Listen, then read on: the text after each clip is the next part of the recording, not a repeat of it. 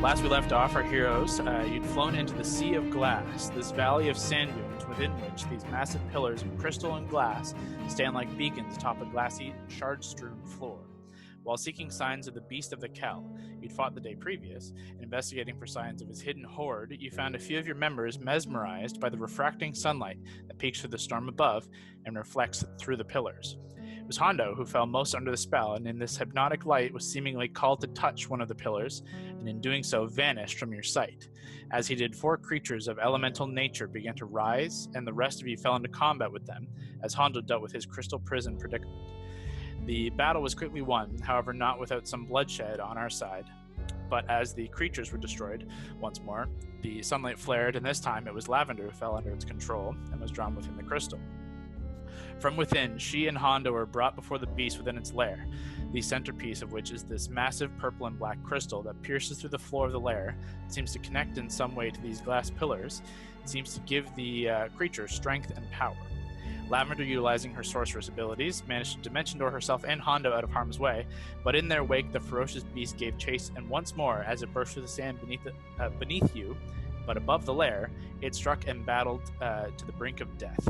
Immediately, its ferocity and command of lightning felled Lavender, but not just out of the fight. As the beast's lightning breath coursed through you all, Lavender's life was snuffed out. The battle continued on, however, as the rest of you fought with everything you had to bring low this terror of storms incarnate. Some well-placed spells and arrows brought the creature low as you danced around its raging storm, keeping one another healed just on this side of the material plane. The creature began to look damaged, and as it struck Mary down, it grabbed hold of her and fled, burrowing once more down into its lair. In a mad dash, you followed into the crystalline cavern below, and though a few surprises awaited you, the creature was ultimately smote down by the ground by Gord's eldritch energy, and you watched as all around the lair, the pillars, those remaining that Lavender's T-Rex form hadn't already destroyed, shattered and released this gray and white energy. Streams of which swirled up and out of the lair. You watched too as all around the lair, people and things encased in these glassy chrysalises began to reanimate and return to life. And this is where we begin tonight.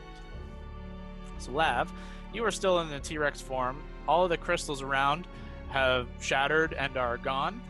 But you are still in your T-Rex form for basically another 59 and a half minutes. Is there anything you want to do from up top? You have the intelligence of a T-Rex. I just look around and I say, wow, I am really strong. I just broke all those things, Lavender. You did a good job, Lavender. It's the same intelligence Are we as normal. Are we by ourselves again? What way do you want to go? Yourself in a T-Rex, so it's just like roar, roar, roar, roar. Yeah. It's even more adorable. What way do you want to go? You understand yourself. That's all that matters. I don't feel like I'm in danger. I wonder if I'll ever find friends again. Maybe that's a danger of the soul. Don't think about it. That's it. As I literally Lavender don't know what's fights an happening. existential T-Rex crisis, we move down into the lair beneath as I believe everyone is conscious. If I remember Barely. correctly, you are all conscious, not doing so hot, but you are alive.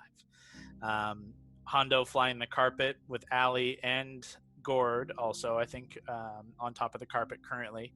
And Mary and Valentine are kind of huddled together near where one of these other pillars had just erupted. And kind of all around the lair, especially those of you who are flying, you see kind of rising up from around the base of the 5 pillars, but around the base of this crystal and quickly kind of moving away from it, you see 15, 16, 18, like 20-ish people begin to kind of step up and begin brushing glass and shards off of themselves and kind of looking around at the mess that they find themselves in, and a lot looking up to you guys. There are a couple near Valentine and Mary as well. As you two notice, there are just people suddenly around. What do you guys do? First, I'll look at Mary and be like, "You okay? You look pretty bloody. You need a boost?" I'm not the one who was literally just passed out. Are you okay? I'm just so used to that. It's all the same to me. Oh, So much fuck. brain damage. I'll go on the earring. Is everyone good? Where's Lav? Everyone okay?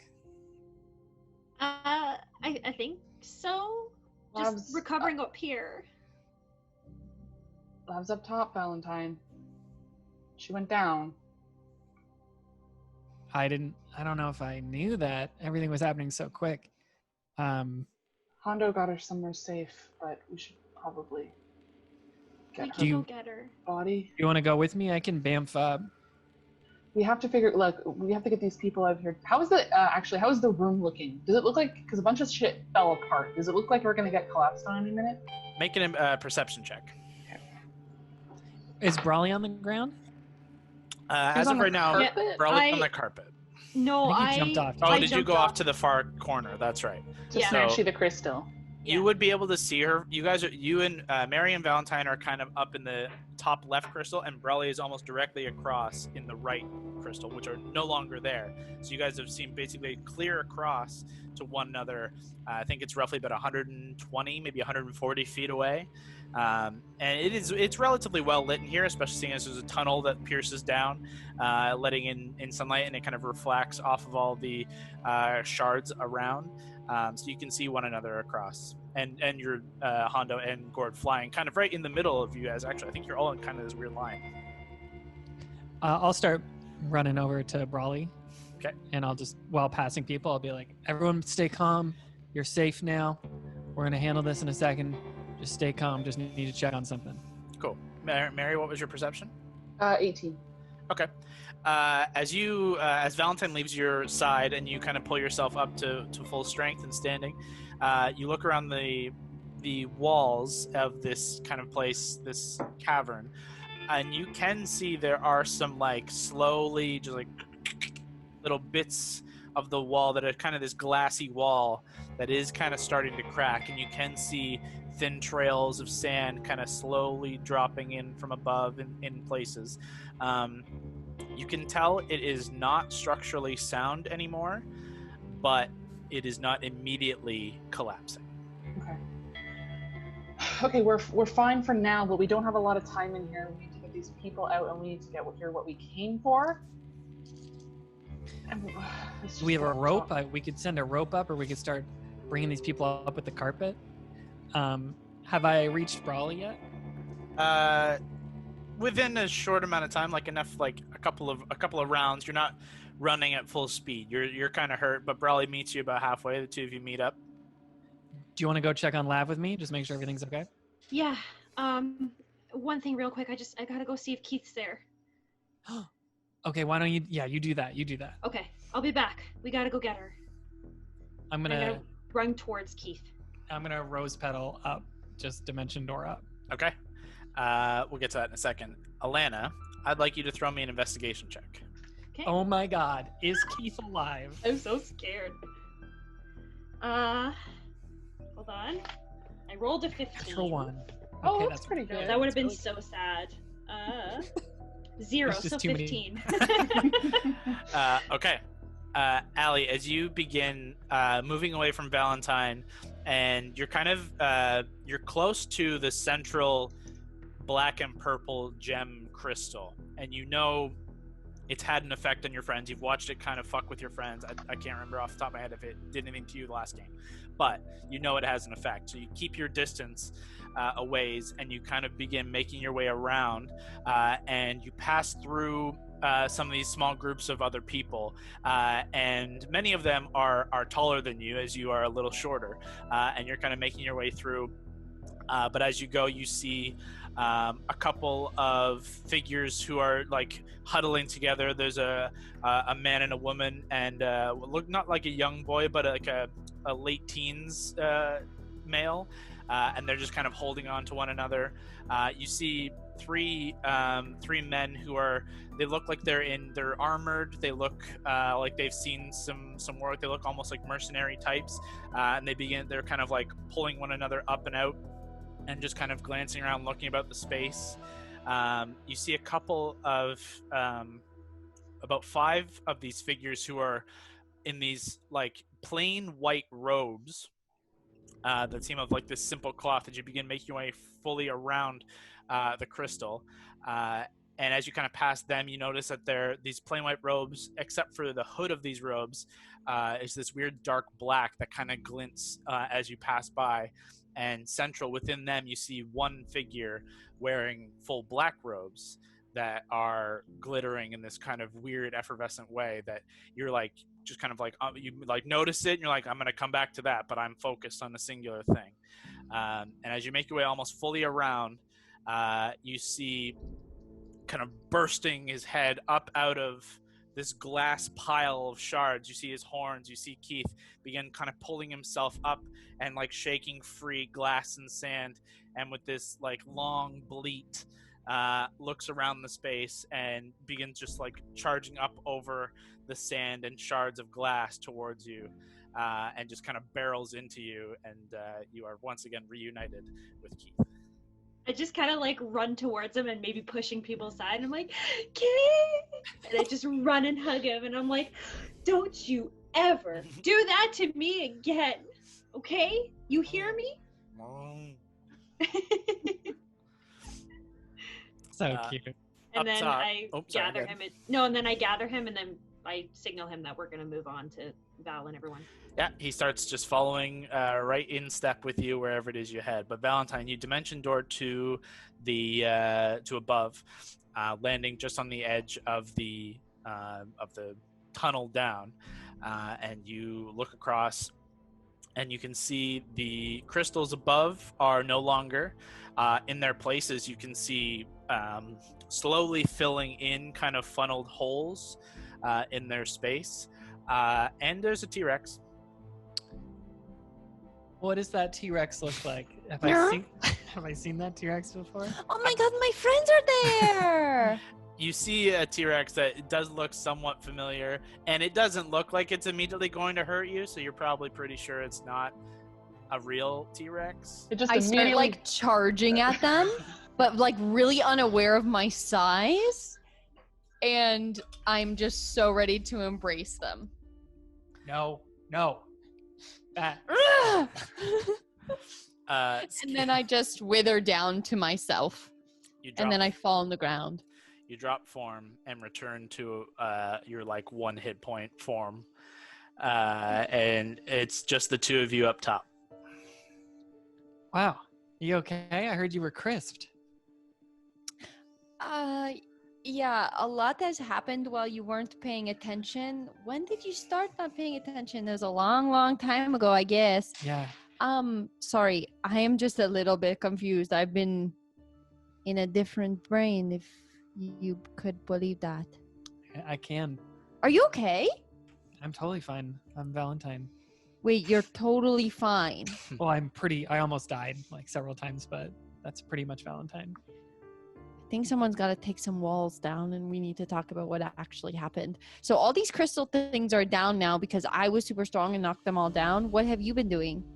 Oh, I don't know. Just like defeating the terrible lightning monster beneath us, freeing, 20 to 30 people who've been trapped for centuries. Oh, yeah. Well, you heard some rocks? That's great. I did see those with Hondo. I dimension doored him out of there. Oh my god, I'm a hero. I saved Hondo's life. Yeah, Are there medals for these things? We've got like a merit system. I'm just curious, where is everybody else? Everyone's down below. You mentioned other people. So the Wildcards are alive. They're down below. Was there anyone there that looked like me? I don't know. I didn't really look. I just wanted to come check on you.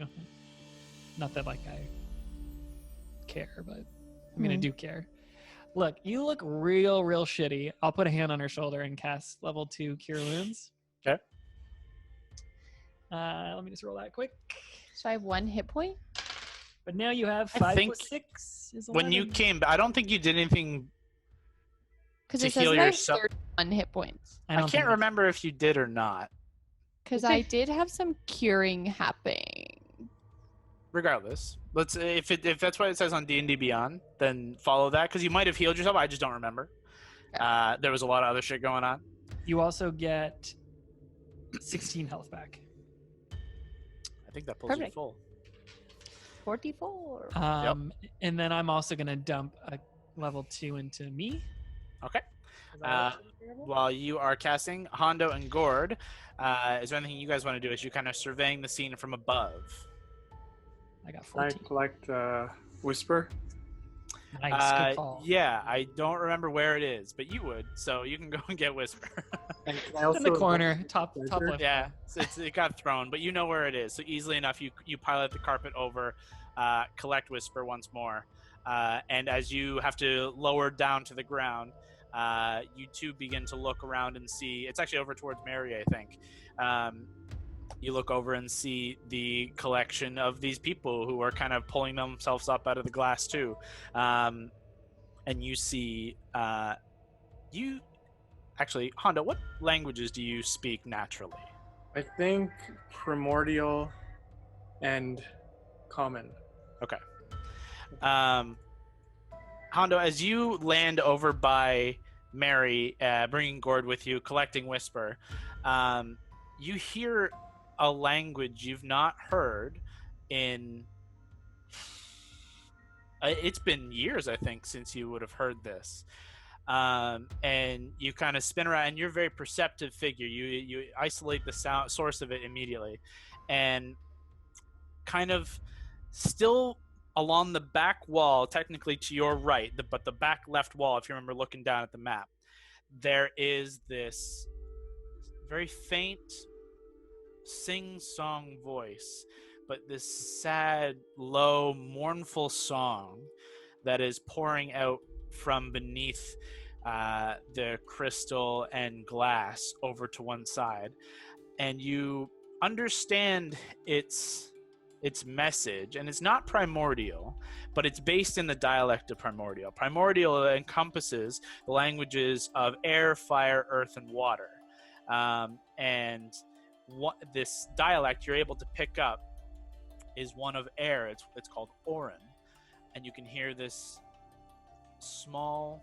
girl in this faint crying that's coming across, but it's not crying in the sense of like you're just crying. She's singing this sad song to which you intone. She's calling for her mom and her dad, and she is lost and she's scared. What do you do? Do I have to free her, or is she like is she trapped right now? You don't see her, but you hear the song. I'm going to do an investigation check. Do it up. Roll dice. Sneak attack. Can I also encompass any treasure I might find on this investigation? If there's any over in this way, I will include it in your investigation. However, for a real scan, it'll be a real. It's a natural one. Fuck. So Kevin, it's you not need dice. You need dice, not the phone. It's not that you fail. It just takes longer than maybe she would have liked. But over the next 5-10 minutes, you begin kind of sifting through the glass and sand, and you find this this small girl who is kind of hidden beneath and is somewhat buried, and you need to kind of pull away some of this glass, and you see it kind of cut across her forearms, and she's kind of knees tucked up and her head down, sitting on the ground with her hands kind of tucked around her. But as you make your way to her, she looks up to you, and you can see tears in these incredibly glowing, like pale, perfectly white eyes. And as she looks up, her hair kind of seemingly like gravity and air flow light and barely around her at all, as this pure white hair just kind of drifts gently up around as she looks up at you, kind of on an unseen gust of wind. She's wearing just this simple dress, though you can see it's tattered around her shins and ankles, and around her arms. Her skin is a pale robin's egg blue, and she kind of rubs her hands near her eyes to clear away the tears, and the song kind of comes to a fade as she looks up at you. You see no like pupils or anything. It's just this pure white in eyes, and she looks towards you and doesn't say anything, but you can feel her kind of general demeanor change to scared once more. Are you okay, girl? What are you doing in this part of the woods? Do you speak in common or primordial? I'll do primordial, I guess, since That's what I heard. She returns back in Oran, and as a result of it not being primordial is kind of, like I said, an overall dialect. This is a specific one. You don't get like a full conversation. It's like having a broken conversation. But more or less all she asks for is help, and if you have seen her mother and father. I mean, I've seen a lot of people here. I can't tell you for sure, but why don't you go look, and then I'll help her up. Okay. You pull her up, and light as a feather. You pull her up, and she kind of just drifts up and lands. And just kind of where you say, like, go look, she just kind of holds on to, like, your pinky and is, like, afraid to, like, let go of you as you've now kind of... Hey, everybody, this girl's looking for her mom and dad. Anyone know her? You look around now as you call out. You see nearby, now it's taking you a couple of minutes, you can see this incredibly tall, 6.5 foot tall, imposing figure of marbled skin, as muscular, black and gray marbled skin that is textured like folded steel. He peers over towards you with these eyes of deep opal that glint in the light of the space. He brushes glass from across like his shoulders in this kind of like this good quality traveling clothes he's wearing, in this kind of half cape poncho of deep royal blue and gold trim. And he kind of brushes some glass from it and adjusts himself, cracking bones. And he's 5 feet from you, but it sounds like he's grinding boulders as he moves his shoulders. He adjusts his shield and scabbard that's hanging on his back, and he begins making his way in your direction. And around him as well, you see these other two figures, one human, one halfling, a male human with his long, shaggy brown hair. He's kind of just sitting on the ground. And this halfling girl who's covered in tattoos, kind of like patting his shoulder and like he's okay. You see a couple of other two figures who actually look familiar to you. Two of these gnomish figures who you've seen not for some time, but some traders that you have passed. That you've passed along the sands. You see the two of them kind of holding one another and kind of looking over what you can see is the destroyed remains of a caravan that you have helped in the past is now sunken down here. But this large figure approaches you, this Earth Genasi figure, and he looks down and says, in my quick scan, I did not find any Air Genasi here, but perhaps I can take care of her for now if you are in need elsewhere. I look at her like, do you know this man? She looks up at you and just kind of shakes her head. What would you do with her? Are you planning on selling her? Sell it? No. What? I thought she was in need of help, and you did not seem adequately able to help. Can I do a perception check? You can do an insight check. Yeah. I love this dude. Is just like, you do not look like you are capable of taking care of a small child. Hey! Man, it's turning it around. You can tell this guy is he's on the level. He seems incredibly well spoken and incredibly like smart and wise, though is wearing kind of the garb of an adventurer or something like that. He speaks with an eloquence of one highly intelligent and trained. But what you gather with a natural 20, with his intentions here, is he can speak the same language. He thought it might be helpful just to be able to take care of her. But he's not looking to like take her from you. But like if you don't want to be with her, that's what you're kind of call out for. He's just offering help. I will tell the girl, like, this guy might be able to help you. He speaks the same language, you know, he's big, tall, he'll protect you. What do you think?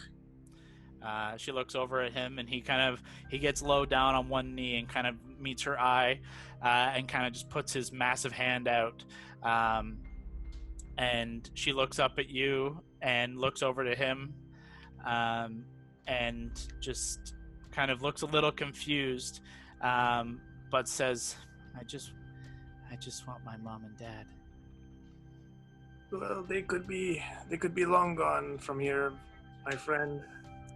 This man might be your new dad. You're likely Uh, dead.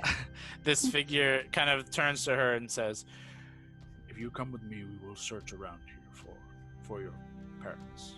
Wherever they may be, we will find them." And he looks to you and says, "No worries, my friend. I will take her from here. I'm sure I will speak with you soon." Do I have your word you will keep her safe? Hondo, get his name. Get his name. You have more than my word. You have my entire being. I promise. With my life, I will care for her. Very well. What's your name? He stands tall once more, 6.5 feet tall. This imposing individual, now one hand holding this Air Genasi girl's hand. He puts his hand out to shake yours. He says, "Name's Damascus Rain. I don't know. You may have heard of me. I'm somewhat of an adventurer." I've heard many names. I've not heard that name, but it's good to meet you. And you are. Wish you safe travels. My name is Hondo the Blue. I've been on just as many adventures. I can't say I know of your name, Blue friend, but I assure you I will take care of this girl, and I suppose I have you to thank for this predicament you've pulled us out of. I mean, I'm always saving people. This is just another day, another group to save. What can I say? I know that life. Well, we will speak soon, I hope. For now, perhaps we will go and search for your parents. He looks down to this girl, and they begin kind of just slowly making their way around, once more around the exterior of the lair. In that time, is there anything anyone else wants to do? I will. Go ahead. You go, Mary. You go. I would just, as soon as I was like up, I would just be kind of going and helping people up and making sure people are okay, while feeling very guiltily looking around to see if I see any shiny armor looking thing. Helping people and being like, "Oh, someone look for that." Get it. Yeah. Make an investigation check. Someone inspire her. No You're one's not around. there, and Hondo's taking care of a It's young okay. girl. I didn't need it. I rolled well. What's my investigation, guys? It's plus 11, so that is a 26. Okay. Nice. You can see, as you begin making your way through the group of stragglers and people who are pulling themselves up, you see Hondo pull this girl free of the glass, and is as you continue your search, you see him interact with this imposing Genasi figure. I almost step in, and then I'm like, "Oh, that's surprisingly well." And move on. You continue around, and you see a lone figure, not with another group. This thin man in his perhaps 40s-ish. He's got black hair that's unstyled and kind of sitting untidily atop a rather squat face with dark eyes. Seems very like plain, but he wears a knee-length black tunic belted at the waist, and a hooded scarf of plain white that wraps around his neck and drapes down across a leather satchel that kind of straps across and sits on his hip. He's wearing these rather particularly nice traveling boots of this blackened leather. He otherwise is just kind of looking around and just trying to get his bearings. And he meets your eye for a moment as you kind of pass, but quickly averts it and just kind of seems, I don't know, uncomfortable and confused. Does he seem sketchy? I would say with your passive insight, which is what? 21. He recognizes you, and you can see the glint of recognition, and then the quick turn of I don't want to talk to that person, so I'm going to pretend I didn't see that person and try and move on with my day. And he quickly tries to do that, and like you can see him kind of shuffling around, just kind of looking around kind of awkwardly. There was a definite sign of like, oh shit, okay, I know who that is. Avert. Okay. And I don't recognize him? No, I would say no. Finally, as you kind of continue your search around, You see some of the same figures that I described to Allie earlier. These kind of two adult male and female humans, and their presumably son, given the appearance similarities. They are kind of moving around what looks like a caravan, and a couple of wagons that have like fallen in, and they're kind of trying to lift and reassess like how much is left, what's inside, how's this going. And you also see the three mercenary-looking types who you do recognize. The three Allie had seen as well, but Allie, in her frantic search for Keith, paid them no real mind, and it didn't make a huge difference. But you recognize them as two of them of the three, anyways, as some mercenaries that you passed by in the Firefly, however many weeks ago in game time that was. They are kind of like older. And kind of like when you last you didn't engage them in a combat or anything like that, but when you last kind of passed them and kind of took eye of them, you knew that you guys were definitely more skilled than they were, and they seemed rather new to the game, and clearly things have not gone super great for them, but you continue your search and just kind of making note of these figures as you make your way around again this central crystal. And it is around this central crystal that you see kind of the amassing collection, as it were. You can see this is where a lot of these people pulled themselves up and out of from shaking free of these glass chrysalises. But you can also see in the crook of the shard and this fissure in the ground, where the shard you can see, even at a bit of a distance, you keep about 10-15 foot distance, you can see in this fissure in the ground, you can see the shard descend further away beneath the ground. And in this fissure, kind of captured between the two edges, right at the right on the cusp of the gem, you can see the shimmering faint rainbow hue of mithril armor, and etchings across its form, as those you've seen on the statue of Reina Theanestra in the Hall of Heroes, and within the book in your possession. Yeah, you can see the plate of the Valkyrie sits about 15 feet ahead of you, right at the crook of this fissure and the shard. I will take a very deep breath and just chill out for a sec. Make a mental note of exactly where it is. And just go out to... Is Gord still on the carpet? Is he... So it's up to Gord where he wants to be, but Gord, essentially you landed in the top left corner of the room as Hondo landed the carpet there. I was going to get to you to see what you want to do, but Mary's going to come to you first. So. Well, if he wants to be doing something in the meantime, I was just going to go find out wherever he was after I was done. Gord, do you want to do anything? I can't really do much. I have like nothing left. Well, if you want to like look around for something specific or investigate anything or just keep an eye out for sketchy peeps, whatever you want. You silently observe from the corner, mysteriously. Judging. Cool. I will go find where Gord is being creepy in the corner. You easily find Gord, and he's just kind of silently observing in the corner. Okay. Hey, I think I found what we're looking for. I don't really want to approach it alone, and I also don't really want to approach it with all these people in the room.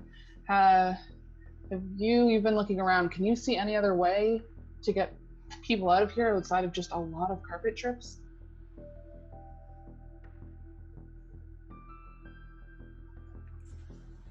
No. Gord, are you still there? Did we lose Gord? Says he's here. Yes, sorry. What? That's okay. My internet's fucking shit. I gotta wait till like the audio catches up and then like no. over. Oh shit. Oh, that sucks. Yeah, I just asked if there's I basically said we need to figure out a way to get all these people up and asked if you have any ideas.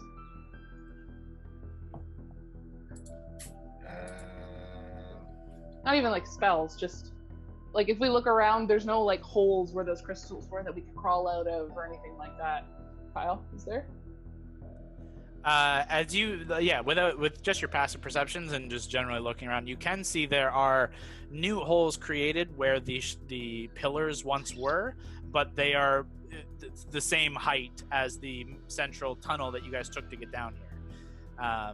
Regardless, you have to clear a gap of about 80 feet. Okay. You could, in theory, try physically climbing up the whole left, but There's both no of way. you. Yeah, there's no way a lot of these people could do that. Yeah, you can assess your party could probably manage it, but you guys are seasoned adventurers, and even you might have some trouble. You look around and see there are a couple guys. Like you look over and you see that Damascus dude, and you're like, that guy could do it. But a lot Let of that these little other, girl do it. Get her up there. well, she kind of floats. She'll be fine. Oh, sure. But anyways, you think that you'll require a little bit more work. Gord, with your passive perception, you notice as Mary kind of points this idea out to you of how to get people out of here. It's been about 15 minutes, roughly, since the encounter came to an end. And in the final throes of battle, the creature was kind of expelled and destroyed by your energy, which also, by the way, gives you 10 temporary hit points. And in that destruction, you can see cracks formed along the walls, and over the 15 minutes that you guys have been here, those cracks have grown, and you're watching these little fissures along the walls and along the floors as you move aside some glass shards. It is growing more and more unstable in here. Not good. Gord, can you throw me an intelligence check? Sure.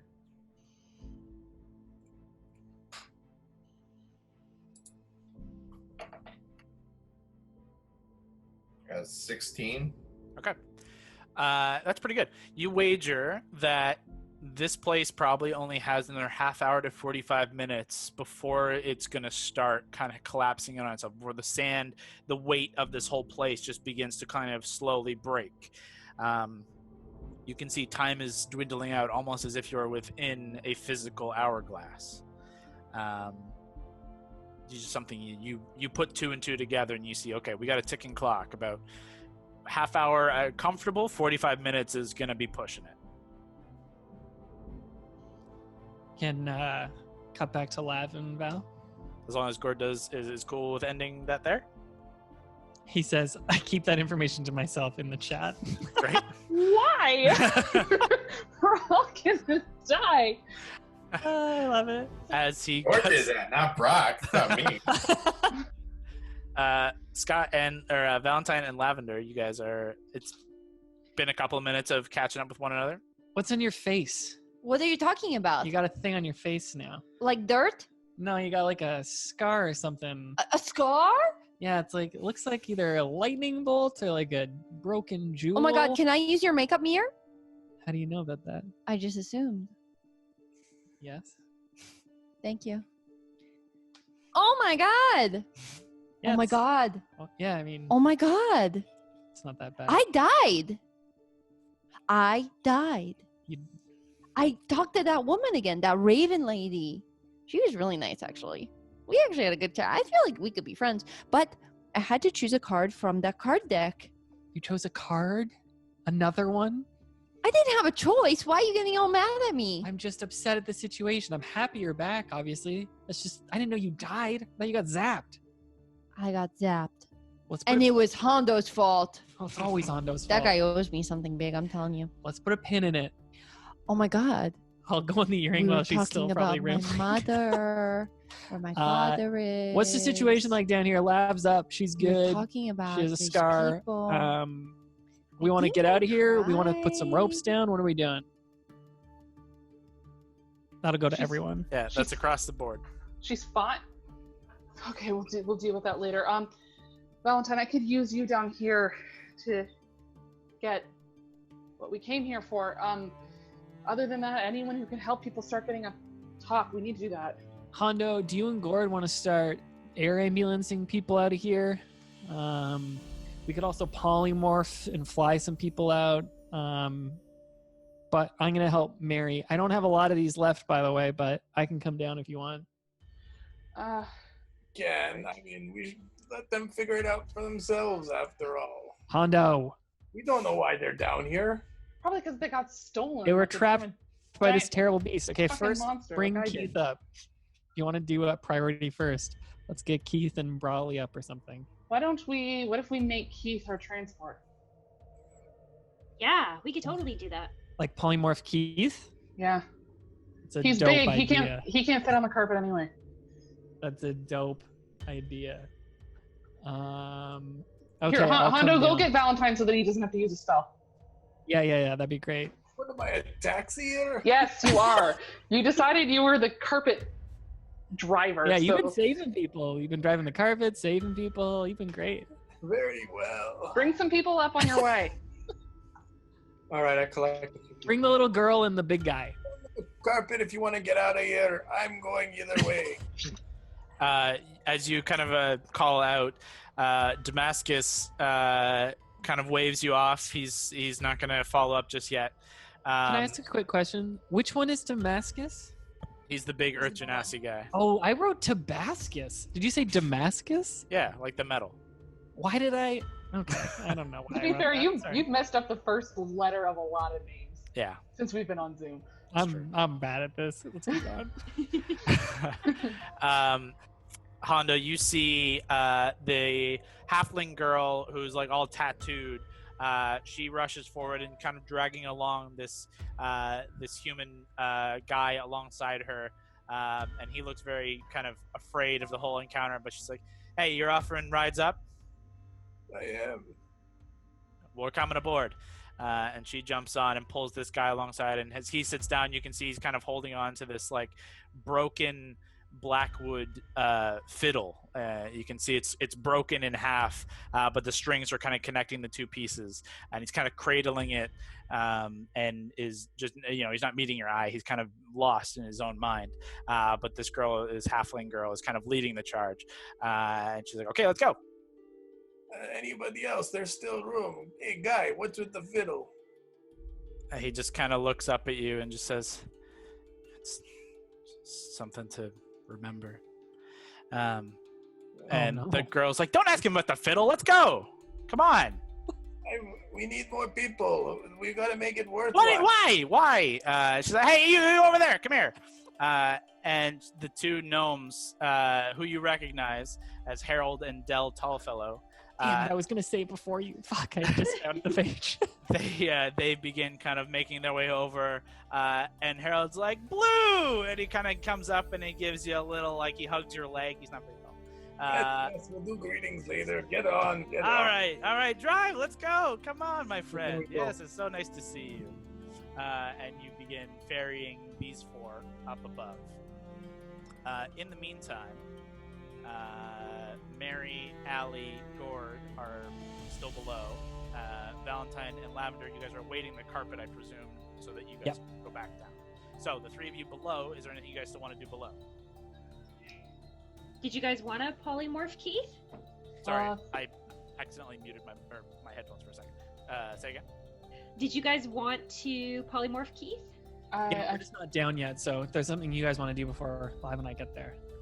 Maybe, Elena, if just while this is happening, we can try to corral people and at least try to, like, get people to get all their shit so that they're ready to go right away. Like, basically the people at, like, an airport who's like, "Yes, you have all your things, great, you get to go next. Here, thank you for your ticket." You guys Yeah, are so we having can do this, that. And if sorry. there's anyone that needs to be carried or anything, since I'm strong and Keith, like, we can pick them up and kind of run forward with them. Absolutely. As you guys are having this conversation, you kind of look around and you can see that the family, the three who are kind of looking over their merchant carts and caravans, they try and flag you down, just to say, like, just trying to pull you towards them to see if you can lend a hand, if you guys follow suit. Sure. As you rush over with Keith, and the three kind of look to you and say, "Thank you for getting us out of here. However, our caravan, our wagons are surprisingly in still good shape.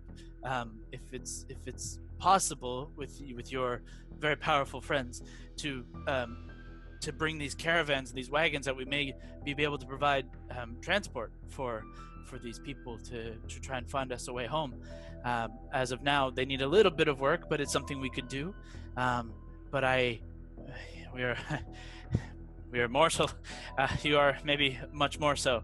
If you guys have any ideas as to how to get these out of here, I think it could be helpful. Yeah. Is there anything in particular you need us to do, or? I just don't know how to get them from down here to up there. It's a long way by the looks of your friend flying that there carpet. Is Mary with me? Mary, I believe you would have walked over. I would have trailed behind, yeah, and like Okay. give my last few orders, probably a little less nice speed than usual. Bad bedside manner. Mary, and you how also big are sorry. they? You notice as Mary's crying. Yeah, sorry, she's having a bad dream.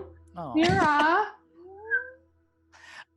Mary, you notice with your passives, as you follow suit, you notice the guy who kind of gave you weird eyes just starts flying, and he flies up out of there.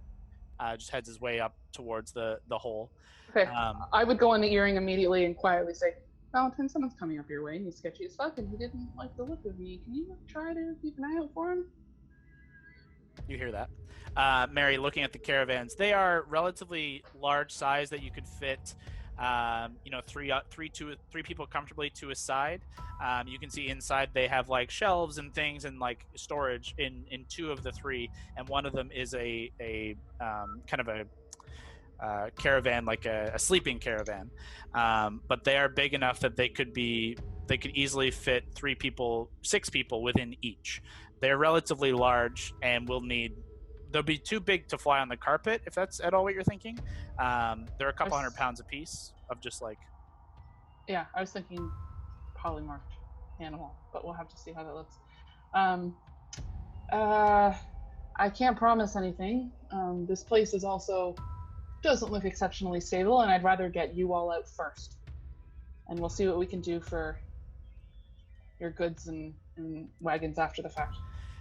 We just thought it was something to offer to the group. We know how dangerous it can be to travel on foot out in the Kell, and we have a rough idea of where we are in the Kell, and we would prefer to travel far, far east from here, and this may be a fast route. But it's just a suggestion. We're more than happy that just to leave it all behind. We appreciate it. Like I said, people's lives first, and if we can get that out, absolutely. I think people here would appreciate that from you. Okay. We'll wait here and see if you guys can come up with some ideas. Okay. Mary and Allie, as you guys kind of break from this group, this massively imposing figure of what looks like folded steel and stone approaches and says, Holy shit. Okay, hi. Hello, I believe you are part of the same group that our blue friend has been a part of. Oh, you met Hondo. Yes, that's his name. That's correct. I may be able to offer some services in the realm of magic. I know a few tricks. I can get a couple of people around here to fly their way out of here. That's kind of the only thing I can. I can get myself out of here without an issue, and I can get this little one alongside me. But if you are in need of more people to fly, I can offer that service to you, given everything you've done. Will that happen to work on items? No, unfortunately, it would only work on people or animals. All right. Animals. And I'll look at Elena. Yeah, we need to get him out somehow. That's a great idea. Okay, let's do that then. What about our friend Keith here? He's big enough that he could potentially help some people out himself if he has the ability to get around. Absolutely, I can get the way my magic works. I can get 3 people. I can get myself and 2 others. All right. Is there any families of 2, like 2 people, where it's like one person and a kid, or anything else like that? Let's see. Or You two? see- Well, there's the 2 people and 1 kid, right? Yeah, that's the couple with the carts. Okay. And then the only other ones left, there's a group of 6. There is a group of 3, and Hondo has taken the rest out so far. All right. Well, how long does this last? I believe it would last for an hour. Okay. Nope, well, it what lasts about for 10 minutes, but enough time to get out of here. what about if you helped out Keith and my friend Alana here? Perhaps she's strong. Perhaps she could carry out some of the few littler folks if she has the ability to get around. Absolutely. Not to brag or anything, but I'm no slouch in the strength game as well. If carrying is needed, I can add that as well. But in the meantime, he slaps his hands together with this thunderous clap, and you see some magic kind of formulate in his hands, and he grabs your shoulder and reaches over to touch Keith's horn, and you suddenly feel much lighter, and Keith is kind of slightly floating, and he kind of looks very confused over at you, and is just kind of like frozen, just like not sure. Just go with it, boy. It's okay. Is make an animal handling check with advantage. Oh, Okay. the best boy. Oh, 18 and 18. Because 9 is not better. I think I'm at like 8 or something. Oh, 4. 22. Okay, yeah. As you kind of soothe Keith's concerns, he grows a little bit more confident, returns to his regular shape, and kind of just begins like trotting in air, and is slowly just like flying up, and he's starting to get the hang of it. He will be able to maintain the flight and do as you kind of steer and command him. So keep that in mind. As Hondo, you come above on the carpet, dropping off the 2 gnomes, a halfling, and a human beside Valentine and Lavender. And behind Hondo, this human male kind of lands on the ground and kind of casts a glance over, nodding towards you guys, and just kind of stepping away from the edge of the pit. As Harold and Dell look over to Valentine and Hondo and say, "Of course it would be you two. I don't know how we would get through life without your friends. You know, this is the 3rd time, is it?" Who keeps track anymore? Let's catch up in a sec. Hey, sir, you all right? You doing okay? I'll look at the guy in the black. He looks over and just wanted to get out of there, you know. I totally get that. I know you might want to bolt out now, but desert's still really bad. We might have a better chance of getting out of here all together. So if you just want to hang out, we could all leave this place together. For sure, strength and numbers make sense. Tight. I'm Valentine. What's your name? My name's Aaron. Kind of reaches out to shake your hand. No coronavirus here, baby. Shake that hand. Doesn't exist in this world. Lav, you aren't ready to go down? Hondo, can you one more time? I know you love this part. Come on, let's go. Hondo once more ferries the 2 of you below at a relatively quick pace this time, wanting to get down below and begin searching for treasures and things. You all... I'm glad the structural integrity of this cave is holding up, because that would be a doozy if it was starting to quake. Looks a little bit crumbly to me. Looks fine. You're Nice just to worried. blow it up when we're done. Pardon me? We blow this place up. Blow it up. Well, actually, it's not a bad idea. Let's talk about it when we get down. Hey, Hondo, do you remember that big crystal thing? Yes, Which one? I was Like in the it. big one. The towers? No, like the big thing. Oh, that thing. I remember I got zapped out by, I think I got zapped, yeah. I would love to add that thing to my collection. I agree. The huge thing? The house-sized one? Yeah, that'd be so cool. Imagine making the house in that thing. That sounds terrible. It's Okay, let's very get evil. down there. I want to see the thing again. Don't touch it, though. Don't go near it, but sure. At this point, you guys touch down a ways away from the central crystal, but still close enough that if you wanted to go and fiddle around with it, you can. But Hondo, long ago you said you wanted to search for some treasure. I would happily let you make an baby. investigation check to search for said So treasure. glad I'm right beside you to keep track of your every movement. Ooh, Okay. What's your 16 plus. What do you add to that? I think my investigation's 5. Let me check. No, it's higher now. 11. So 27. Oof, girl. Okay, all right. You just beat that DC. Good job. Okay. Val, you're gonna go along. Yeah. I'm if assuming this I- is on the carpet, just to like give you this fastest move around. You get an aerial perspective, not super high, but like low enough, but off the ground that you can kind of skirt around over everyone's heads. You don't have to dodge anyone. So atop the carpet, Hondo, as you begin kind of careening along, Valentine in tow, you see a selection of things.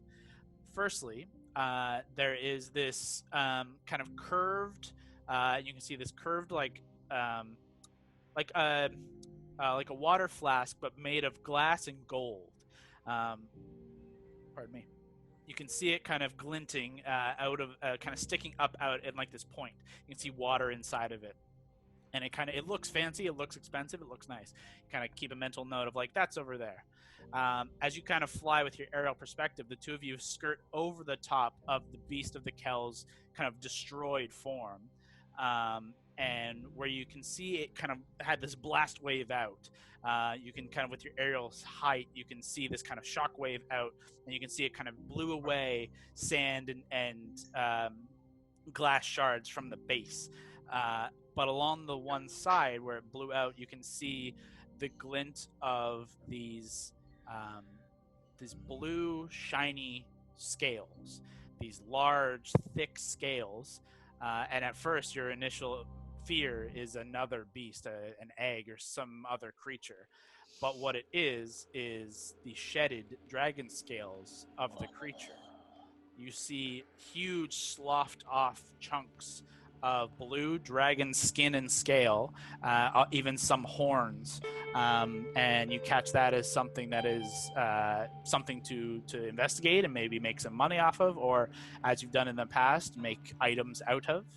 But you know it's very heavy and something to think about. But you notice that as you skirt around the far left side, coming on your way back,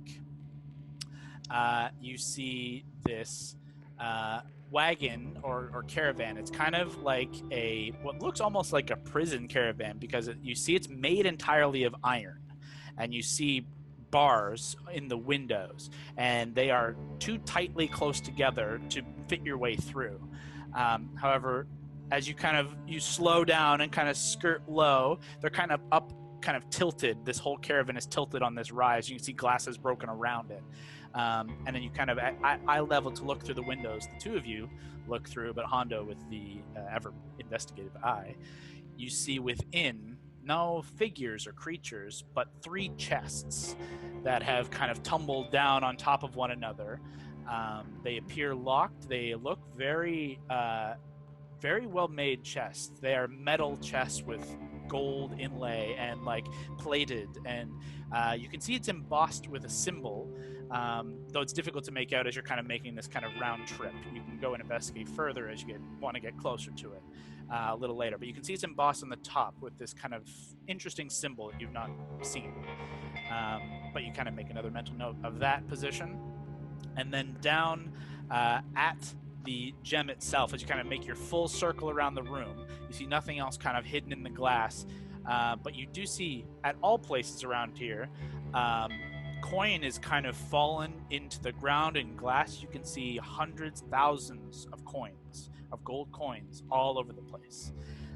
It's something that you will have to take a lot of time to slowly amass, but you can get a fair amount of coin over time. Finally, though, you land close to where you began your initial search, and at the crook of where the gem rises up out of the ground like this pointed of a dagger, you can see this fissure, as I described to Mary earlier, and at the point between this fissure, you can see the plate of the Valkyrie is sitting kind of in this fissure now, kind of sat precariously in this fissure between on the ground and the gem. And just around away from it as well, you see this beautifully designed almost like hookah bottle, you know, like this tall, like this large base that comes up and then widens and comes around in a couple of different waves of this beautifully designed and painted red and orange and turquoise coloring and design, and it's just kind of this very gorgeous bottle of some kind. It piques your fancy. Holy shit. There's a lot of stuff here. I'm gonna let you off, and I'm gonna go start collecting. Which ones you going for first? I support this. Oh, I would love to divvy this up at the end. I'll go swing by, pick up the little vase-like figure that we. Yeah, I saw. thought that would interest you. I'm gonna go with Mary and try and get this plate of the Valkyrie, I think. Well, I was thinking I could just quickly swoop in with the carpet and pick it up. You know. I think we should try and do it together just because it's near the gem. And when we got close to the gem last time, it fucked us. So Very well. I'll leave you to it. And then I'll go check out those chests. You know, I was like, Yeah. big chests, and these are biggest chests. So I gotta I see can it. also I can get multiple different big. ways. I can get big. I could try and giant ape this and take those chests out. If you want to like chain them together or something, or figure out a way to link them, I could try and carry them up the hole. Well, I'm gonna open them first just to see if it's even worth it. You know. All right, you but don't want to carry these giant things if they're like you full of shit. You know. maybe check for traps. And I I mean, will you do don't know that. what's in that. Like, why were they chained up there? Maybe it's important, but check for traps. I don't want this to Of fuck course. us. Okay, do you want to let me off here, Lav? What do you want to do? By the way, Lav's alive, Hondo. So that's cool. Well, I mean, I'm the one who you got her to safety. I expected her to survive. That's so funny, Hondo. Even though I died and came back to life, which should mean that I'm basically a god to you, I saved your life. And you know what? I'm gonna be seeking some equal payment on that part later. Because I also heard you say that you are my dad and you're not my daddy. Anyways, Valentine, you Yeah, have now fuck moved up that. on my list of people. Hondo, needless to say, you have moved down. Wow. Speaking of moving up, I Oh. have this thing that I can lift like heavy pounds of things. So I was thinking I could just like collect as many of these coins in my mind and move them to the top. That's a great idea. Or maybe even those chests, if we really need to get those chests up. I feel like Hondo wants to touch the chest. We just need to get it up at some point. Okay. Let's see what's in it first. Do you want to go investigate those with Hondo and I'll go with Mary? We also have to get these Fine. people out of here. Like, we still need to use this carpet and get these fucking people out of here. I don't know these people. Guys, we're supposed to be the good guys. We Oh yeah, really need to that's work on true, this that's part. true, that's true. I'm new. Okay, let's do it. Which part? I'm not gonna be worried about their caravans, I'm not gonna lie. Okay, well, we still need to get out of the Cal. Let's get the thing we came for, and then we can discuss the morality of our party. Okay, bye. I'll go to Okay. Mary.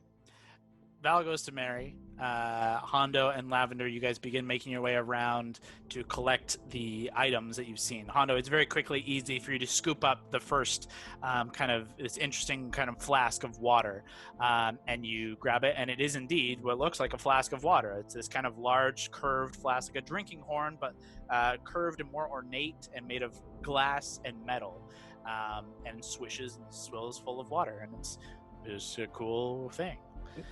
I want to get the other thing next to the plate. What was it? The bottle thing. Yeah.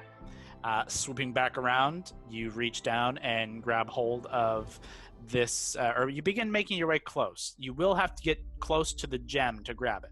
Cool? Okay. That's going to pull Lavender. You're on the carpet with him. Are you going to... Stay back a bit, you know. Let's just make sure you don't get zapped by this gem. Where's your dagger at? It's not. It's. I think. Oh yeah, I have to. I haven't collected it, or have I No, collected it? you have it. You have it. You have it. Oh yeah. You have Whisper. In my holster. Yeah, let's make sure it stays there, okay, buddy? Yes, I do remember what happened. If you want here, you take it. Thank you. Oh my god. So, Lav, you're going to stay on the carpet with him? Yeah. Cool. Okay. As the two of you make your way close to the gem, and Honda, you get within inches of grabbing this bottle. You put yourselves a little close to the crystal, and you feel this energy kind of creep into the back of both of your minds. I'd like both of you to make wisdom saving throws. Oh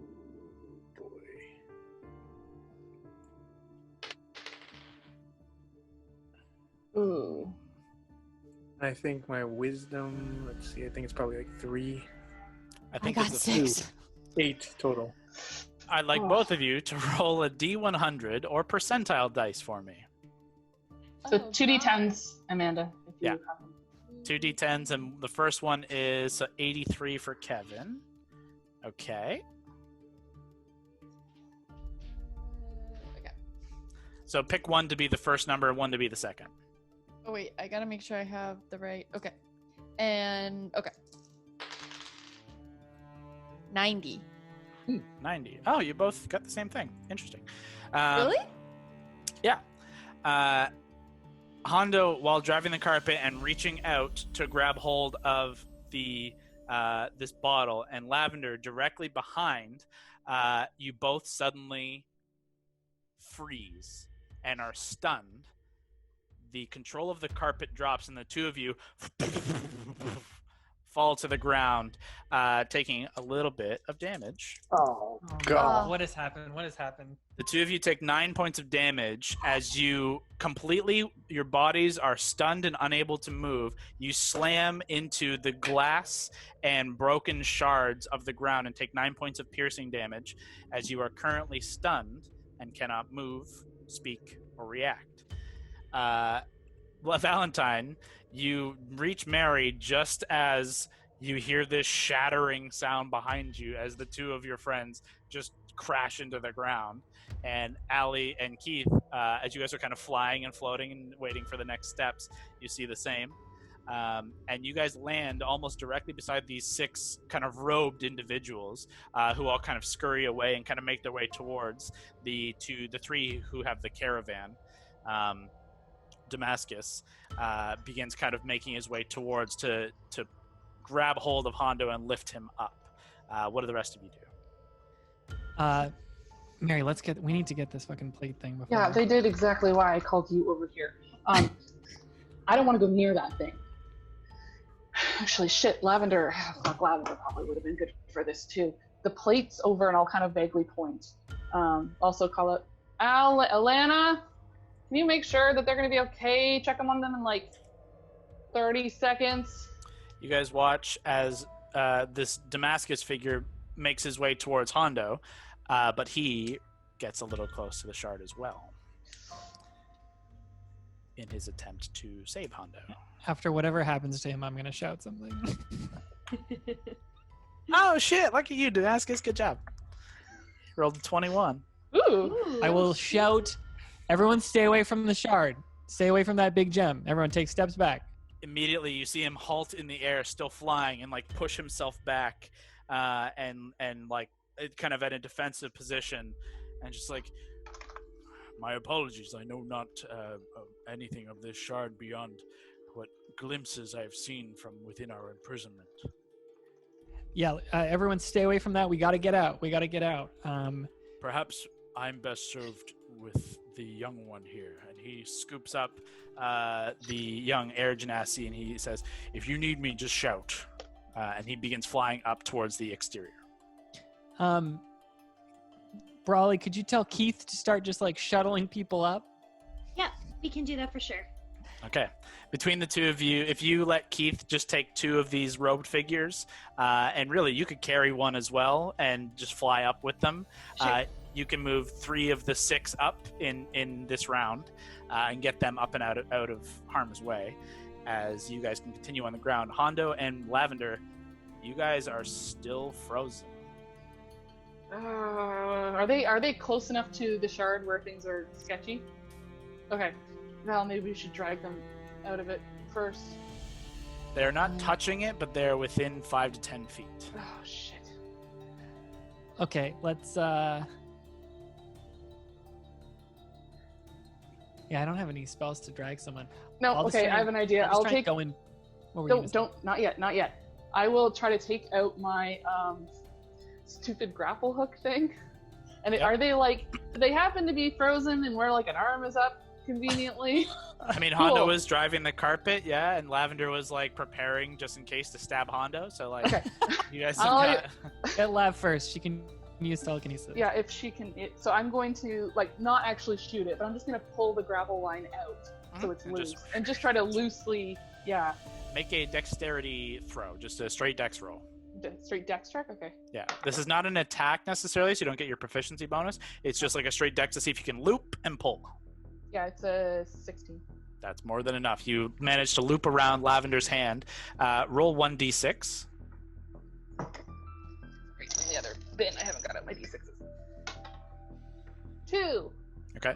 Lav, you take 2 extra points of damage as this hook is not necessarily great for grabbing into flesh, and it hurts as Mary does manage to pull you free of the kind of radial effect. And while you and Hondo are both within, you can feel almost like see this kind of energy begin making its way up and out, like this undulating energy. You guys have been connected to this thing in this horrid manner, and you can feel it feels you as well. There's some presence within or about the space and in this item, this gem, that is connected to you and is definitely evil in manner. But you're pulled free nonetheless. However, you are still stunned for the time being. Mary, you managed to pull Lavender free. Okay, that didn't work. Mary, you want to try that with Hondo? Sure. Can you do you know anything about this gem? Have you heard of anything else about it? I'm not good with this magic shit. And then We got a couple of its friends, and I think if we get close to it, it can put some sort of spell on us. You guys, as you guys are having this conversation, Mary, what'd you roll? A 13. That's enough still to get Hondo. Roll another d6. Actually, roll 2d6 on this one because it wasn't a perfect roll. It's going to be a little bit more damaging. 7. Hondo, you take 7 points of damage, but Mary, you're able to hook around Hondo and you ding him a little bit, causing a little bit of damage, cutting a gash across his cheek, but you can pull him free. However, as you pull Hondo free and towards Lavender, the two of them still frozen in place. And as you guys are discussing, Allie, you make your way up and out of the tunnel.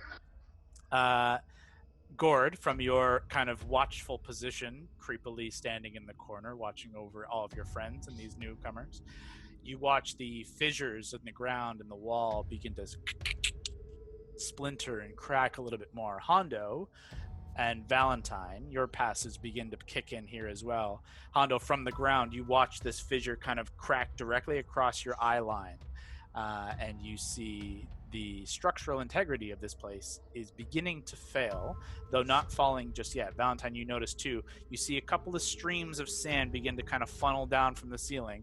It's beginning to look a little dangerous. We gotta get the fuck out of here. We need to get that thing though. If Lav can get unstunned, maybe she could try and telekinesis some of this shit out of here. Do we even, so at our position now, do we have an angle on these things? On what, sorry? Can we see the plate of the Valkyrie, or is it beneath the fissure, like beneath the gem, like we can't see it? You know where it is now, so you can see it just kind of peeking up on the kind of now tilting the edge of this fissure, and the gem being like right there. You can see the plate for sure. Okay, great. And as you begin kind of preparing yourself for the next move, Hondo and Lavender, your bodies free themselves, and you are once again in control of your faculties. I'll grab Lav by the shoulders and be like, this is your moment. You can get one of the artifacts for us and be a hero for sure. You just have to somehow magically lift it out without getting stunned or attacked by that demon gem. Where is it? Right there. That thing? Yeah. You need that thing. Right now. The whole thing's about to collapse. We need it out. Okay, let's do this. So then I use telekinesis. Roll wild magic, sir. Oh, shit. Come on, one. Come on, one. 16. Damn it. It like bounced. I'll also inspire you. That was supposed to be an inspiration too. Sure. That doesn't affect that at all, but just so you know. So do I roll again? No, just so you got it. You're fine. You managed to get your spell off. You can feel your telekinetic energy. How long does telekinesis last? Just out of curiosity. Do you have a duration? Duration 10 minutes. Okay. Up to 10 minutes.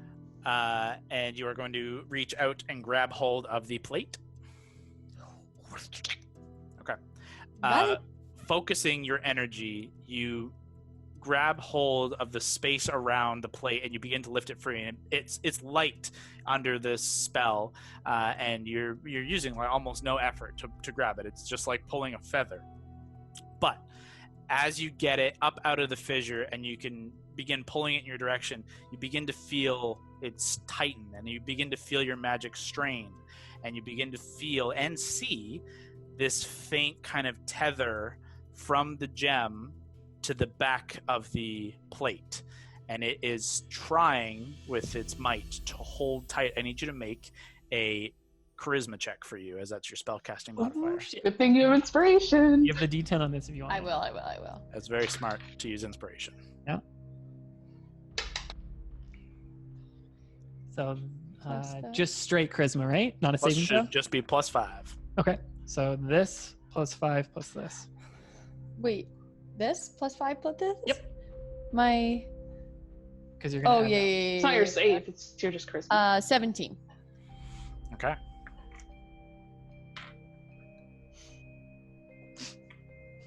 Now we wait.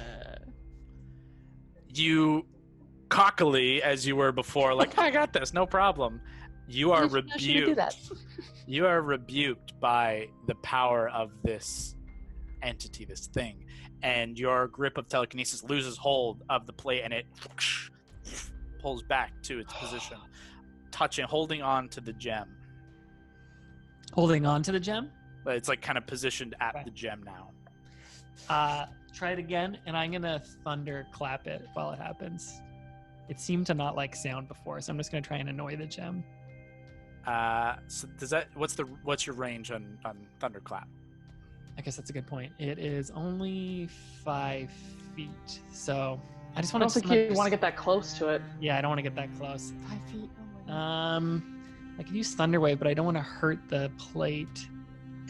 You would be well aware that magical items typically don't take damage, especially artifacts. They're kind of not immune, because like if you get hit, you can still get hurt, but like it's very difficult to damage, especially an artifact, by a first level spell. I'll be honest, you're gonna be fine. How close are we to it? That's up to you guys. At this point where the caravan is sitting, where you guys are grouped up with this family, you guys are about 40-50 feet from it. Telekinesis has a good while at long range. You guys are fine. Actually, you might have had to move closer for Mary to hook, so maybe let's say 30 feet. What was the range? Did we have a read on the range when it started to affect someone, when they got too close, like 10 feet? Yeah, you be aware roughly, because I think you got hit with it when you first came down here. Yeah. It is within, within 10 feet for sure hits. I'm going to go 15 feet up to it. Okay, as you cautiously take those last few steps, you feel you can reach out and feel this energy is just kind of undulating and waiting, and it's coiled, tense, but you are outside of any immediate effect. And I'll shout back, try it again! I believe in you! Let me just check on how many inspirations I have. Yeah, I got another one. So I'll give you another inspiration. Okay. And I'm going to try and cast the other thunder one. Thunder wave? Yeah, the 15-foot one, yeah. Okay. I you cast don't roll for that, telekinesis. it just makes a save. No, you already have it cast, so you don't have to. Yeah, you're just concentrating on it. great! You just try again what we did before. Okay. So you're going to try and make a just straight charisma check again. So roll d20 plus 5. And then if you want to add your bardic inspiration, you can. Scott. We'll come to you in a second. Let's see what she does. Okay, Lavender, you really gotta focus this time. No, you cannot be cocky, okay? You gotta prove to these people that 20. 20 is the DC. Ooh. So you manage to pull and focus your energy, and it pulls away on this tether as Valentine, you cast Thunderwave, and this thunderous energy blasts out from you, and all of you watch as time slows. Valentine's Thunderwave energy is careening out of him, out of Heartbreaker, out of his magic, his hand extended, as Lavender's magic is holding this plate aloft, and you can see this faint tether connecting, this purplish black tether connecting the plate to the gem. Valentine needs you to make an intelligence saving throw. Cool.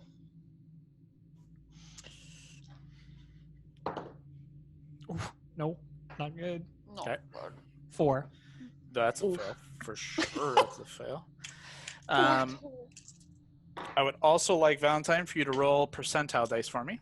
Ooh. Actually, I'll just do this one.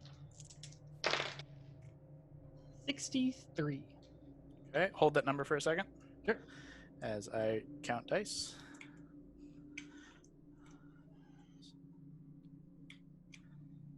Val, you take 29 points of psychic damage. Okay, I'm down. And as this time stands still, as Valentine's Thunderwave connects, you see like the wave of the actual magic strike the molecule. It touches this gem. That tether breaks free of the plate, and Lavender, it flies back towards you. But a wave of energy smashes into Valentine and knocks him from his feet, dealing the damage as I said. And what did you roll? 63. Valentine, you were lifted from your feet, and as you were held aloft, and this horrible sensation comes over you. Can I healing word? Does not going to matter. You get hit with this energy, and it is beyond you. You feel your mind crack in two and crack in four and crack another time.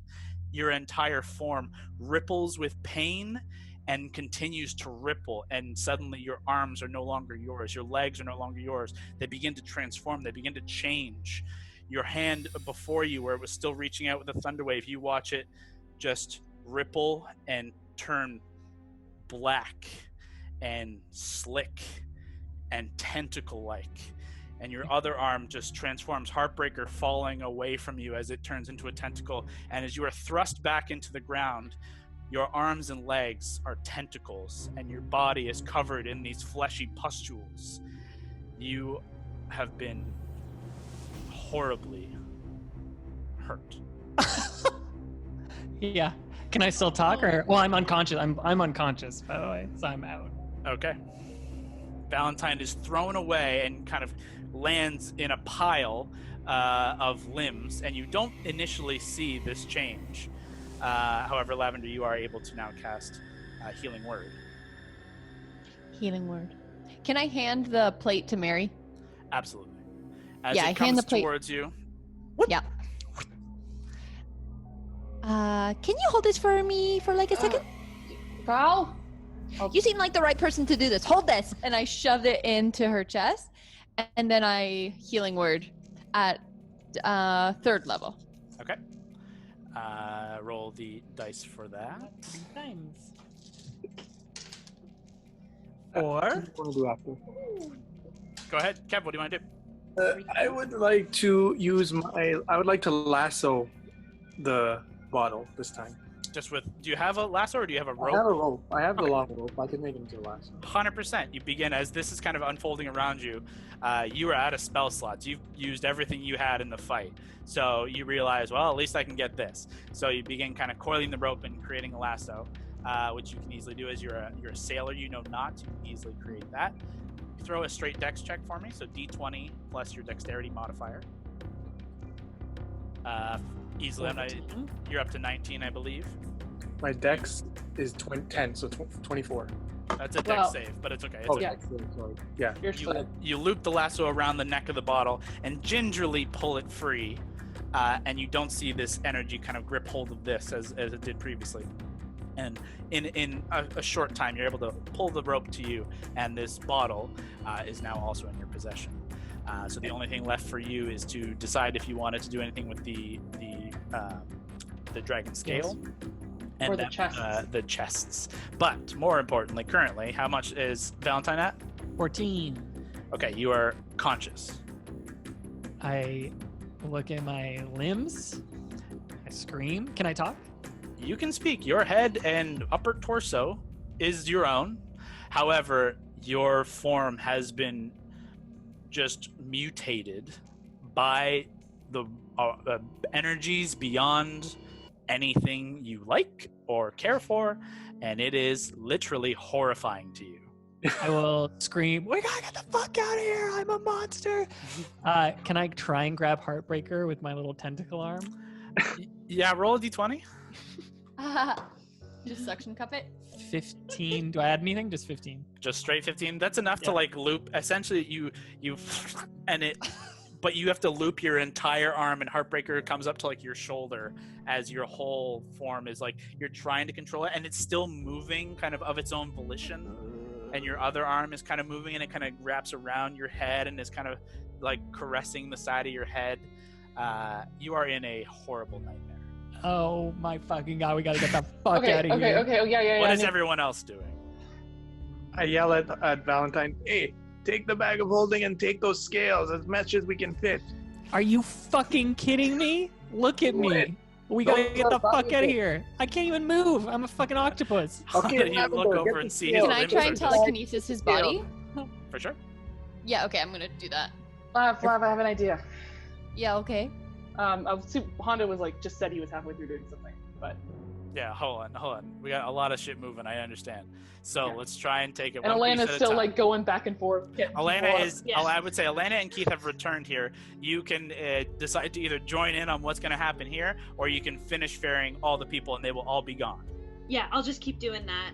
Ferrying people. Okay, so that'll take you out for the time being, but all the normies are safe, and your fly still remains as Damascus is concentrating on that. Gord, is there anything you want to do in this time? No, I'm just still observing. Just watching this just horror nightmare occur. What's the fucking nightmare? There is the treasure that Hondo was looking for too, in case you were interested in treasure. Yeah, you would have seen Hondo kind of point out like the dragon scales that are actually close to where you were standing previously. You're near the dragon scales if you want to take a look at how much of that there is, if you're interested in any of that. And then Hondo, are you going to head for the chest? Is that what you said you were doing? Mhm. Okay. Are you going alone? Mary, what are you doing? I'll go alone.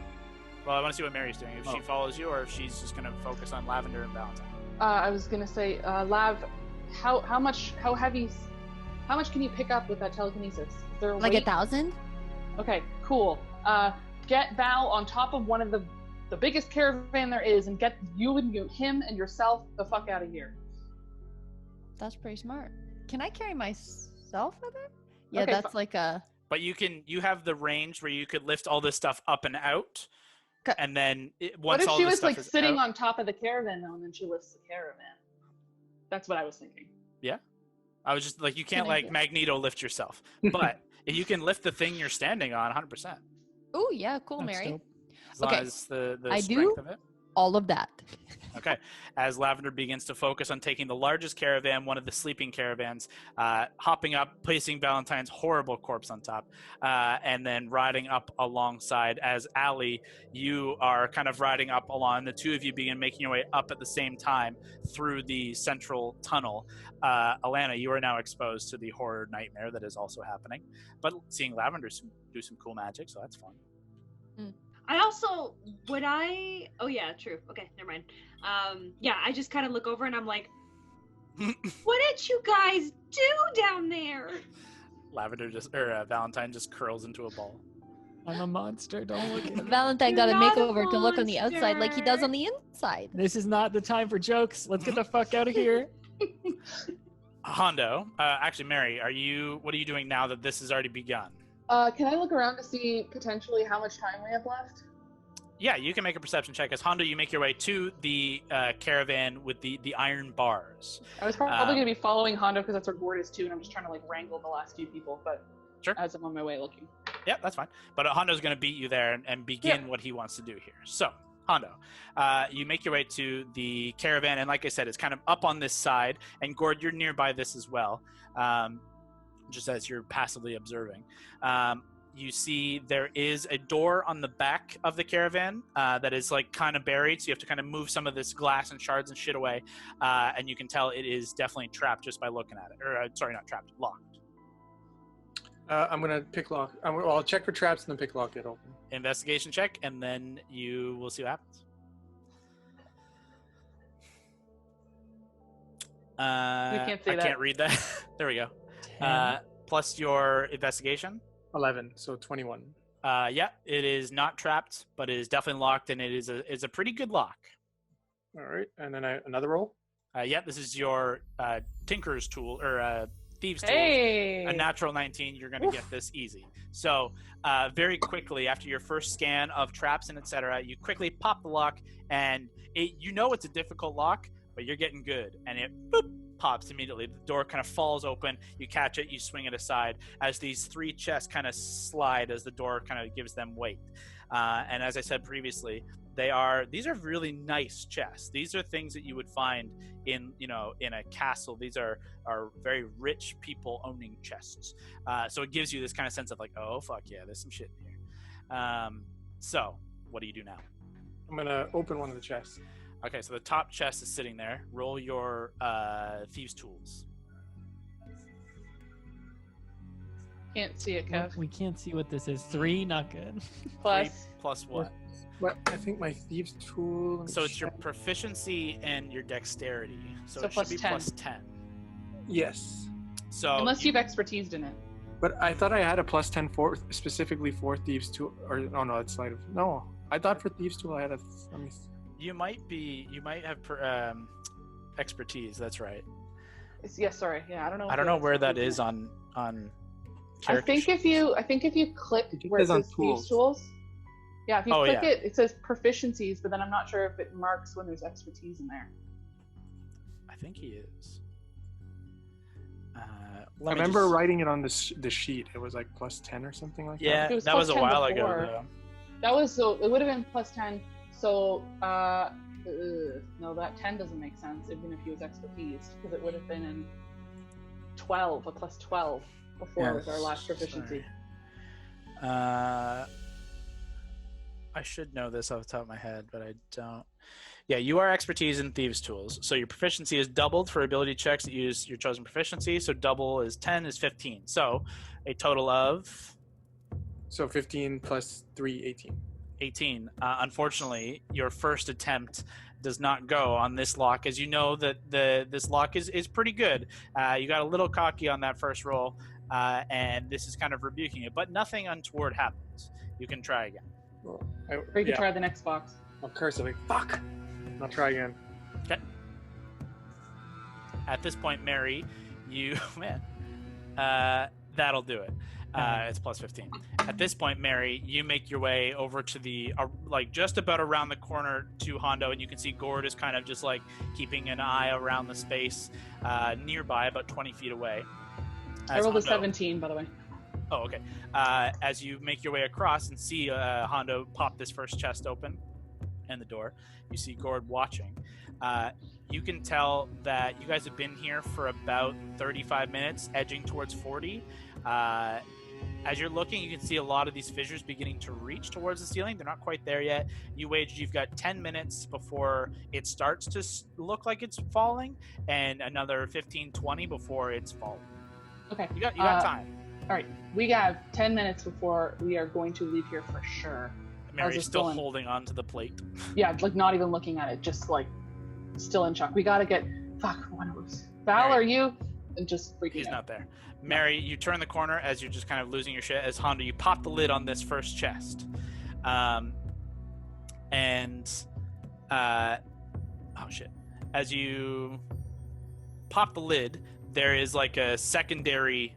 A cover over top of the interior. You pop the lid and it's got this when you have an inlay that sits on top. It's like that, and on this inlay there is this letter, and it's sealed. And Mary, as you round the corner, did she say she's going peeing, or is she still here? Brockton. I'm here. That's Brock. Brockton. Mary, as you round the corner and still with your perception, as Hondo, you reach in and grab this letter. Mary, you recognize the sigil that is imprinted on 2 of the chests that you can see the lids of, and on the stamp, the wax seal of this letter. As Hondo, do you open the letter? Yeah. As Hondo flips open the letter, you see the seal of the Eldrazi. You see the twin peaks and the lines that come through the middle, the sign of the Titan Makers. Hondo, it means nothing to you. It's just a fucking weird triangle thing. But Mary, you recognize it just as Hondo flips up the letter. And Hondo, you read, written in this very stylish, kind of flourishy writing in very nice ink on nice paper, though aged. You read, Captain Gambino, with our humblest offer of coin and most sincere well wishes, we hope this offering finds you in good tidings and good spirits. This is but one of 3 such offers we hope to entice you with to join our cause. The riches you see here are paltry compared to those you will earn once you embrace the call of those who craft titans. Your skill and renown are far spread, and yet you are forced to the edges of the realm to find a warm bed and a cold drink. With our banner, every door is open, every bed is warm, and they can all be yours. Of course, this offer goes without saying that your queen should be a part of our family as well. We couldn't bear to see the 2 of you apart, and her skills are arguably even more sought after. Your allegiance to our cause and to fly our banner will give you, as well as all under your command, sovereignty over the land, the air, and the seas. You need only accept this gift of coin and the accompanying toys, and come to the Titan's throne to claim the rest. History is in the making, and you will be part of it. Be sure you're on the right side. We await yours, Mistress Vesh. I just break out into laughter. That motherfucker! He got his fucking gold. What is it? That's a That piece of shit isn't getting anything. what is it? That's Eldrazi shit, Hondo. What the fuck is going on? Hondo, He was you going to Gambino and he has nothing now. That piece of shit. Hondo, you pass the letter off to Mary, who I assume would snatch it and study it. Yeah. You lift off the covering, the inset, as you flip the lid of this little inset. You can immediately see a significant pile of gold. However, atop that gold, and what immediately hits you more than the shine of gold, is this smell that wafts out of this chest that immediately takes you by surprise and causes you to recoil. As you kind of waft away and look down, you see perfectly coiled and placed atop the gold sits a hardened, flaky white shit. Piercing through the shit into the pile of gold, you see a simple stiletto dagger and a second folded piece of parchment. Do you grab hold? Oh my god, this is so interesting. Sorry, what did you say? I toss the shit and then I read the You pull the stiletto and flick the shit off and pull the note free, careful to not have any of it touch you. And you flip open this note, and where you see a hastily scrawled and careless, kind of like it's tilted on the paper, it's not even straight. You see written in language and a print that you're relatively familiar with of Gambino's own hand. You see it say, Dearest, illustrious, most magnificent ass clowns, with my humblest offer, you can go fuck yourselves and the titans you rode in on. I hope my offer to return that which you fling my way still retains enough smell to gag your throat just before my queen slits through it. With that said, we wholeheartedly reject your offer of fealty and will continue to take what we please, as we please, and where we fucking please. We reject your family and hope that each and every one of you wakes up with a dagger in each eye and a steaming shit in your mouth. My queen and our family would be just fine on our own, and if you care to test that theory, we await your arrival on the shattered coast with cannons loaded. History may be in the making for you, but it's a mere footnote to me and mine. I'm on the right side of whatever the fuck I want to be. You best remember that. Sincerely, Gambino the Childish. God, he's so cool. I laugh again. I see they fucked up. They ain't getting shit. A quick estimate of the gold as you flick the note away. A quick estimate of the gold. The gold. You see 2,500 gold roughly in this chest based on size and mass. You give a rough idea that there's 2,500 gold pieces in here. Okay, we're going to take this up. Can I try and polymorph upstairs? Is there a somatic component? Let's see. I'm gonna grab those letters, by the way. I'm not letting Hondo completely get rid of them. Hondo There just is- really toss Yeah, it. I will snatch them out of the air. They may be useful. There is a said, somatic "Give me the component. bags of holdings. I'm stuffing the gold in. Sorry, I'm talking to Scott. Say again, Kev. Give me the bags of holding, and we're gonna put the gold in here. Fuck the chest. Valentine has the other bag. The only other one is Gord. Gord, do you comply? Lord, we got gold. Let's go. I comply. Gordon makes his way over for the first time, and you begin funnel just tossing the chest, and 2,500 gold pieces spills inside Gord's bag of holding. What are you doing with the other 2 chests? I'm gonna open them and do the same thing. Make a lockpick check on one. How much time do we got? Yeah, that's what I was just about to say. People downstairs. It's still like Mary. You was like you have like 10 to 20 minutes. Yeah, you're good on that one. 10 to 20 minutes of time. It's been like 2. Like it's not been that long since you last checked. I'll let you know when you reach 10 minutes to like it's getting sketch. But you are currently okay. Hondo, you open the next chest, and inside you see a collection of bottles of liquor, most of which are shattered, unfortunately, though you see 2 that still remain intact, and you can see this kind of amber liquid sloshing around in these faintly foggy bottles. I just take the good one. They're like, take it, and throw it in the bag. Chuck the chest, take 2 bottles. They look like rum or whiskey, maybe. It looks like relatively good stuff. But make your last check to open the last box. Plus 15 is enough, so that's a 24. As you quickly open the last lock, you see nothing inside this chest, unfortunately, save a small piece of paper, parchment, that has been hastily ripped from another larger sheet. And as you reach in, you immediately get this smell of it's a distinct smell of like, but you're very difficult to pick it out. It's not unpleasant. It's actually kind of nice, but it's weird. But you can't immediately decipher what it is. You could make a check if you wanted. As you read this note quickly that says, "I will be taking this, however. It looks like fun and I want it. You can still fuck off. G and S." I'll check the smell anyway, and I'll. 14. Make just investigation. So that would be plus 10 for investigation. Plus 11. Plus 11. Yeah. You as you finish reading the note and you kind of smell it and you just do a quick waft down there, you get 2 distinct scents, one of which you're relatively familiar of, black powder, and the other is this kind of oil, but not like a lantern oil. It's kind of a thicker, more identifiable smell, like you would use on metalworking. I say, Gord, let's see if we can get this chest in the bag. Yep.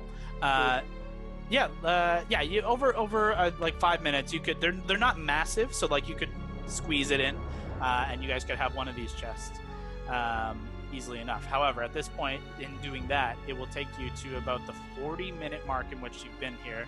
And Mary, Gordon, Hondo, you begin to see from above this as you finish shoving the chest in. This. Okay, let's go on the carpet. Sand begins to funnel down. One last look around to make sure we didn't forget anybody. There's no other unconscious figures I missed. Nope. You guys make with your passive perceptions, as is like okay, we're going, and including all the checks you've already made. You are confident there is nobody left down here, nobody of your new companions. There doesn't appear to be any cool new shit down here that you haven't already found. And Hondo with the interesting looking bottle and the flask looking thing. Gord now packing the bag of holding full of the chest and the gold, and Mary still clutching the plate of the Valkyrie. You guys pilot the carpet and begin making your way back up towards the tunnel up top. However, who is piloting? Say Hondo, because he usually is. Carpet? Hondo, you driving? Okay. Yeah. I'd like you to make a dexterity saving throw, and I would like all 3 of you to make dexterity saving throws for me. Gord, Mary, and Hondo. Dex save. 16. 22. Woohoo! 21. All right. As the 3 of you are clutching the carpet, and Hondo, you are piloting, you see a part of the ceiling collapse directly before you, and Hondo whoosh, swishes out of the way, and the 2 of Mary and Gord hold onto the carpet as another whoosh, just a part of the ceiling breaks free, and just a pillar of sand begins to pour down. And Hondo, you dodge once more around and begin kind of corkscrewing up the top of the tunnel, and whoosh, are now free atop as everyone is outside of the lair beneath and on the sands above. Let's take a quick break. Hey. Oh no. I was so beautiful before. I need some more water.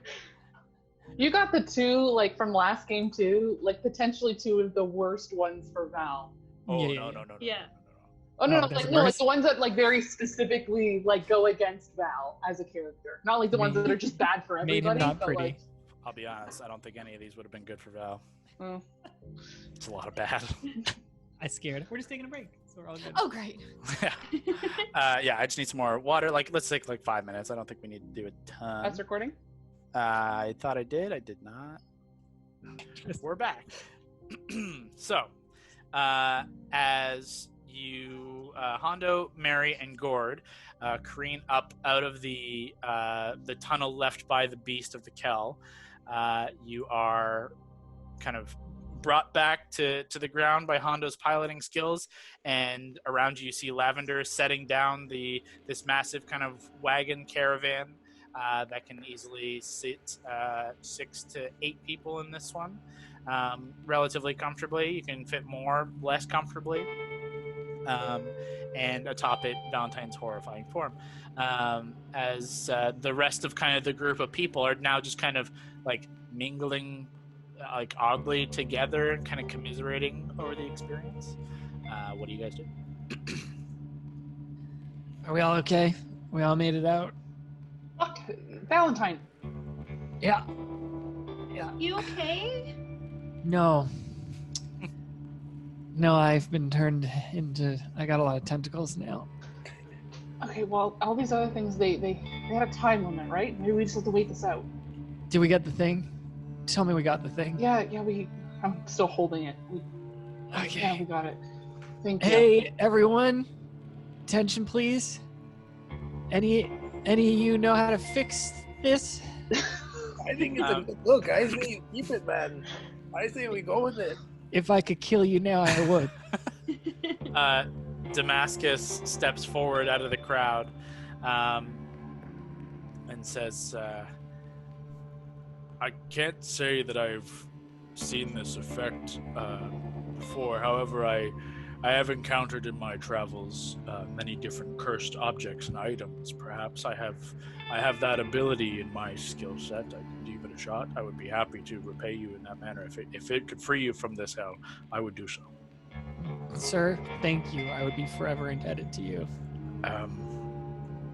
You got it. And he kind of like puts one hand on top of the caravan and hoists himself up with one big leap and kind of lands kind of over top of you, and then kneels down and kind of looks around at his kind of surroundings and says, perhaps give a step back.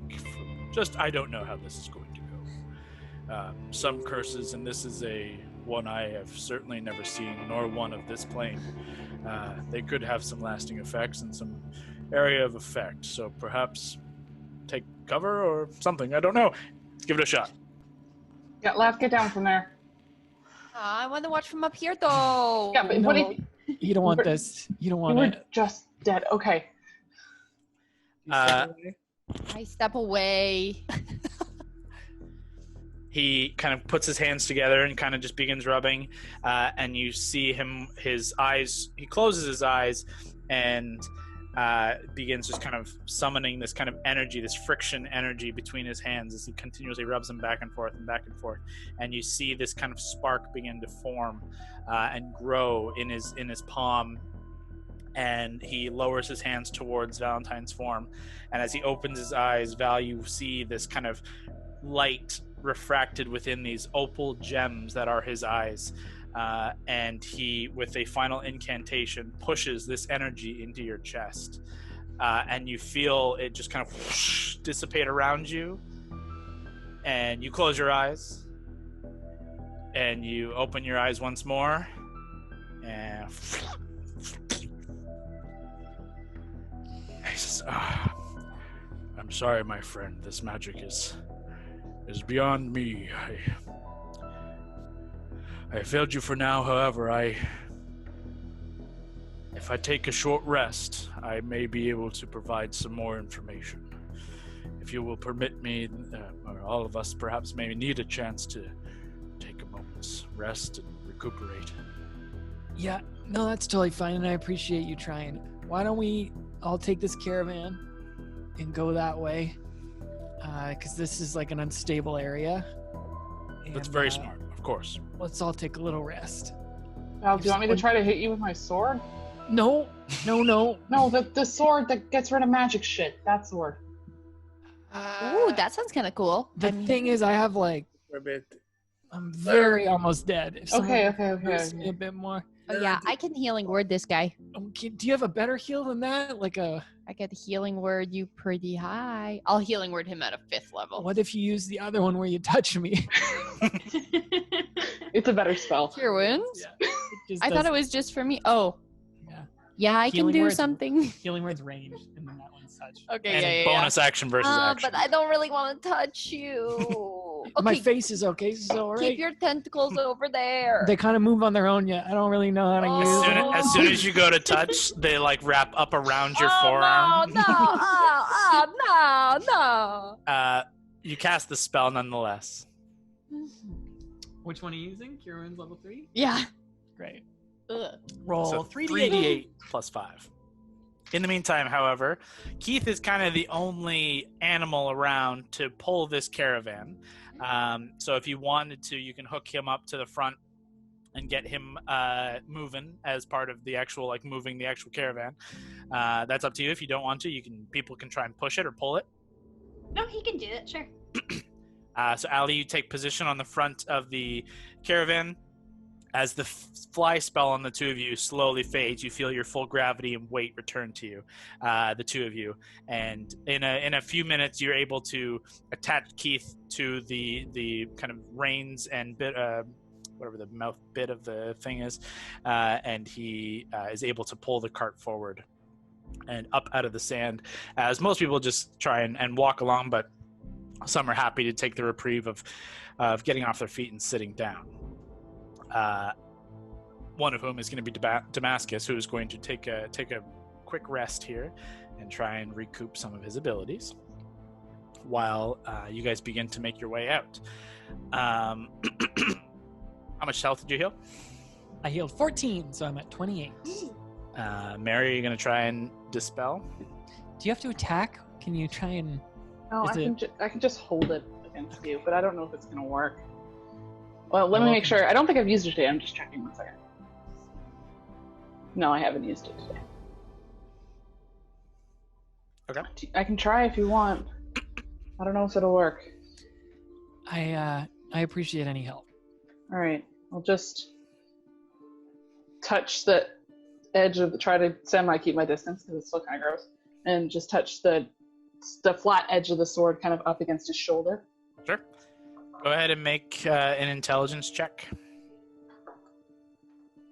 It's not great. What's my intelligence again? Oh, great. It's a +1. So that's 14. That's not bad. Yeah. You attempt to, without like slamming the sword, just focus the energy, and you feel that you don't need to make an attack as part of it. It's an option that is there, and it could, in theory, make it a stronger move in certain situations. But in this situation, you want to be delicate, and you focus the energy through, and you see the spell have an effect over Valentine, but not one that dissipates the tentacleizing effect. Just to get a read. Sorry. Legs are tentacles, arms are tentacles. Mhm. Do I have? Where does it start?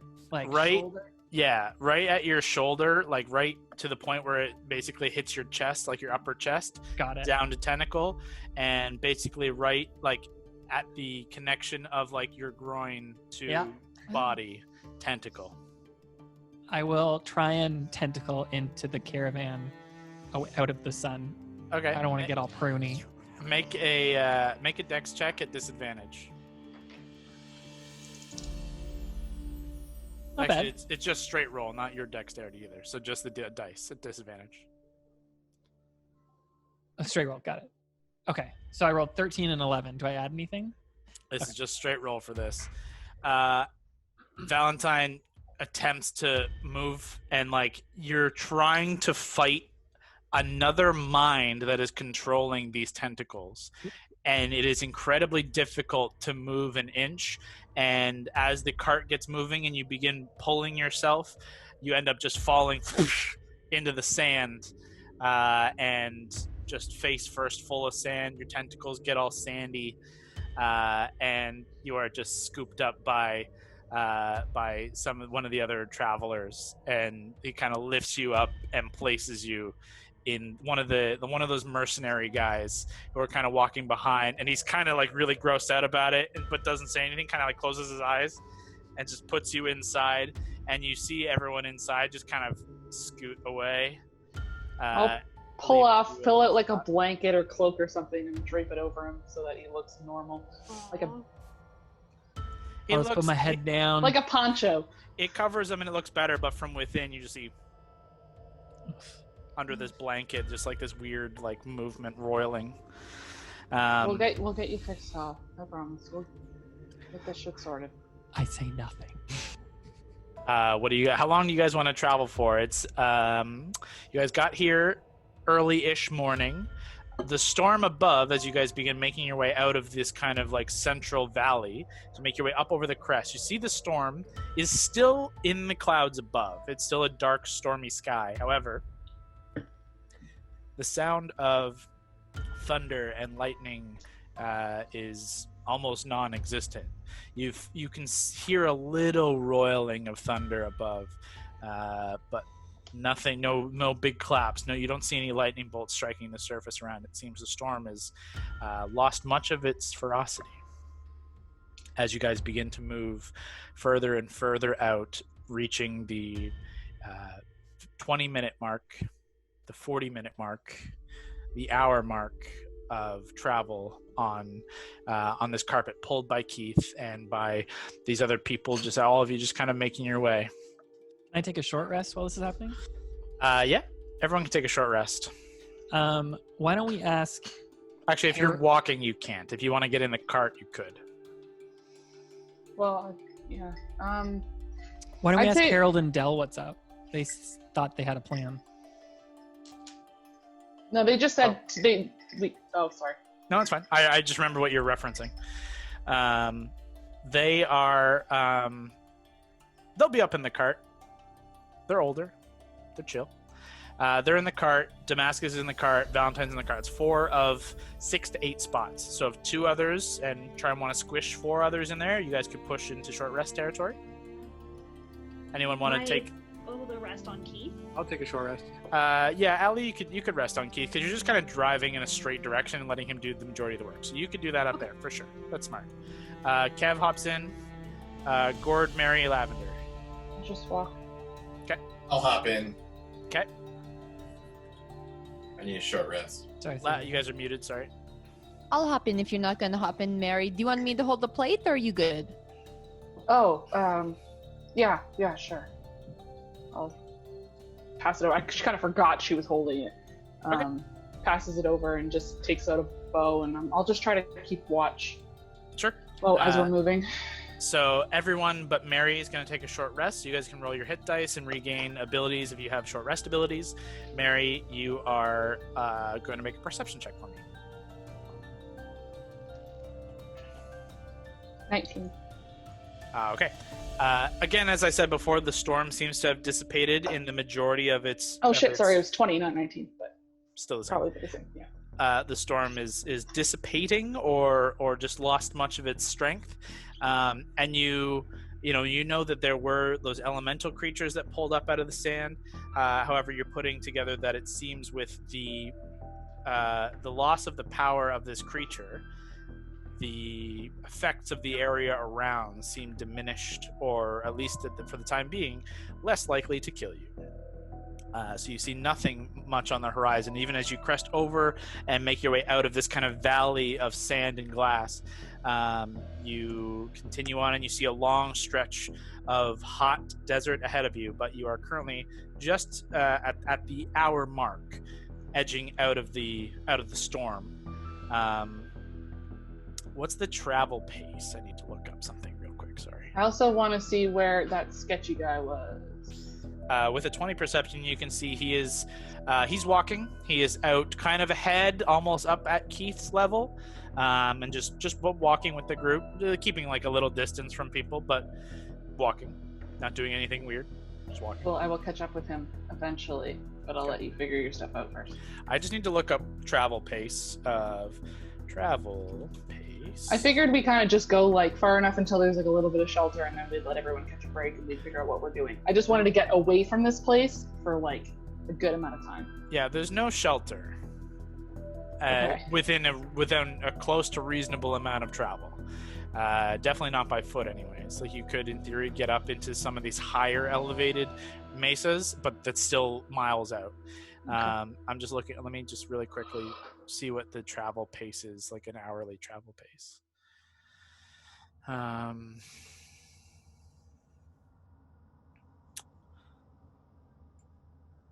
There we go.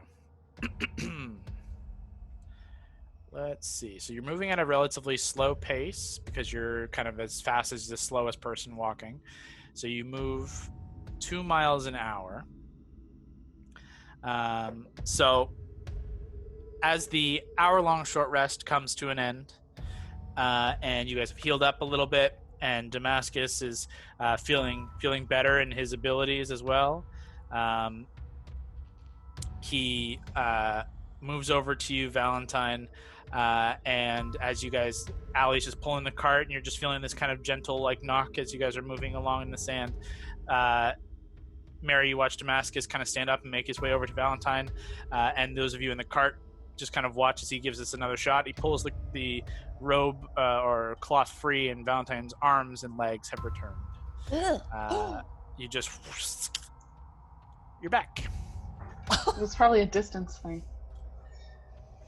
We were probably so close to that evil thing. Just hug him so tight to the point where it hurts because of his chiseled muscles. He is so fit and so made of stone. It's like hugging a mountain.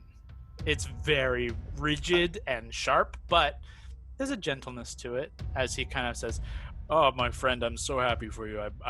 I wish I could claim that I did something, but I am unsure. Maybe it may perhaps be a distance away from this effect. It may just be a time.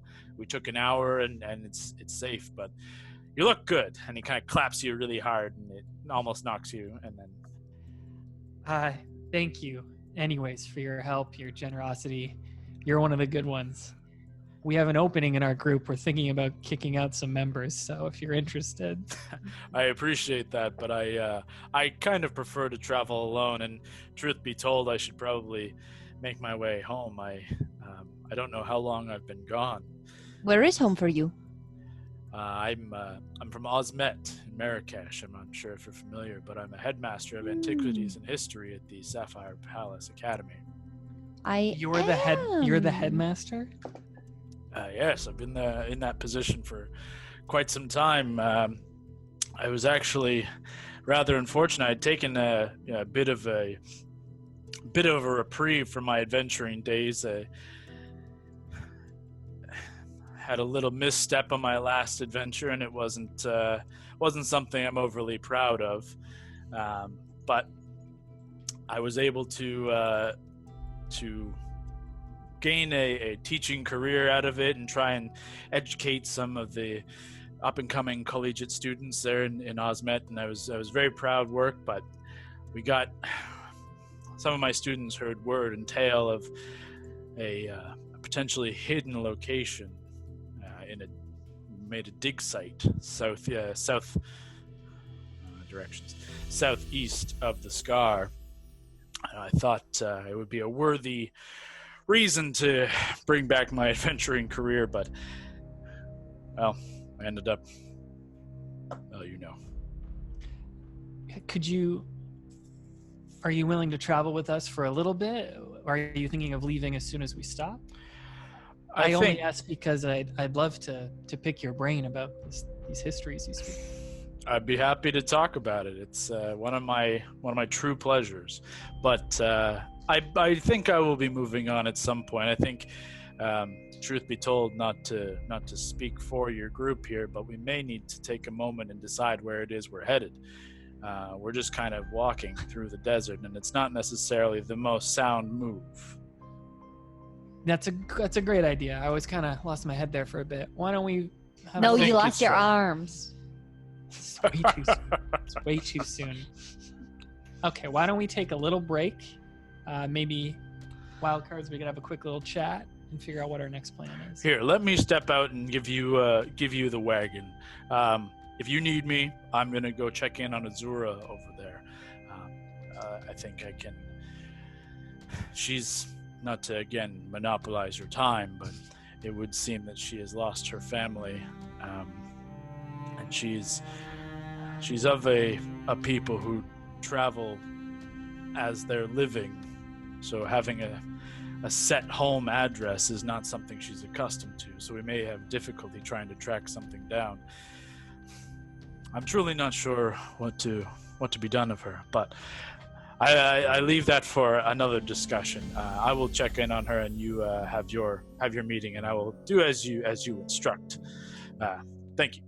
And he dismisses himself. Yo, Wildcards, we want to have a quick little powwow in here. Everyone else can take a little lunch break. Take 5. Yeah, sure. Let's take a minute.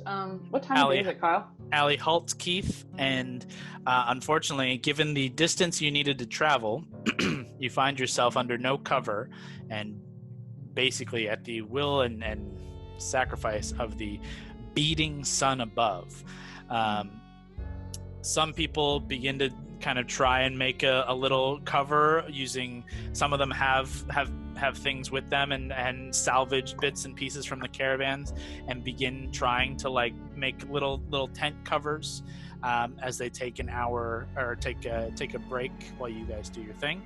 But they seem very happy to. Mary, as you're outside, you see people they're tired and confused, and some are distraught as they learn they may have lost people, who knows, It's not an easy thing to just kind of get up and move on. But they begin to take their shelter as you guys take your moment.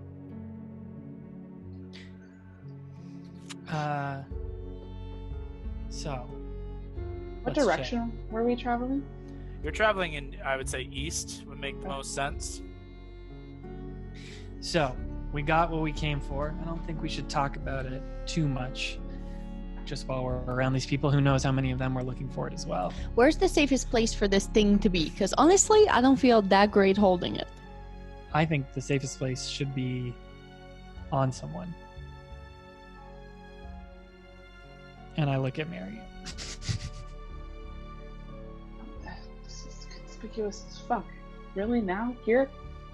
I mean, you don't have to do it right now, but yeah, probably soon. You should put this thing on. We need any help we can get. Who knows what's going to happen? I just had tentacles for legs and arms, so.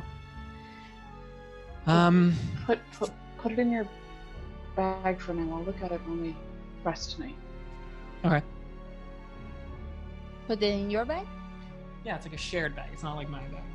It's like what's my bag's your bag. So what else is in there? A lot of cool stuff. Do you ever want to see it? I'd love to see the stuff. Oh god, actually at some point we need to go through everything in that bag. I'm sure there's things we forgot about. I think when we get to shelter tonight, we should do a full inventory check-in. I don't know what you guys found down there, but it must have been cool shit. I think so too, Hondo. Oh shit, right, the Eldrazi now. Passes the thing. Putting relic in bag of holding if it fits.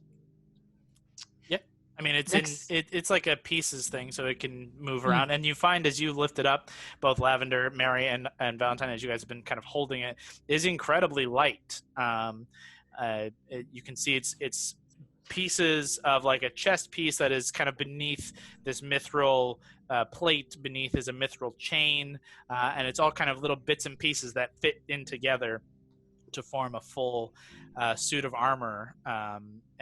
But it just feels incredibly light for a full plate armor. So I think we should keep heading east toward the Twilight Grove of the Vale, kind of near Verdantia, but also that's where the Warden of the Fae is. We could see if we get another one of these relics, or we could check in with Verdantia, which could potentially get us a check-in with Arendelle. We knew we had about 3-4 weeks till this next full moon before something real bad happens, where that spooky ghost city shows up, and who knows if the Revenant Vow tries to strike again. But well, at least that's we don't know anything about that place. Verdansia, you said it has archives, library, something like that, right? And that's a great point. And I was just chatting with our boy Damascus. He knows everything about history. He's like a historian in Marrakesh. So tonight we could ask him if he knows anything about the city. I mean, that's probably the closest, at least largest space. Are we going to go along with all of these people, or are we going to go on our own? I think open invitation. If they want to come with us, if they can keep up. Speed. Yeah. That's the problem, is we leave them without a mount. Well, Aaron and Dell, are those their names? The halflings? Harold and Dell? We could ask them if they know the closest. I don't know if there's like a hidden oasis or if there's like a hidden trade post that we could get to before linking east. Maybe that's our first bet here. If we don't get to some cover tonight, we could always use the tree staff, get a little more cover. I also think it wouldn't hurt, like you said, you just talked to this strangely attractive, weird man made out of stone. But if you just talk to him, he could give us information. We should check out the rest of these people. Maybe someone knows something. Maybe I don't like the look of that one guy. Yeah, we should take a rest tonight and just do the rounds. Do the rounds. Figure out what everyone else's plan is. I don't know what everyone else thinks. Verdansia makes sense to me. We don't know anything about this next seal, and that's the closest. Plus, I mean, it wouldn't hurt to try to get hold of a teleportation circle from there. Then we can get back if we ever need to. 100% agree. All right. I don't know what our next step is after that. Why don't we call for Harold and Dell, see if they know of any close trade post or something, and then if not, keep moving, set up camp, and then start social hour talking to people. Does that sound good? Yeah, we can split up for that. Everyone can try to meet at least one person. Try to get as much knowledge from all these people we can. Who knows? Who knows how long some of these people have been here? What if it's been like 100 years? We left you in there for a while too. We had to come back, so it's been a couple years. Oh, really? Yeah. Is that why you got Lav back? No, she. I think maybe that's a story she can share tonight. There's something about a dinosaur and a winged person. Wait, what? Did you guys see her new scar? She thinks it's a flaw in her face. I love it. It's so pretty. Thank you. I do not think it's a flaw in my face. It means that I defied death.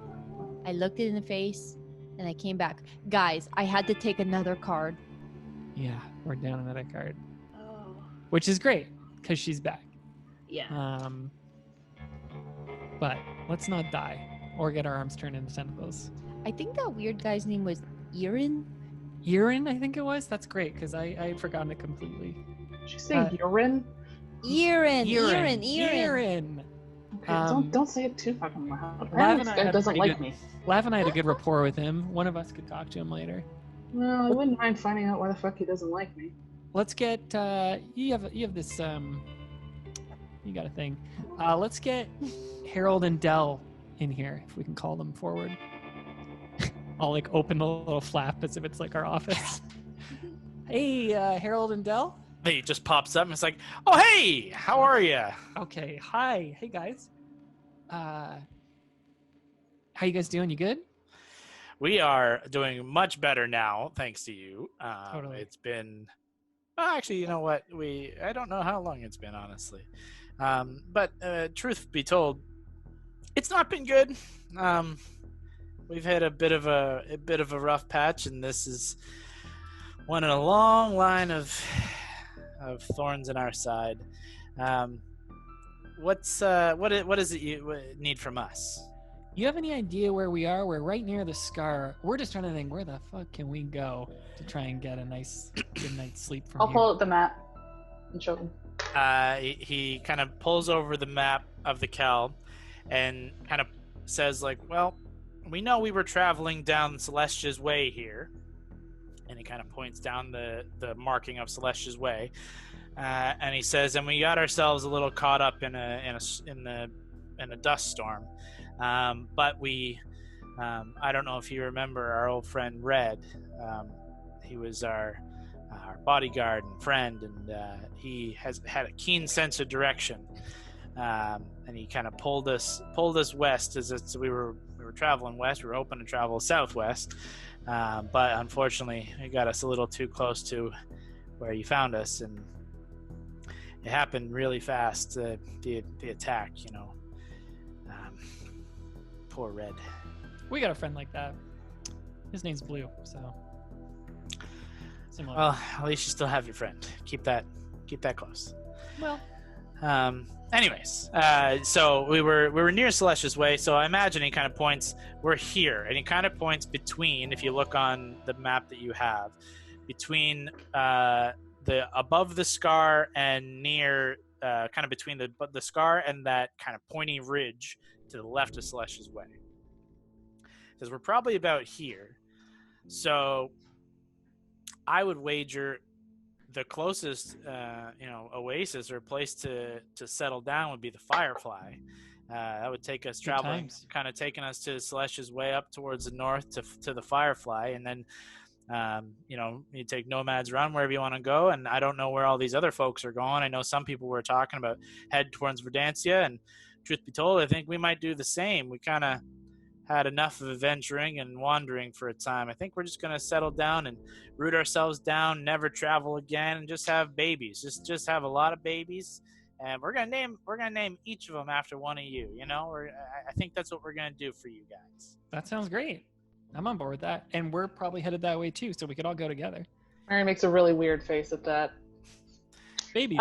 What's this? Do you know what this is? And I'll point to the weird structure kind of to the east of Celestia's Way that's on the map. That's not labeled. He says, I'm not sure. Can't say I've traveled that way, but it could be markings of a ruin. There's quite a few ruins around the area, old civilizations and that. It could be a marking for one of the beacons. Celestia's Way is kind of marked by these waystones and beacons, just in case, while you're traveling during the day. If you travel at night along Celestia's Way, I'm sure if you travel at night along Celestia's Way, you follow the stars, and the stars will guide you home. But if you travel during the day and you don't got stars, you can try and find these beacons, and that's how you travel along Celestia's Way. That could be a marking for one of those to try and get people back on path if they're coming along the Wayfarer's Road, maybe. Truth be told, I'm not 100% sure. How far do you think we are from the Firefly in our current position, perhaps? Days.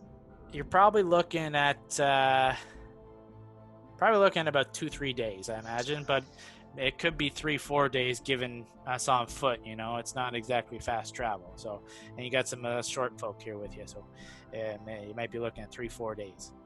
We might be able to speed that up with we got the caravan here, so if we use the caravan and we use, I don't know what else you got, but you're looking at probably about 2 days at minimum. Okay. If we add another animal to the caravan, would that make it go faster?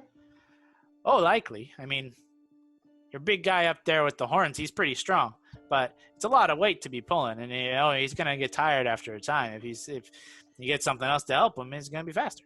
Look at Bell. Would Fern? Yeah, I was thinking that too. I could get Fern back. Also, Lav and I could, we could polymorph someone. We could polymorph ourselves, try and get us to go faster. It's only for an hour, though. I mean, either that or, I don't know if it's probably demeaning for Gord, but, he can get us quite a few hours of another animal if we needed it. That's true. Camels, are they as fast as a horse? Faster in the desert? Yep. They're about as fast, if I'm not mistaken. Some of us can take the carpet. Your pace is determined by Keith. The slowest one. But if we hooked up another animal, potentially to get things to go faster. Honestly, I don't know that it's going to, we have to go up to the Firefly and then back down around. That's going to be quite a few extra days. We don't have an exceptional amount to use right now. Maybe we just try to go straight. Maybe we'll get really fucking lucky and meet someone on the road who's willing to sell us an extra mount.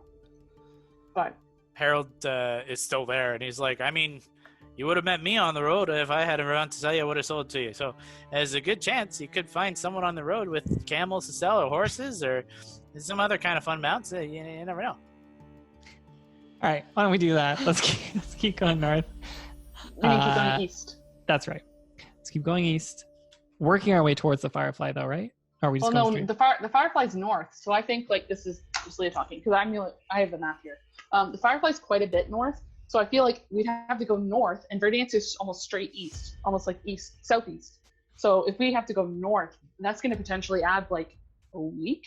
Like who knows? Because you have to go north and then come back down to Verdansk. Yeah, I was just worried about paved road versus uncharted road. Well, no. So there's Celestia's Way, and then there's another. What was the other one called? Wayfarers? The Wayfarers Road. Like they're both. If we can get onto one of those roads, we'll also be going a lot faster. I'm assuming because it'd be proper. Celestia's Way is not like a proper paved road. It's just a line, but at least we'd have direction, and it's not like us just trying to figure out, oh, I think this is the right direction. You guys know too, you guys have touched on Celestia's Way in this travel from the Platinum Sanctuary north. You kind of took a little bit of a detour around Celestia's Way, and you know it's not a well-traveled road. It's kind of an old dead road almost. It's not traveled because of the dangers of the Kel. Made it an incredibly dangerous way to travel. So most people would take Nomad's Run up and around or Wayfarer's Roan around the other way. So the through travel of the desert is not done very often, and when it is dangerous. So Celestia's Way isn't exactly faster, but it keeps your trajectory on path. So that's the advantage you get there, is that you don't have to worry so much about making sure you're on the right direction. You don't need a compass. You just follow the path of the beacons and the stars. There's hopefully less encounters to face because you've defeated the beast. Now the only other thing, no matter which direction we go, we have to worry about is how the fuck do we feed all these people? We can go hunting. I haven't seen much in the desert. I mean, hopefully the farther we get away from the star, the more we'll see. Hondo can at least water everyone once a day. That's helpful. Yes, I can. Not that. Why? How did you make that sound? Not that. Oh. It's weird. Let's. That's a good problem to think of. Let's see if we can find that on the road. Why don't we head east? Harold and Dell, you can just keep us going east. I do think maybe we go a little bit more. I think we should try and travel more at night. Avoid the harsh sun. We got too many people who are just gonna like pass out and faint. So we should like lazily spend. I don't know how we should do this. Like if we should leave at like avoid basically high noon. We should just take a break at like high noon. What day is it? What time of day is it? Sorry. You guys got there early morning. Like it's still. You're cresting into like noon. So let's go for a few more hours, and then let's set up camp, have a sleep, get up early at the crack of dawn, walk when the sun starts to get high, break till the sun starts to go low, go. Cool? Yeah, Okay. It makes sense. I mean, I honestly still kind of feel like shit. We all took a huge beating. Yeah. So Why don't you jump in this car? Why don't you jump in the cart so you can rest, and I'll walk now that I don't have tentacles. So you're hitting the noon hour now. You said you wanted to break it. Okay. Yeah. So why don't we break? Because I don't want people walking during this heavy heat. Gord, do you want to rock the tree? Maybe we can get like a little more shade. Hat tip Raleigh for that suggestion. I put my staff in the ground and make a tree. Okay. Stepping a few feet away from the cart, you summon the tree to a surprising amount of oohs and ahs and surprised gasps of people just like, okay, this is a tree now. But there is some clapping and just like, great. And people begin to quickly flock in under the shade it provides as it is a great reprieve from the suddenly very hot baking sun. Hey, maybe now's a good time to get a I agree. To get a census. Maybe we use an excuse of handing out, like we have a little bit of rations. Yep. And just everyone spread out and take a group and try to find out as much as we can. Yep. Why don't you chill though? Like, do you need a rest? You should probably just hang out. Mary has 8 hit points. Okay, what are we doing? You hang out. Take a break. You look like trash. I mean that with love. And we'll hit up these people. Lav, you want to go talk to Dark Robes with me? Hey, try to figure out. Oh God, I don't know how you do it. No, you know what? Just tell me what he says. I'll go fucking talk to him later. I have a suspicion. Okay. I also kind of want to talk to this girl. I might not be able to talk to her, but I can understand her language. Do you want to go with Hondo? He can talk that language too. No, let's go see this guy first. Okay, so is everyone breaking off to individually go and speak with everyone kind of simultaneously? I think that's probably better. Like, just use the excuse of handing out food to try to like figure out who everyone is. Okay, if so everyone takes a different person, we can take care of this quickly and not like take too much time while we're resting. Exactly. So it'll just be nice to I'll just have set scenes of who's going where. So Val, are you and Lavender going together, or are you splitting? Together. Who are you going to? To Aaron. You can probably take a couple people if you do him in like another single small group, because he probably won't take that long. Let's save just Damascus. do one at a time. Let's do Aaron first. Okay. Allie, where are you heading? I can go with Hondo. Okay. Who do you guys want to go talk to? There are, for refreshing your memory, you see Azura and Damascus kind of hanging out together.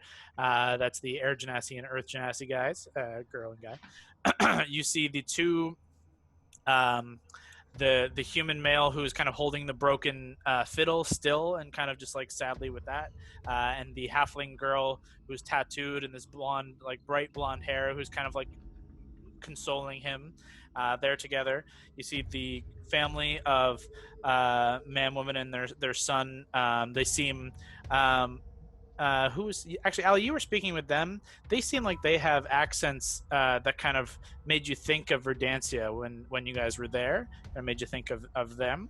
Harold and Dell, you guys have already talked to. There's the three, two of whom are twin brothers who look like the mercenary guys. There are the 6 in these weird robes, the weird white robed and the one black robed, and then Erin is being taken on by Lavender and Valentine. So it's a quick refresher. Who does Allie and Hondo go talk to? I love all of these people so much. I'm so excited. I'm thinking, I don't know if Allie has an opinion. The white robed people, maybe? Yeah, that's what I was going to say. There's like a good amount of them too, so kind of it's a good excuse to go to them first. Yeah, we can do like good cop, bad cop. Yeah. Mary, are you taking part in this, or are you taking a short rest? How long are we going to stay here for, guys? If you Couple guys, hours, I think. Yeah, my So thought was wait out the sun, right? That's what I heard. Yeah. Okay, so I'll go and I'll help talk to people too, and I'll short rest after. Okay, so do you and Gord want to go together, or do you individually want to go talk to people? I don't know, Gord, what do you think? Let's go together. Okay. Anyone strike your interest? I'm following you. Okay. Let's do. Who is kind of near that sketchy dude? Because she cares about him, but she doesn't want to talk to him directly. She just wants to be able to overhear what happens. He's kind of the furthest from everybody, honestly. Like he's taking a point to be on his own. Okay. Technically, I guess the closest would be the worshiper people in like those robes. Okay, I'll let them handle that. Maybe we just do. You've got mercs and family of merchants. Guitar guy is so interesting. Which guy? The guitar guy and the tattooed half. Yeah, I'm very actually. Yeah, you know what, guitar guy, because I think I actually might be able to help them. What is their deal? I need to know. Okay. Okay, so let's kick off with Lav and Val heading over to Erin. As you guys make your way across to Erin, he's sitting at the very peak of where the tip of the tree's kind of light or shadow is kind of hiding, and he's just hiding just enough to provide a little bit of shade, and he's actually eating some rations already. You can see he's got something pulled from a bag, and it's kind of like a jerky, and he's eating this jerky as you guys approach, and he's kind of sitting, kneeling, and wearing this, like I was saying, he's wearing this black tunic, belted at the waist. You see this hooded scarf of plain white that is now kind of up over his head, trying to give him a little bit of extra cover. But you can see, like, it's nice traveling clothes, and it hasn't seen much wear. And he looks timid as you guys kind of approach, just kind of unsure of you and this whole situation. But he kind of looks up at you and finished taking a bite. Hey, Aaron, how you doing? It's Aaron, but I'm sorry. No worries, you know. I'm all right. It's been a weird day. We were this is my friend Lav. Hi, Aaron. My name is Lavender. It's so nice to meet you. Yeah. We were just gonna hand out rations, but I can see you got some, so just want to make sure everyone's taken care of.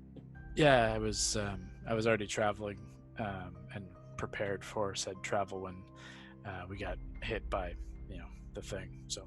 Where are you from, Aaron? Where were you traveling from? I'm from Marrakesh. I was traveling north. You know, just headed up to be an emissary from the college of from the Sapphire Academy to check in at the College of Whitethorn. In Arendelle? Yeah. Are you That's familiar so with cool. Arendelle at all? Oh, Yeah, we have a friend who that's her hometown. That woman over there. Who are you gonna hit up at the College of the Whitethorn? I wasn't 100% sure. I was told that they would be expecting a representative, and you know, when I say I'm from the Sapphire Academy, someone would come and meet me. It's kind of my first time doing something like this. what were you studying? I'm actually in Magecraft, kind of early days, you know, kind of picked it up late in life a bit, but I know a few things. Yeah, you got that fly thing down. I can't do that. Yeah, that was always one that I thought would be super handy to know. You know, you see these, you know, at least at the Sapphire Academy, these guys flying around. It's something you really want to try, you know. You said you got into it later in life. How did you find it? What were you doing before? You know, I was a merchant. I sold this, I sold that. I sailed on a boat for a time. I did a little bit of everything and never found anything I was quite as skilled at. So just giving this a shot, you know. Totally. Just totally support it. Support the arts. For the College of Whitethorn, Raymond Brallis ring any bells to you? He call for you, or is someone else? Yeah, you know, his name sounds familiar. I must have heard it in passing or something. Sounds right. Sounds like a wizard of some kind, you know. Yeah. A weird wizard name like that. Yeah. Yeah. He's also a fucking traitor trying to send us all to hell, but that's okay.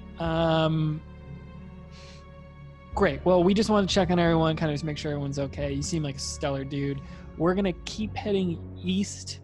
Our plan, I think, was to get to, for Dancia, maybe the Vale.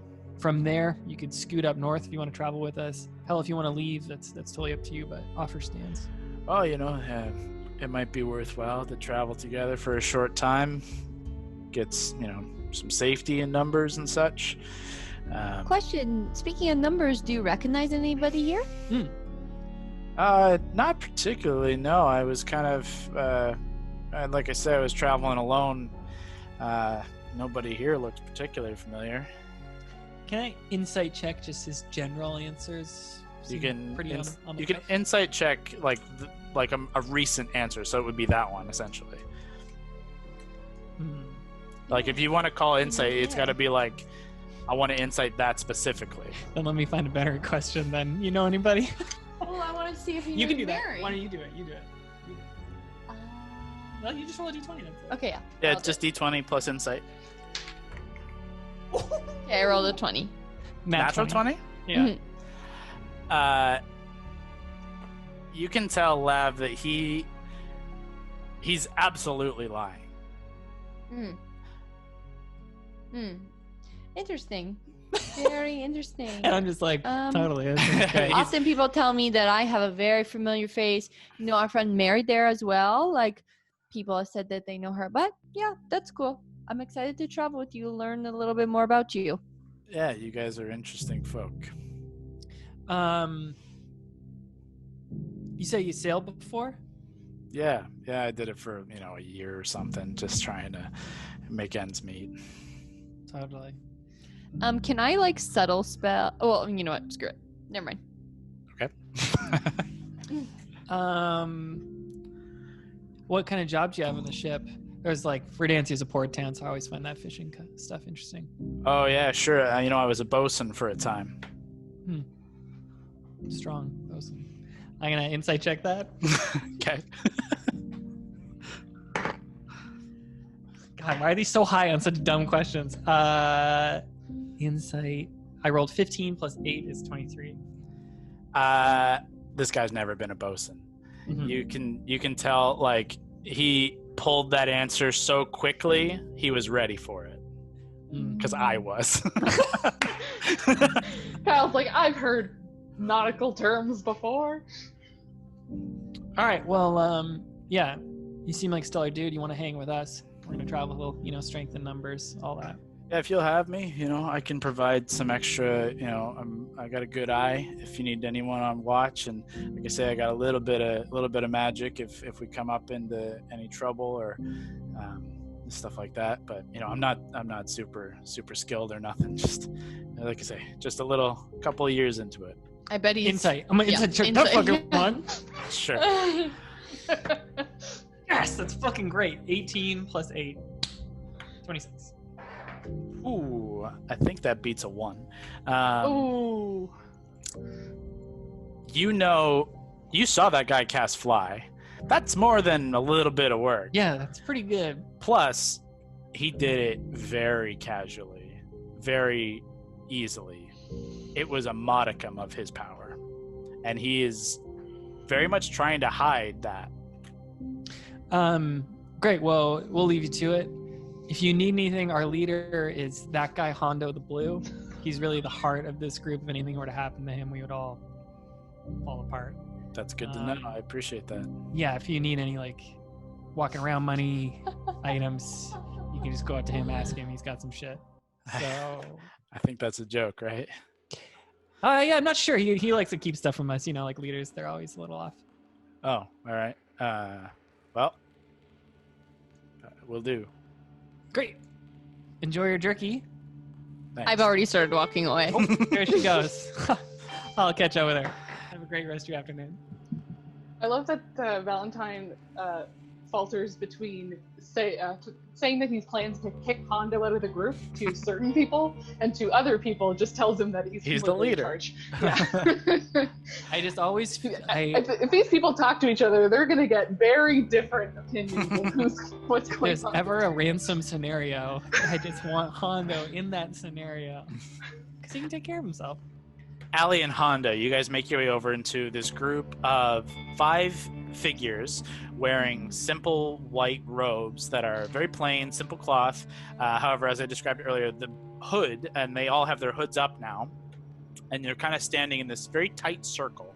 On the hoods, on the back of the hoods, they're dark black fabric that fades to a near blue near the base where the hood meets the top of the shoulders, or connects to the robe.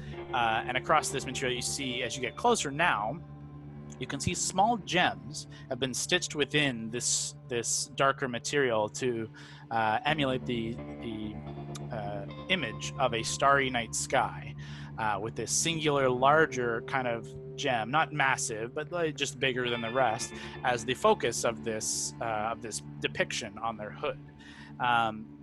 You see the 5 of them all head down, kind of in this very tight little circle as you approach.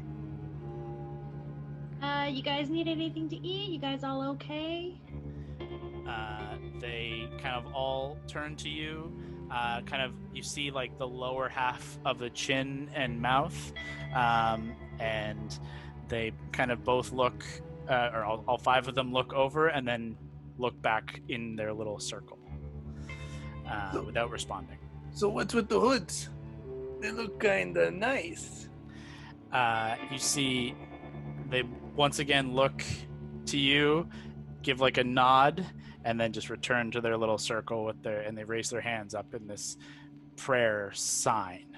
But as you're kind of questioning them, you see from around behind them another figure steps up, the one you'd seen earlier wearing the full black robe. And this full black robed figure, you can see she pulls her hood down, and you see this incredibly dark-skinned, very tall female, almost as tall as Damascus, like 6.5 foot tall.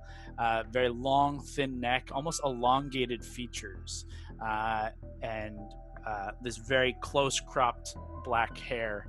And she looks over you all, over the two of you, with this very no color to the iris of her eyes. And her black robe is entirely dotted with these small little gemstones, emulating like the full night sky on her robe. And she nods to both of you, and she pulls from beneath this robe, this fold of robe. You see this small bit of like slate, and she pulls a little piece of chalk and begins writing in chalk on this little slate. And she turns and says, on the chalk, written says, "My name is Astra. We are worshippers of the Far Wanderer. However, we have taken a vow of silence in her name." And she kind of waits for you to finish reading and gives like a slight nod. Oh. She turns it back and begins kind of clearing it. The desert's not a place to be silent. So what are you doing here? She begins kind of scrawling, and kind of you see a little twitch of a smile as you make your comment, and she scroll. She flips it around and says, "There is no place not of the Far Wanderer, but to walk Celestia's way is the pilgrimage of our people." So 2 questions. Why and who are the Far Wanderers?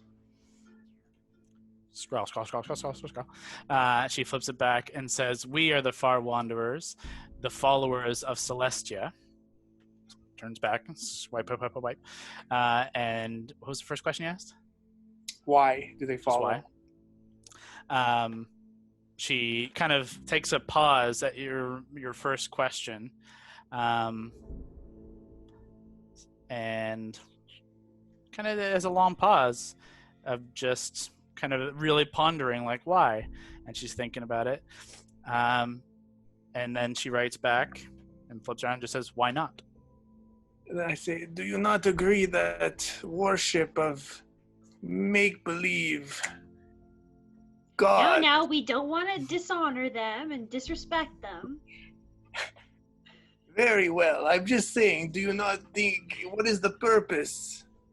What have they done for you? Flips it back, wipes it clean, writes it out and says, flips it back to you and says, "They brought you to save us, and that is enough." I don't know if that's true, but I'll give it to you. She gives a nod and turns back, wipes it clean, and she thinks for a moment and writes, flips back and says, "Many thanks for all your great deeds. If there is anything you need from us, please let us know." Well, where are you going? Flips it back and says, "Our pilgrimage was incomplete. We go to the Firefly to restart." You know, my friend here owns the Firefly.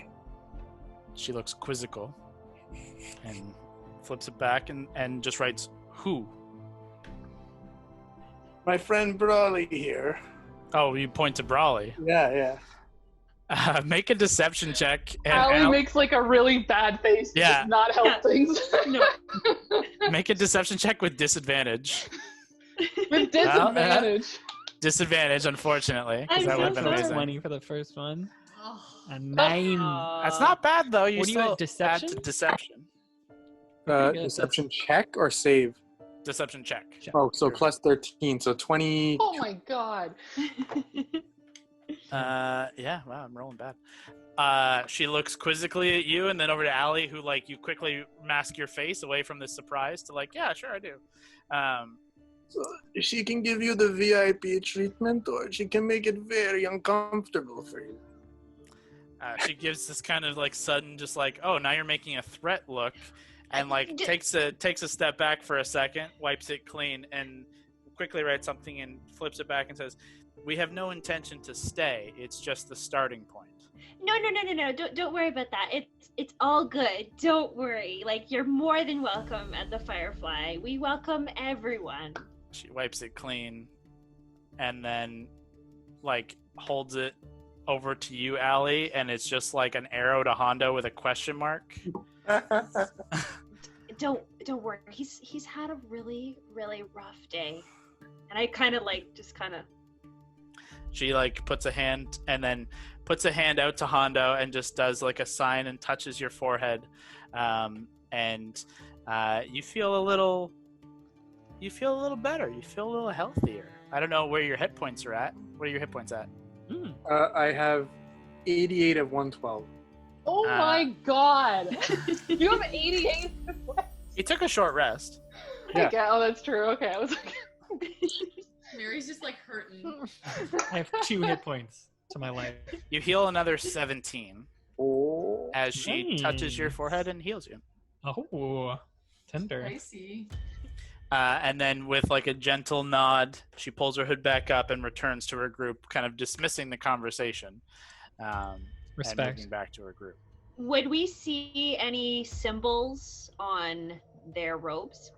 Am I familiar? As she turns around, you see the back of it, and where she pulls her hood up, you see like this symbol, and it's a circle, and what's like on one half like a half moon, and on the other 7 points of stars. And you can put that together. That's likely the symbol of Celestia.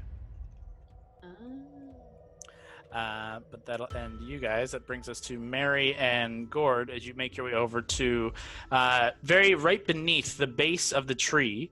You see these 2 figures. This long, shaggy brown hair would be tall if he was standing, but is lanky with long arms, long legs, but looks strong in his arms. They look particularly strong. And he's still just kind of holding on to this black wood fiddle that is snapped in 2 and only held together by the strings across. You don't see the bow or any other piece. You just see that. But as you get close and now are able to kind of look down over the fiddle, you can see etched within are sigils and runes that are inlaid with silver, but they are it's not well done. It looks like someone who is not skilled tried to like make it look cool, and make it look like it has magic or something to it.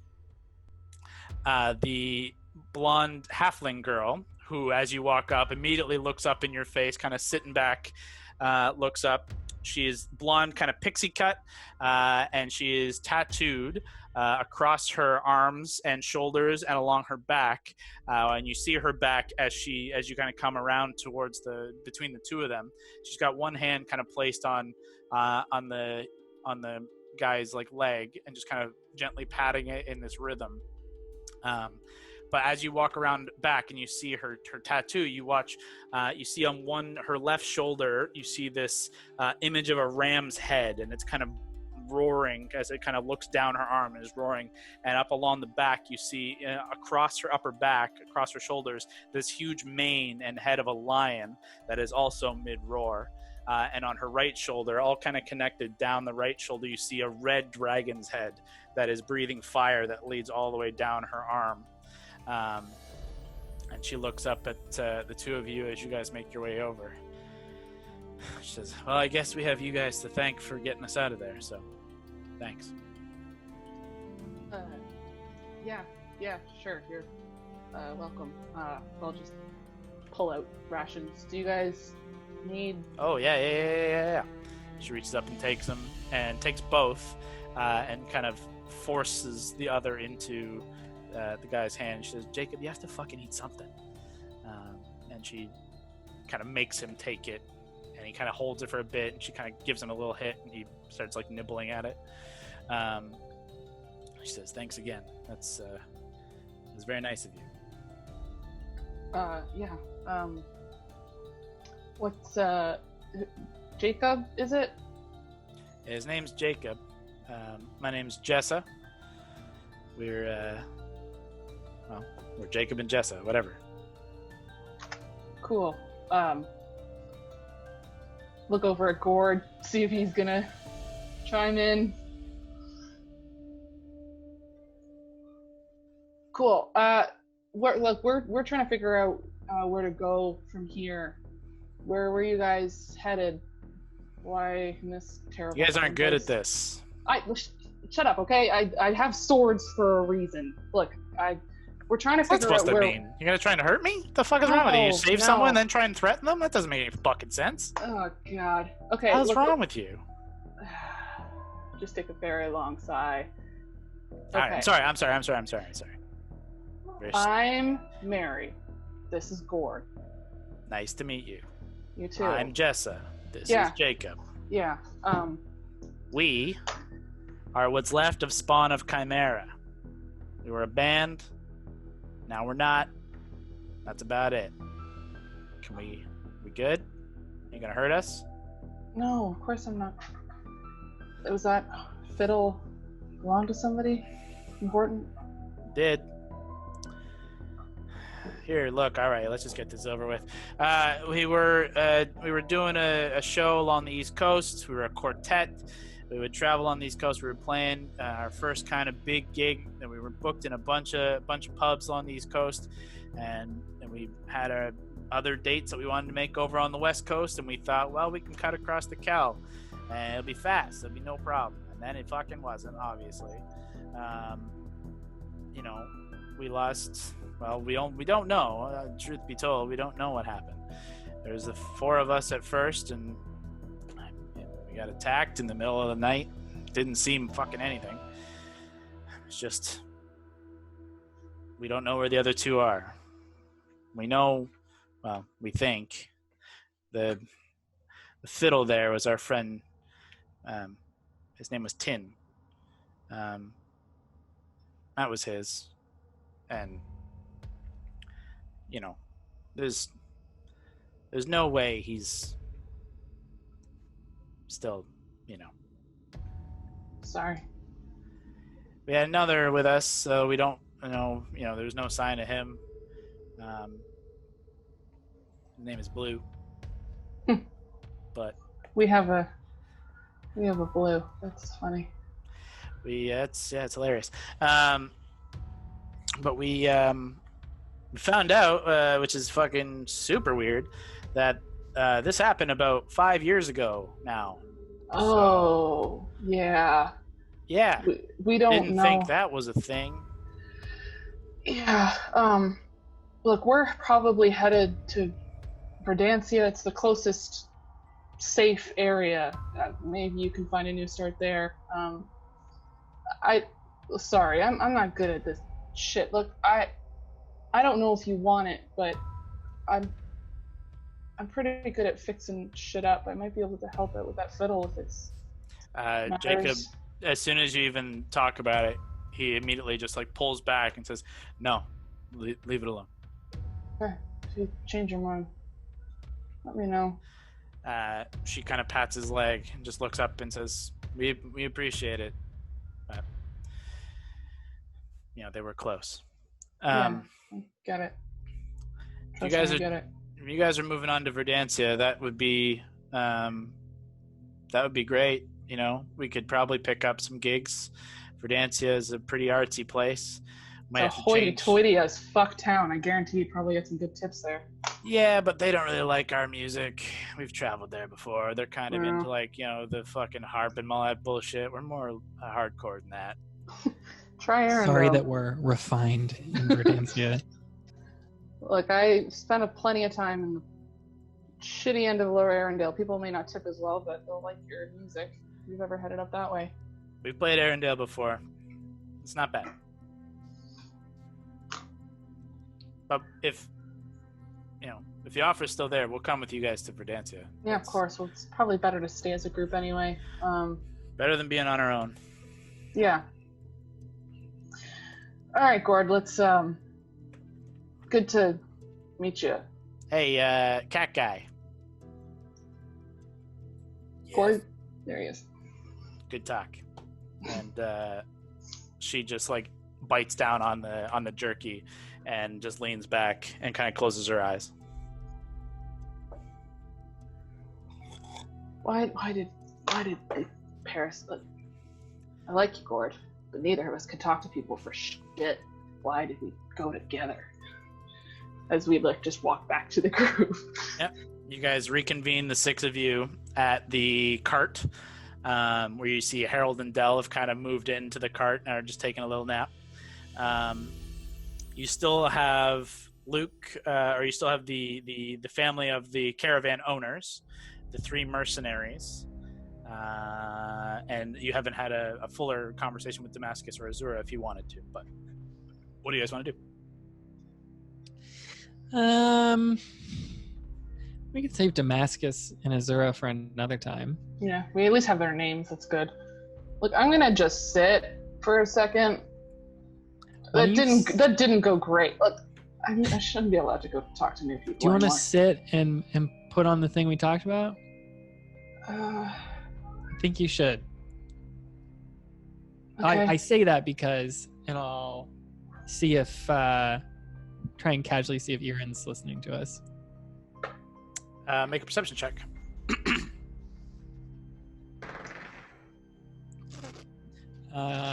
15. You try and just like glance over and see if he's looking. It's hard to tell. He could be side-eyeing. He could be trying very hard to listen, but he's not moved. He's still in the same spot he was, about 15, 20 feet away. So if you're quiet, you may not get across. But And I'll just look at everyone else trying to make it real casual. And I'll be like, we should just make sure that what we came here for is accomplished because, we're a strange group. Let's all take a rest, and then we can keep moving in like a couple more hours. Yep. To get through the heat, the majority of the heat of the day, you are going to really have to spend about 4 hours to get to about 4 o'clock, and then you can pick up travel and move into the cooler hours and then a little into the evening and kind of travel in that manner. Yeah, I think that works. So you guys still have probably about 3 more hours before it's time to kind of pick up and move. And you can tell people are okay with taking time. As much as people want to get further away and into shelter, they have full control of their limbs for the first time in years, in some cases. I'm gonna burn a 5th to get Fern back. Cool. Is that action or does it take 10 minutes? I think it takes 10 minutes. I think so too. Yeah, 10 minutes summoning. I'm gonna walk way out of range out of that Erin man and just say, I'm just gonna go look to see what's around. And then I go out of range of him, it's blatantly clear. Regardless, his name is Erin, so maybe he has great hearing. And then I just message and I say, hey Mary, I asked that guy if he knew anybody here, and he was clearly lying. So he said no, but I think the answer was yes, and I am very confident about that. All right, thank you. Appreciate it. I'll have to talk to him later. Hey, I'm glad you're, Not dead? I guess I can't message back. You can cast it again. You can cast it again. Okay. Oh, yeah. You're not in combat, so it's not like you have to worry about it again. Yeah, true. Yeah, and I know you gave Honda shit, but when you went down, he took care of you. He put up a wall of water to protect your body. He was trying to help. Well, that's good to know. I hope a little bit of that water was his tears. He hides it, but he cares. He's just really, really bad at showing it.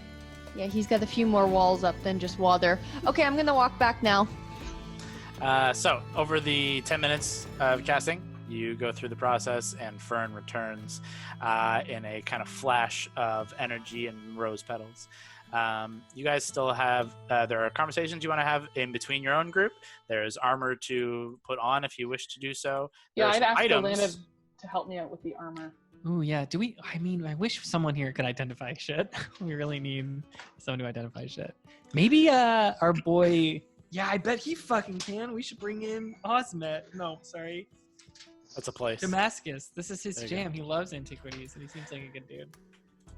But before you do that, Mary, you were about to put the armor on with I was going Elena's to help. get Elena to help me. Yeah, She's I still can really help her. sore. Yeah, you kind of kick Harold and Dell out of the caravan to give yourself just a little bit of privacy. Not that you're super. She would not give a shit, but I know, yeah. but you do it out of just like decency.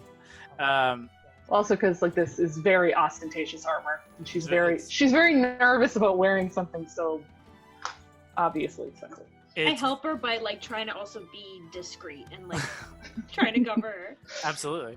And what you both notice is both of you are fighters. You guys have been around armor weapons for a long time.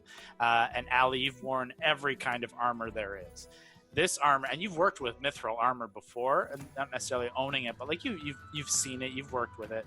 This is incredibly thin and light, and like Mary can almost do this on her own, but like assume there would be more work involved. You need to help in like a couple of little ways of just like sliding a plate into the right final spot, but like this is almost like putting on a second skin. It's very and it's forgiving as you do so too. Like it almost breathes and stretches in a way metal shouldn't. But Is this gonna even do anything? It just feels like fucking clothes. it feels very much like you're just putting on a layer of clothes, not armor. But over another minute or two of the two of you kind of finally putting on, Trying to figure out where all the pieces go. It's like getting an IKEA thing without the instructions. Mary, you it will take an hour to attune as part of attunement. Yeah, that's fine. But you stand tall, wearing the full assembled plate of the Valkyrie, and as you kind of, Alana, you're watching as Mary is putting the pieces all together in their final order and final places. The only bit left is this helm, and Mary's never been one for a helmet. But this helm is kind of like, it flanks the side of your face and has a piece kind of across the middle, but it's open around for the hair, and it kind of rises at a bit of a point, but both sides are these kind of flared metal wings. And it's large, but not incredibly so. It's not crown-like, but it's protective. But it is a little bit more than Mary's normally used to. And Alana, you watch as Mary struggles for a moment to decide what she's going to do, and finally puts it on. And you see assembled for the first time in hundreds of years the armor of the Valkyrie, the first Valkyrie to wear this in hundreds of years. I like hold my hands out awkwardly. It feels lighter than your leather armor ever did. It feels like there's no resistance. You can roll your arms. You feel like you get a little bit of movement. You've got no resistance whatsoever. And yeah, you are a little concerned that there is not enough strength behind it to protect you. How does it look? Is it weird? Is it like, it's really shiny, right? Like it's a little too shiny. No, you look incredible. It looks like it was made for you. All right, well, fucking try to hit me. Okay. Don't hit me too hard at things. Really. No, I'll just go. Just I want to see if this thing can actually take a fucking hit. Have you healed anything? No, I haven't. Oh, I just do a little bit. Are you punching, or you're swinging a weapon? I'm just gonna punch. All right, make an attack roll. I'm sorry. I hope you knock her out. Just drop her. Oh dear. 20 is in that?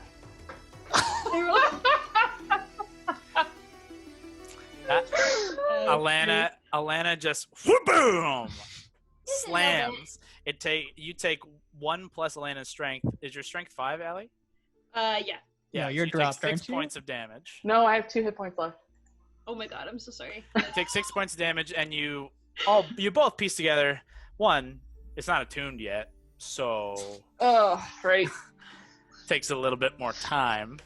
Oh, fuck I thought we me. were He's there like, yet. That was a bad idea. No, I asked for it. That was my fault. Oh. But once it's attuned, it's probably going to be cool. My God, Amanda just already drew it. Jesus. Just scribbling and It My looks, lavender book. it looks great. Lavender's off in the distance, just drawing Mary in her book.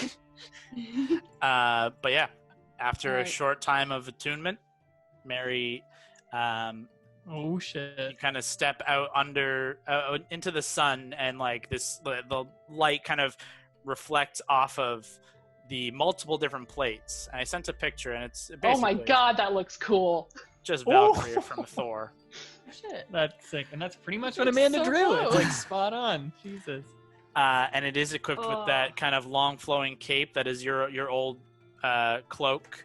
That the hood is still down, but like it is just that second skin. But you feel as the attunement process quickly comes over you, you feel connected with this armor, and you feel empowered. You feel quick. You feel light, and you feel that it is definitely strong enough to take a hit.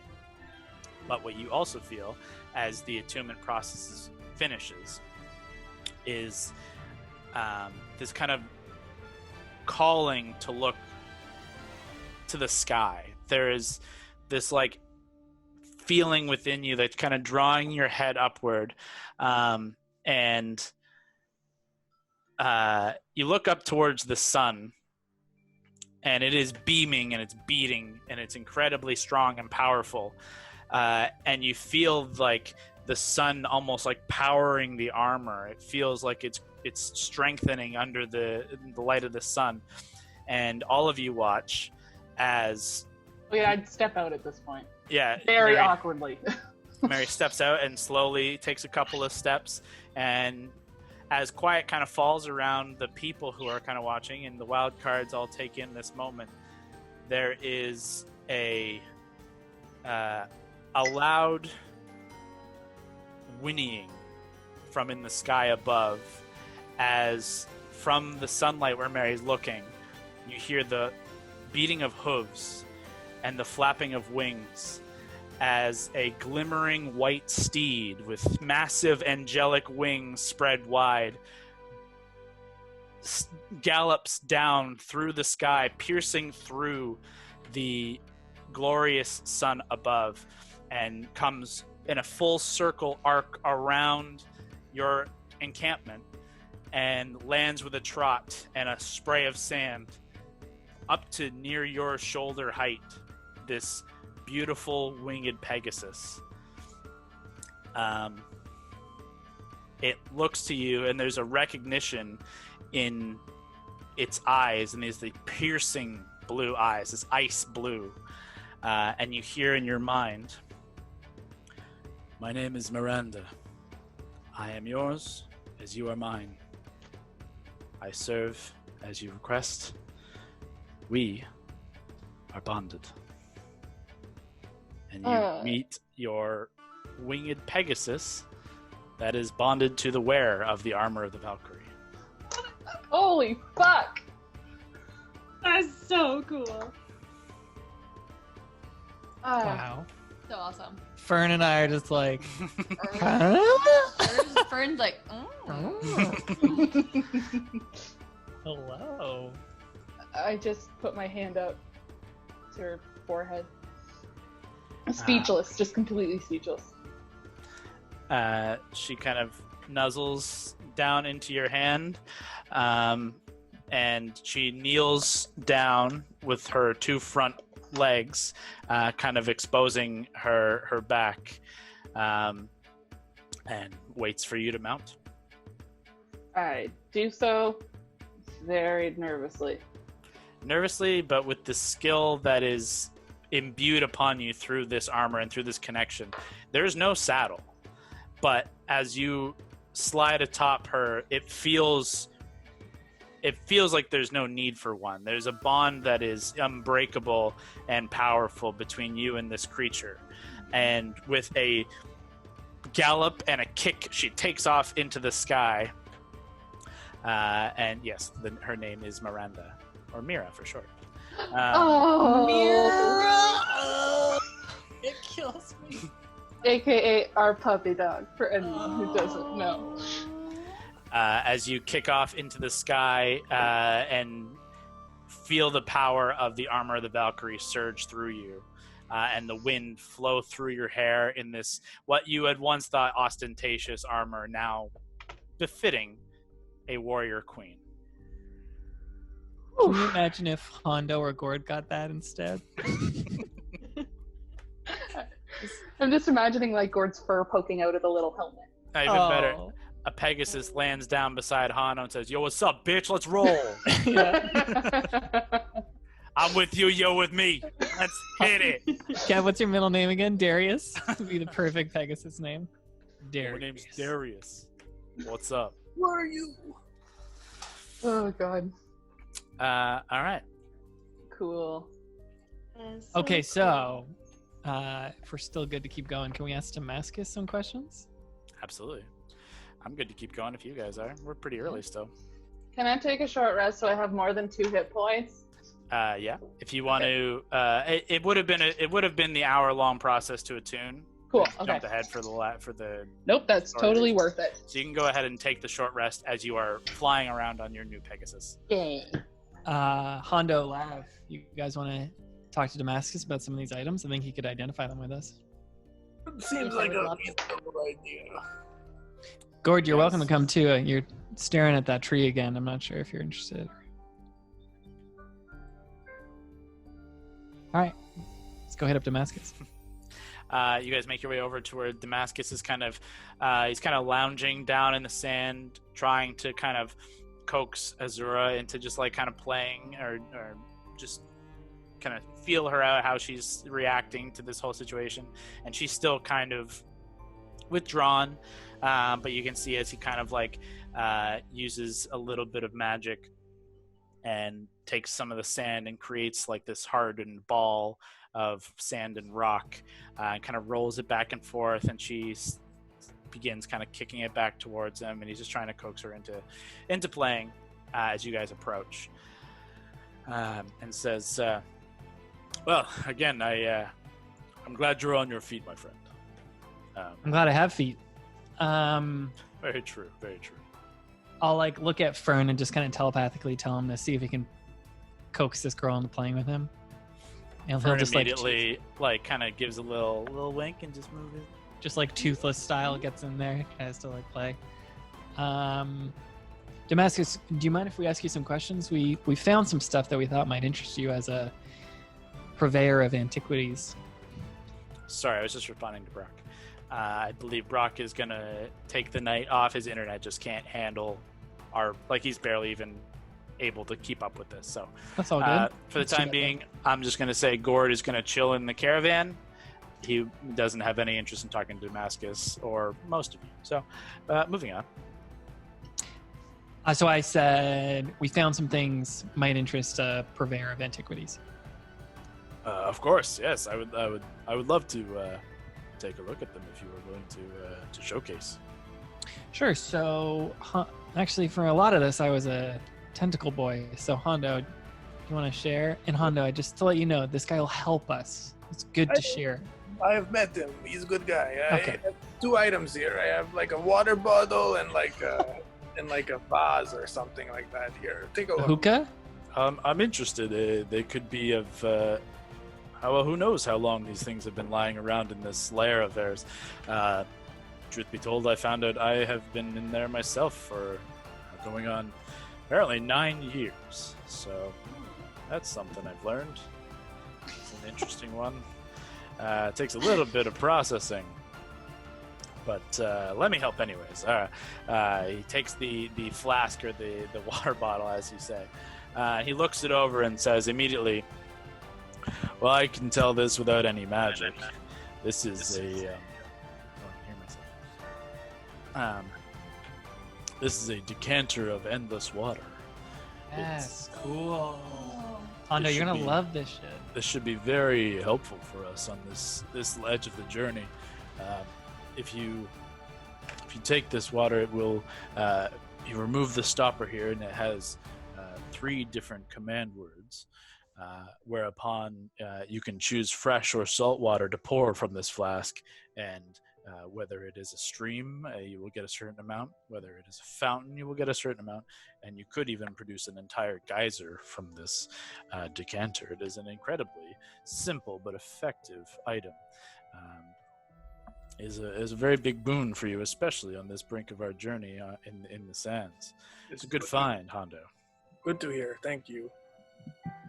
Now this certainly looks impressive. This bottle, this device.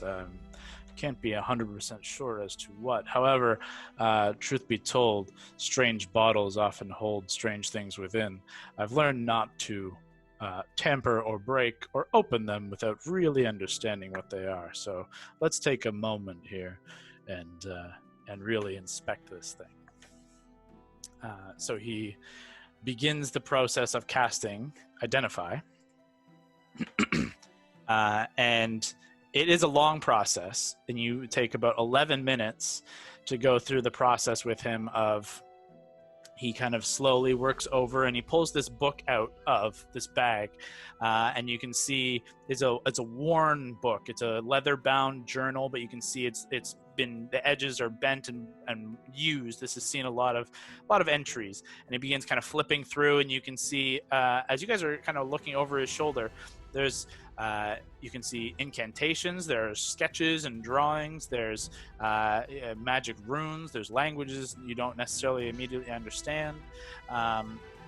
You see within the pages like poems or stories written, and he kind of comes to a couple other pages and begins using them to aid him in his cast of Identify. And as the 11 minutes pass, and as you kind of start to get antsy, you see his magic kind of come to a fruition, and his eyes glaze, return back to their opal tone, and says, I caution you in what you do next. This device can be incredibly useful and powerful. Within it contains a creature known as an Afriti. They are beings of the plane of fire, a plane of elemental fire. They are known in some languages and in some tales as genies or jinn. But they are based in the element of fire, and as a result, they can be very, very hot-tempered and do not like being kept in things like bottles.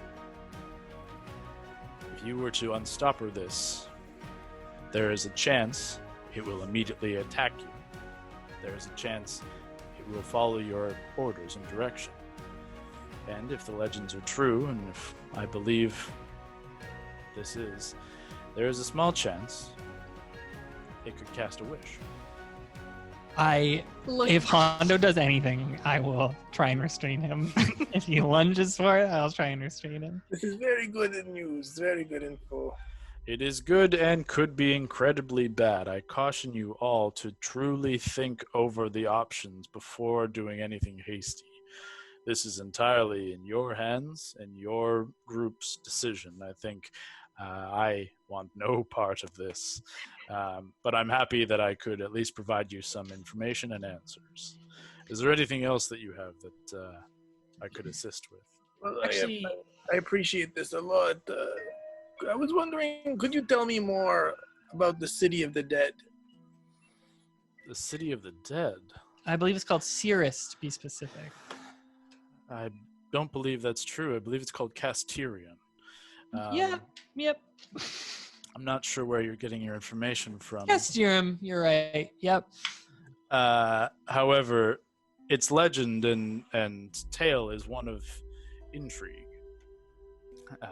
If you'll permit an old historian to speak, I would happily tell the tale.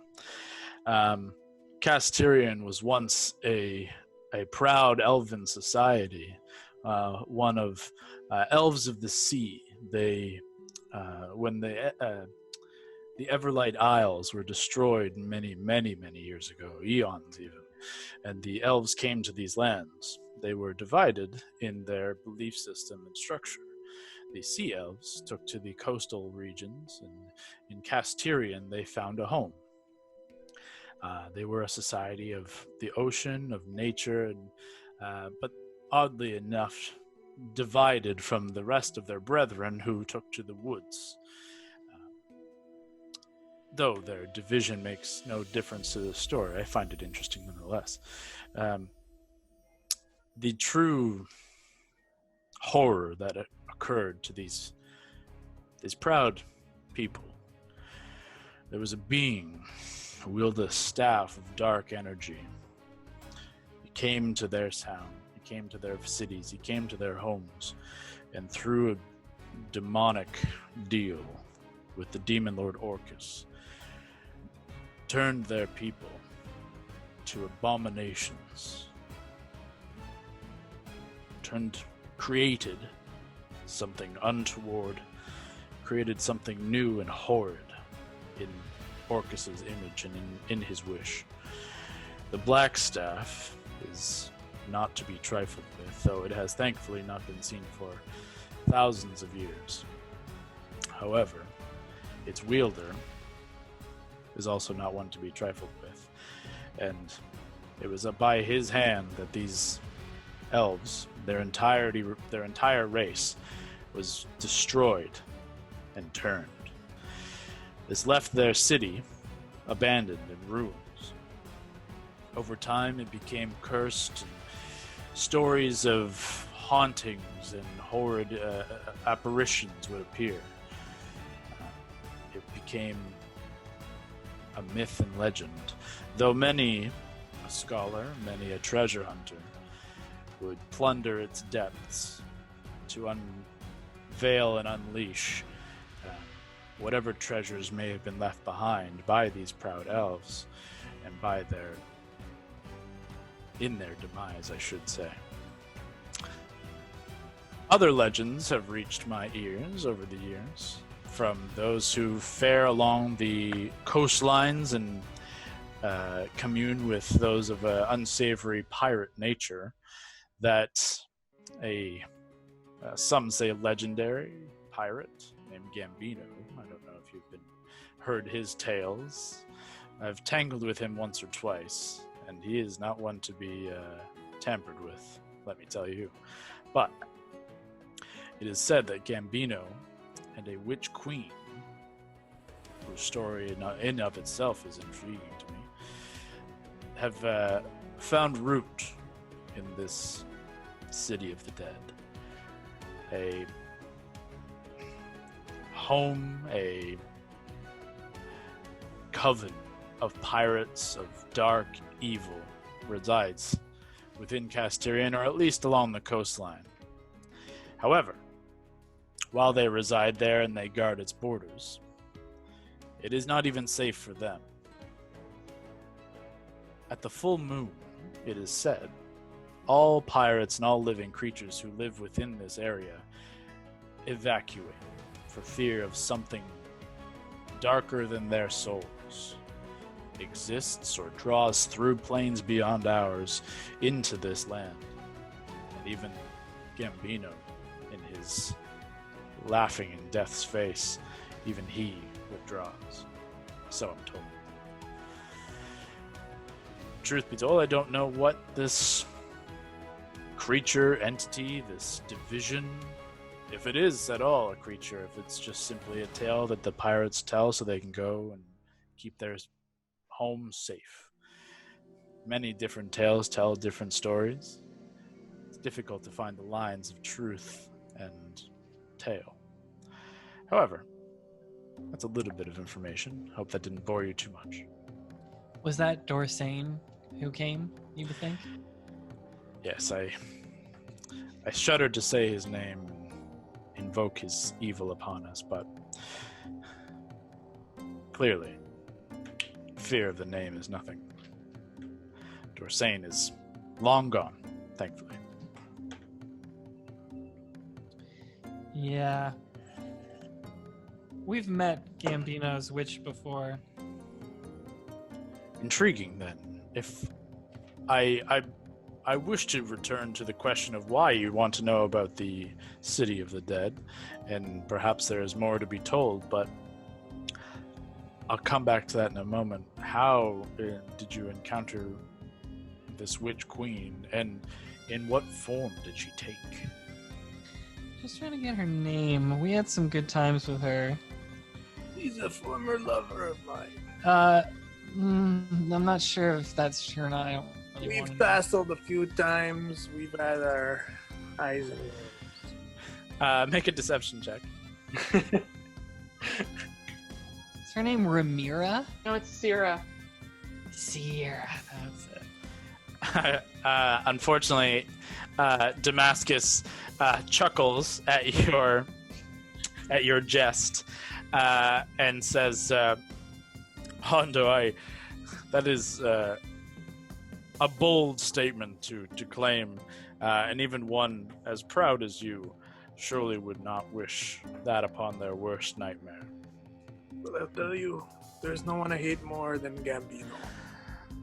Rightfully so, I believe. He is not exactly cared for in many lands, though he is skilled in his own way, and especially skilled when backed by this witch queen, Sierra.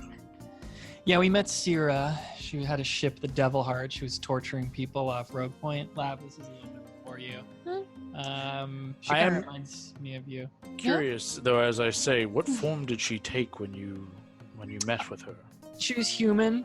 I think she was a humanoid at least. Intriguing. She had big wings, I think, didn't she not?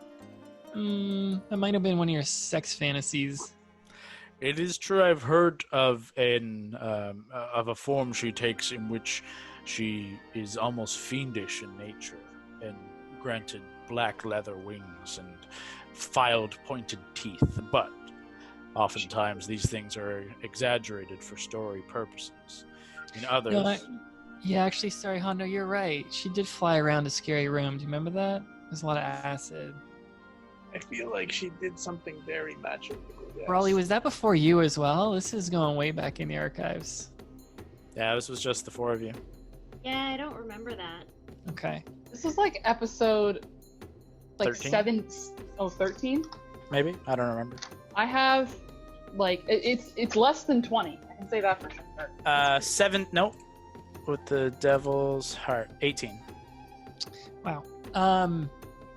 Yeah, she's bad news. We actually imprisoned her, handed her to the authorities, and she escaped. So that's not great. Sadly, that is not a singular tale. She is slippery, she is cunning, and she is powerful. In some stories, she is told to be the queen or head of a coven of witches or hags, those who are bound to one another. However, very, very seldomly do they take a queen, as she is claiming the name. It is definitely possible, given her storied history. She may in fact be the leader of a larger coven than we've ever seen. No one likes hags. That's what I've learned. It's true. This was really helpful. We're somewhat historians ourselves, kind of on a bit of a quest. I would like to tell you more about it, but I feel like perhaps now isn't the right moment. Well, we have several days of travel ahead of us, and I quite enjoy anyone who will indulge me in a little bit of history. Storytelling is a favor of mine. I just want to see if I have a spell that I want to use. Nope. I only have message for Earring of Whispers. Actually, I'll turn to Lav, and I'll be like, maybe you could tell our friend here in a quiet way what we learned earlier when we were going around. You still have to talk out loud to do that, though, Scott. It's just Not if she settles it. No, I've settled spell. Oh. Yeah. Which I will use. So that's only one sorcery point, so. But bam. Confirm. So then I tell him about earlier with Erin. All that we learned, that like he seems untrustworthy. He seems to have high level magic, to watch out for him. But then because the others can't hear, I also say, just a small personal question. Damascus, do you know anything about Estebatol? He doesn't have the ability to silently respond, so he has to do it verbally. But I'm messaged, so he has. Oh, but he can't. It still has to be a verbal thing for him. You can do it silently, but he still has to verbally respond. Okay. But I say maybe we could talk about this later. he says, "Well, it's good to know. I will have to keep my own eyes peeled for any ill activity, as you suggest." Just kind of starts kind of eyeing as best he can. But says, sadly, I only know passing as to your second question. Not much information has reached me, unfortunately. Okay. Second question? Yeah, I was just asking him about the rest of the people here. Okay. Great. Well, I don't know if you were privy to the knowledge earlier. We think we're gonna all head east. Were you in that conversation? I believe I'd heard in passing that some have heard we are to head north to the Firefly, while others have heard we are to head east to the Verdantia. We could, in theory, be doing both, however. I'm not sure what is your decision. It does come down to you as your group. Well, we don't want to hold anyone to what they don't want to do. It seems like the robed figures, the followers of the Far Wanderers, yes. Yeah, they're going to head up to the Firefly to begin their pilgrimage again. I bid them goodwill, but I think we're going to keep going east. We have business towards Verdantia, so that's where we're headed. Well, they will be guided by their god, and hopefully we can allow them to be guided in such a way, then we will be guided in another. It's the way of the road. That's it. Yeah, that's pretty much it in terms of this was a big help with these items. But I think we should have an item talk now, figure out how we want to carry these things. Of course. I will take care of the little one here if you wish to move on. When the sun has passed a little further, we begin walking again. Perhaps we can speak through the night. And if you are in need of anyone to keep a watch over our camp through the evening, I have a very watchful eye. I appreciate that. Yeah, we would really like that help. If I learn anything more as well, I will be more than happy to share it with you. Appreciate that. That's perfect. We will do the same, of course. Excellent. Wildcards, you want to talk some how do we divvy this shit up?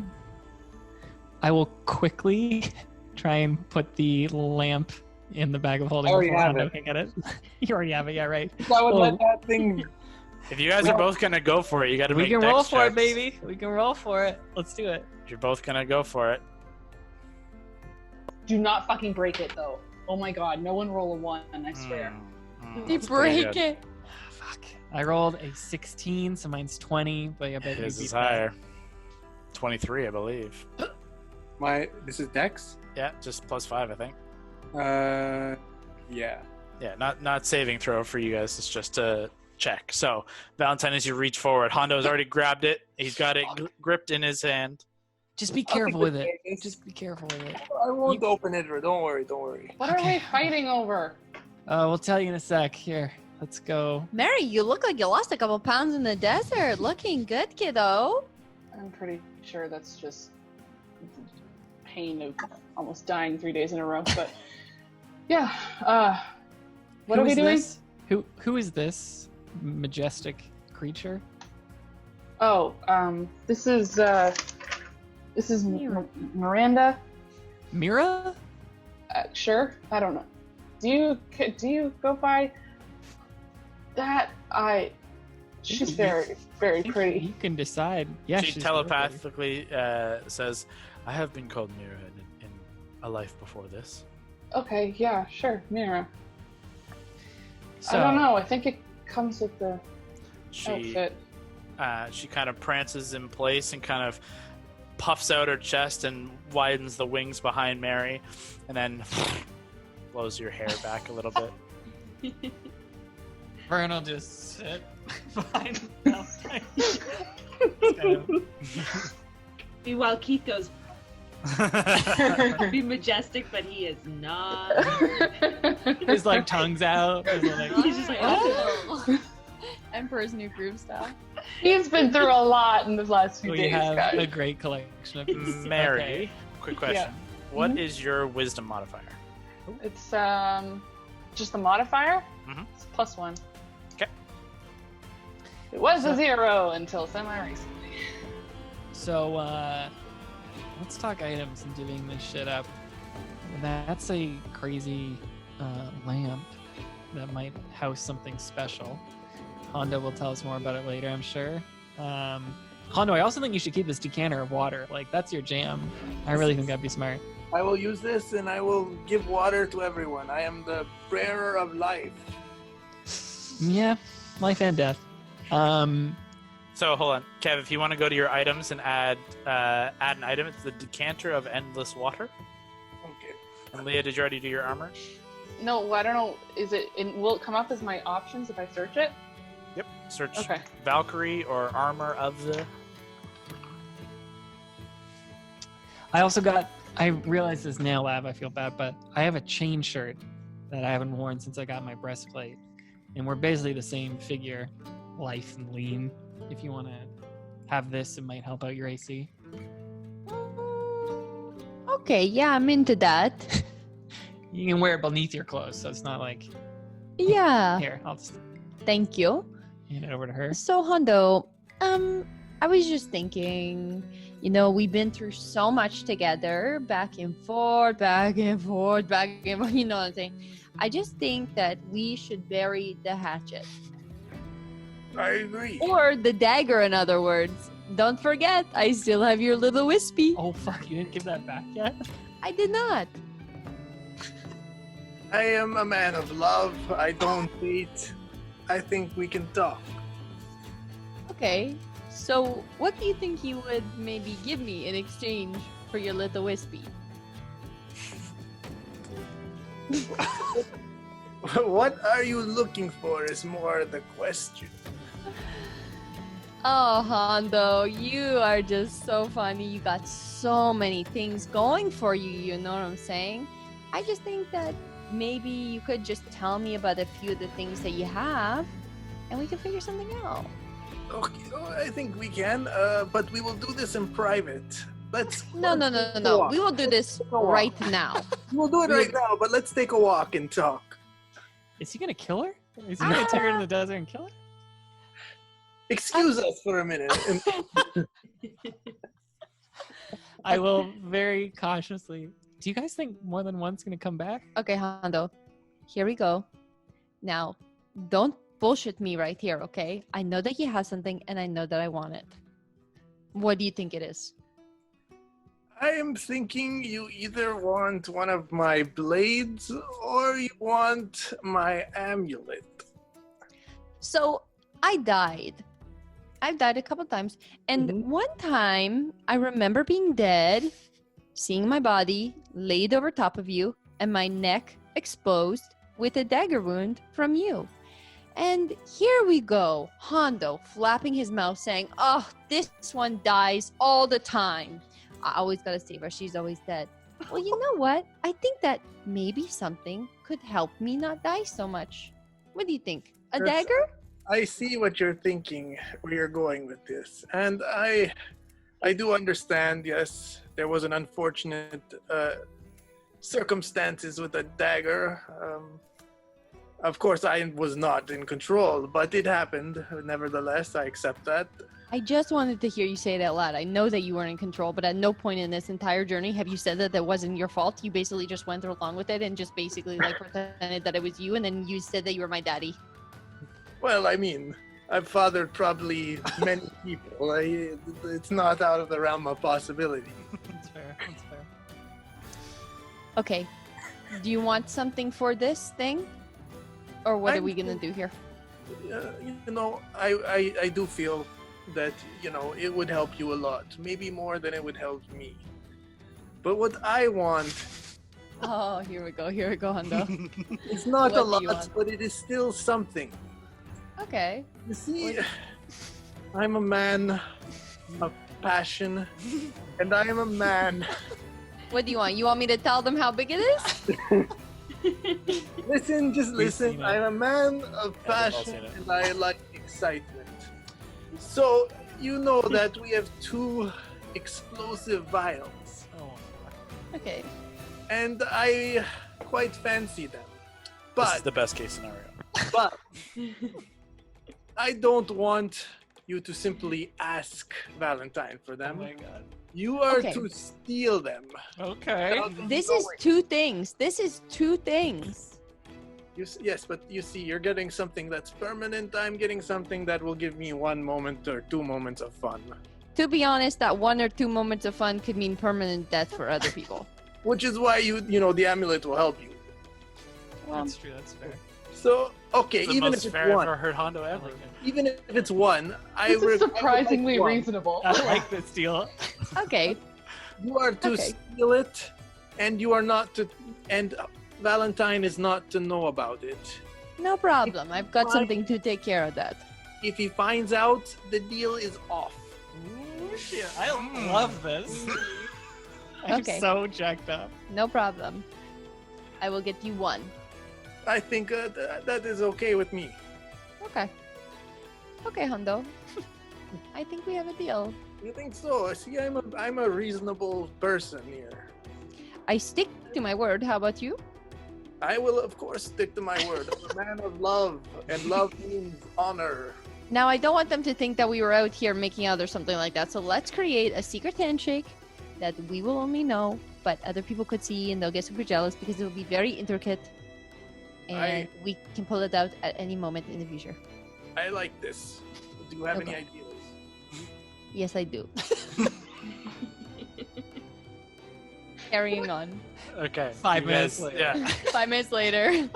We just look over and they're just like slapping each other's hands awkwardly. Yeah. There's a little bit of dancing going on. It's very confusing. What's happening? But Is this some sort of a few meeting? minutes later, you guys return to the group with mischievous smiles upon each other's faces. And the rest of you have a horrible sinking feeling in your stomach. But we move on with what you guys want to do. We've sorted them out. It's all water under the bridge. Okay, you guys good? It's all love. Great. Excellent. Do both these people look happy with this decision? Very. Yeah. Cool. I think that's good. All right, great. Both came back. That was more than I thought. So, I think maybe an hour, a couple of minutes more, and then we can get underway. Oh, I thought you guys were going to talk items. Anyone else want to? I got 2 explosive vials. Boy, am I keeping them close to my heart. We're gonna have to re-up the gems. You keep them close to your heart? That seems kind of dangerous. No, I definitely keep them in my bag of holding in the first pocket on the left. Oh my god.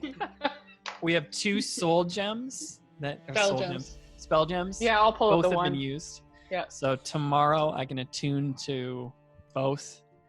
I'll keep Heartbreaker attuned and unattune the other 2, and then Essentially, Up. the process of you have to take 2 hours because you have to attune and then reattune to your other shit. So you're kind of setting yourself up pretty well for this, though. Like, you can either do it at this midday break where you're going to wait like a 4-hour window, and it kind of actually fulfills a good chunk of that, and you can manage to do all that. But it takes up 2 of your 4-hour downtime. I could do 1 Cure Wounds right now. I don't have a 4th for Dimension Door, and I can't put like a 5th in it, so I'll do the next one tomorrow. Can I do a cure wounds cure wounds on Mary? I'm good now. I rolled a bunch of hit dice. Yeah, she's taking a short rest. I'm in the 90s now. She looks Okay. much better. Yeah. At this point, also, Mary, you've been attuned to the armor for about an hour. I saw the note.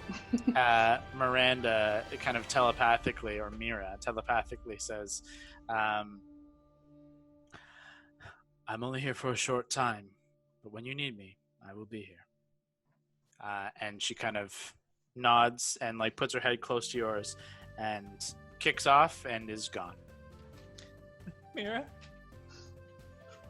Good girl. Pearl Power, Spell Gems. We got those things. We didn't get any dragon skills. That's too bad. We got some coin, right, Hondo? We got 2,500. No, good. Okay, well, I'm comfortable with you just holding on to that for now. It's in Gord's bag of holding. Oh, great. Even better. Maybe I'll get that book from Gord he was really engrossed in. He seemed pretty comfortable with that. Take it for a read. Didn't you guys get some books from like the Platinum Sanctuary or other places that you were meaning to read? Lavender went to the library there. Oh yeah, you. Yeah, it ended up not being helpful. Damascus was super helpful. He talked to us all about Casterium, and I'll just relay that whole story.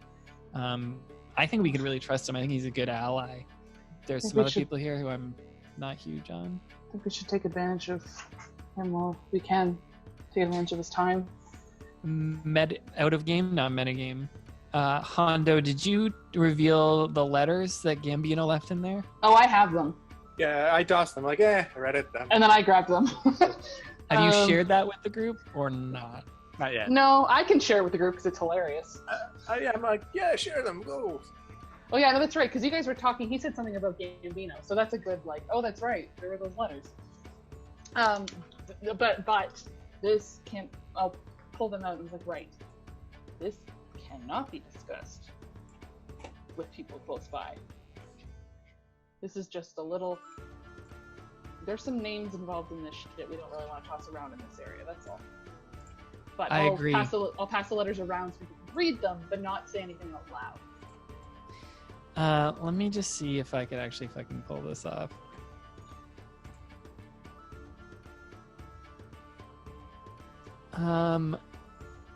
So with minor illusion, I'm gonna try and spell out. Couldn't you just write in a book and show it to people? Yeah, that's way easier. Just this one? I'm trying to do it, but it's backwards, and I was like, fuck it. What are you doing? Then, Yeah, that one. Then I'll just write down. Erin could have very well been the one delivering those things for Gambino. We don't know who is who, so let's be careful here. Yeah. He said he was somehow related to the sea, but he was bullshitting me. He's got magic. Who knows? Let's just be careful. That's what my thought was as well. And then I'll just scratch it out. Cool. Well, I think I am going to just stretch out in the wagon, get comfortable again, and then we can get underway soon. Yeah, you'd be reaching near the last hour of your downtime, about 4 in the afternoon. The sun is not at its peak, and you could begin a second half of your travel, actually like 3/4 of your travel. You did a quick burst, broke, and then you'll finish your travel for a day's travel. Everyone will travel alongside you. You guys are not quite yet at Celestia's Way. However, by the end of the day, there's a chance you could reach Celestia's Way, at which point you could part ways with some of your people. But over the next 6 hours, as you actually begin to pick up and take off into the desert once more, headed in your eastern direction, you see you don't see any creatures. You don't see anything untoward, and even the dust storms seem even manageable. It's small, nothing that is really bearing down on you all. It is hot and laborious journey, but not taxing in the ways it was before. And especially in a larger group, you feel a little bit better in numbers. But by the end of your day's travel, as the sun dips below the horizon and you spend a little longer traveling through the cooler hours, you reach a point where you break free of sand again and kind of re-break into more craggy rock and red rock mesas, and you reach a good position to take. You have some cover on a couple of sides, and it's a good position to take cover for the night. And as you do so, you see the black-robed figure of the Far Wanderers kind of approach the cart, looking for whoever of you is within. And as Valentine had said, you were the last one to take a nap in there, or lay down. She knocks on the cart to try and get your attention. She kind of gives a wave. Her hood is back up, but you see this very dark skin, and it's weird. Under the light of like the moon, her features are weirdly elongated, and the shadows are in weird places. It's a little startling, but you're able to kind of control that initially. As she holds up the slate and says, "Under the light of Celestia's stars, we will make our leave of you." And just kind of waits for you to finish reading. I hope you guys find what you're looking for. She gives a bow, does a little one of these, and turns and begins to walk away. And you watch and all of you watch as some people are setting up tents and camp and fires. These 6 figures, 5 in these white robes, kind of begin to trail back down the way you came, a little bit down off of this kind of rise you're on. And you can see now, as you kind of look up to the stars, there is a very clear kind of line of stars in which you can follow to the north, and you even see a little glint of light off in what may very well be a beacon. As they head off to find their own way. However, the other 14 of your fellow travelers begin to set up their own little camps, and you can see some are kind of pulling out things that they had packed with them that were kind of still on their persons and their packs that were around them when they were taken. Some have, you see the 3 mercenaries kind of digging into these bottles or flasks, I should say, of something, presumably liquor, and they're kind of having a quiet drink over at their fire, though they are kind of keeping a lighter kind of atmosphere between the 3 of them. They've kind of kept to their own. Damascus kind of makes his way over to your group. And says, I'm unsure of how you typically do your travel, and especially as this is unplanned. I found that it can bring a group as this together if you have guides and newcomers to a place to do a dinner as a group. It can sometimes bring the people together and make people feel a little bit more comfortable with one another. If you have provisions, I would happily attempt something. I think that's a great idea. We have some rations, but we'd be totally willing to share. I would like to give it a shot at the very least. Some people along here seem like they need some guidance and need some care. Yeah, I think that's a great idea. We'll just make sure camp is good and the perimeter is good, but if you want to get that started, we'd be happy to participate. It will take some time, so please, I definitely would appreciate knowing we are safe. Oh, Perfect. we have like little leftover. Probably, I think they're in the bag. We have mangoes. Do you know how to cook with those? Yes, absolutely. I can make something of that. Okay. They won't last forever anyway. It kind of begins just taking like whatever is around, kind of mixing stuff together. Kind of becomes a bit of a stew of stuff, and he kind of begins working on it and taking like working with Harold and Dell to like get there. They have some cooking pots and that they've managed to grab, and little provisions that spices that were in the other family's kind of carts and things, and begins just kind of collecting everyone together, trying to bring people in to make something together. You see the spirit kind of return to a lot of people as you guys begin to take a perimeter and take a watchful eye over the people who wants to make a quick perception check to gather intel? I'll do it. I'm perceptive. 19 plus 13 is 32. Holy shit. You get up high on this ridge with Fern at your back and just kind of looking out, and rather than take to the sky, you just kind of sit almost perched like you've picked up from Mary, just to like get perspective and watch. And you look out across the moonlit sea of sand, and you do see now that you've traveled a little further away and towards this kind of area and less in the scarred area. You see some creatures kind of moving in the distance, just like you see a couple of coyotes scurry along in some underbrush.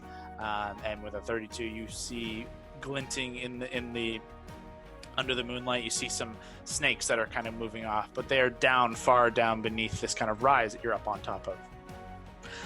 And you look out over your party and your gathered crew here, and begin kind of taking a look and stock of who's doing what. You can see the atmosphere is lightening, and you can see the musicians are kind of playing. She's the halfling and the human are kind of making this very simple song with a little lute and like some basic like drumming on just like wood and stone, and it's just like a nice little atmosphere.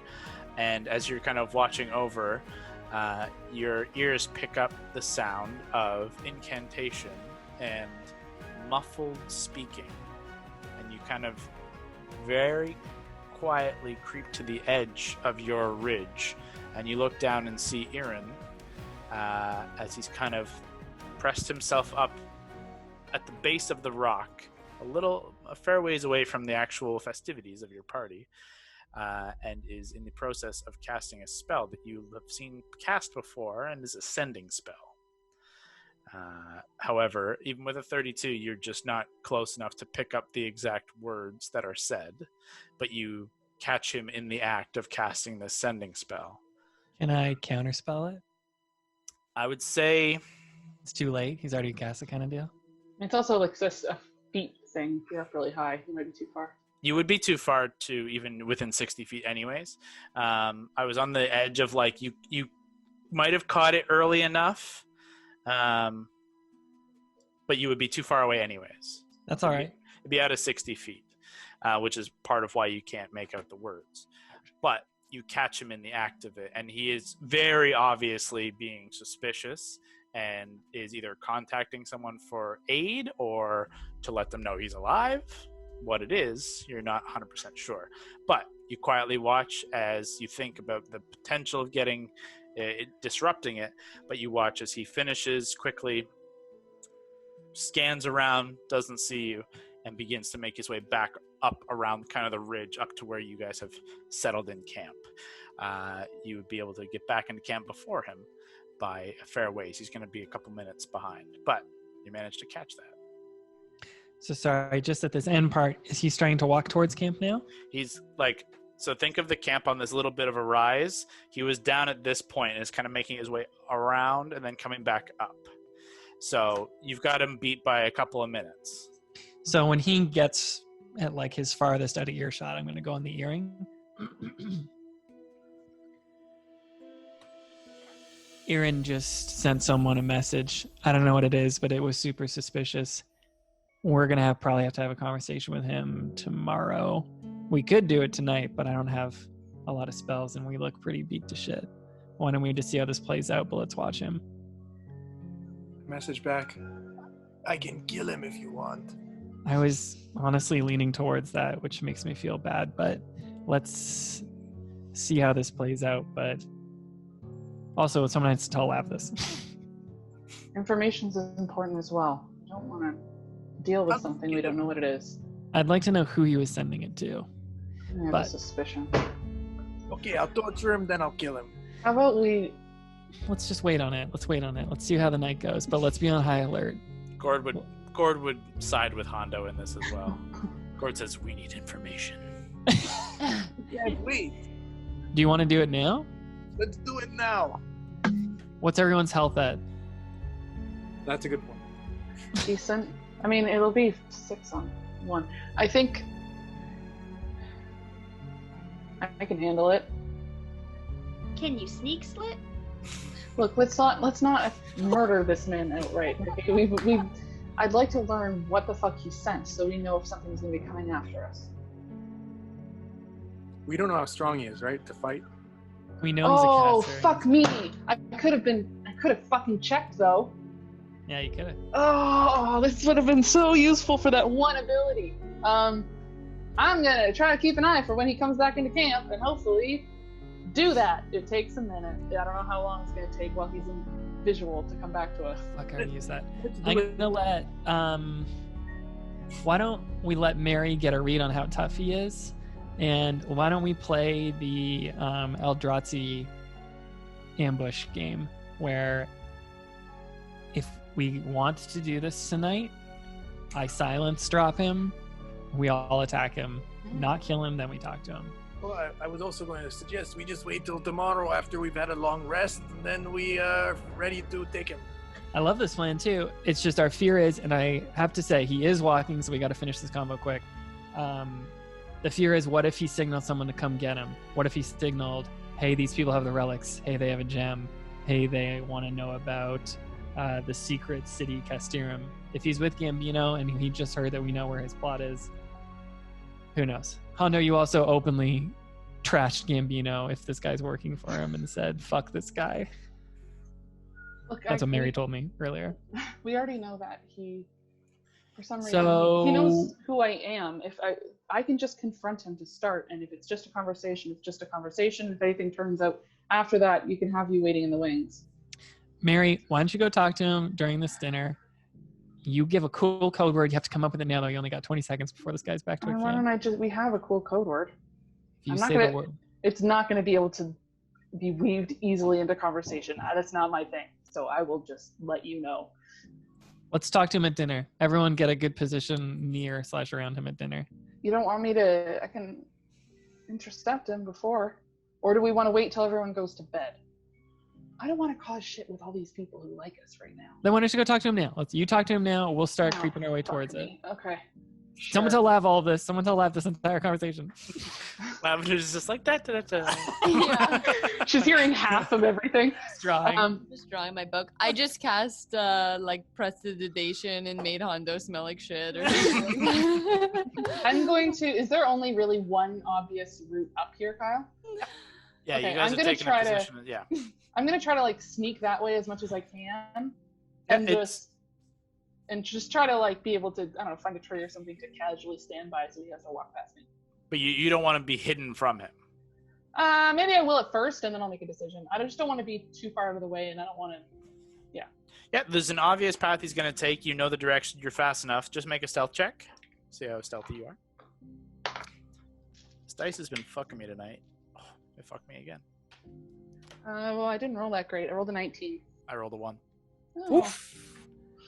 I'm going to get on Fern and just start heading in that direction. Yep, Fern, not even taking to the skies. You can kind of walk along this ridge line. Smart. I like that. And Mary, you quickly sprint into position as you kind of, there is like these kind of like semi like trees that are like these thin like what are they, like Joshua trees that are kind of like not really Gangly. full of leaves, but like they're the wider at the base, and there's some like brush growing up around it, and you kind of take a position where you are very hidden, and he is kind of making his way up and around. Kind of that where you're like hidden behind a corner and then somebody can see you until they walk right past you. Exactly, and Yeah. he's walking with purpose, but seems kind of in his own head. He's about to cross your visual like path. Okay. Hey, Brandon. Yeah, that's literally what it's gonna be. Just as soon as he like comes up, I'll step out non-threateningly. Okay. Like I'm not gonna have swords out. It's nothing like that. You look dope now. You look sick. Just a cloak on to try to cover how shiny I am, so I can be more sneaky. Enjoy the walk tonight.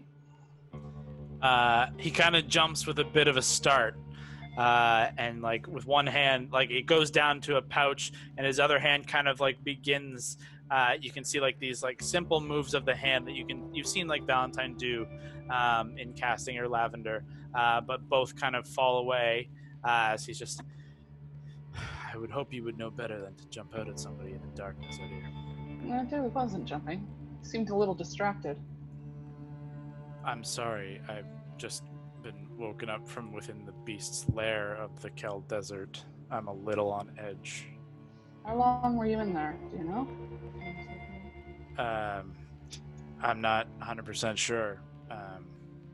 Would we know like the year? Could I help him confirm that? You know the everyone. I actually don't know what year it is.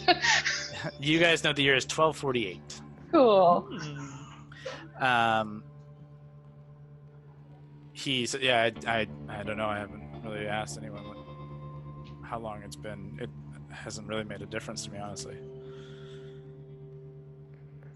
Funny thing.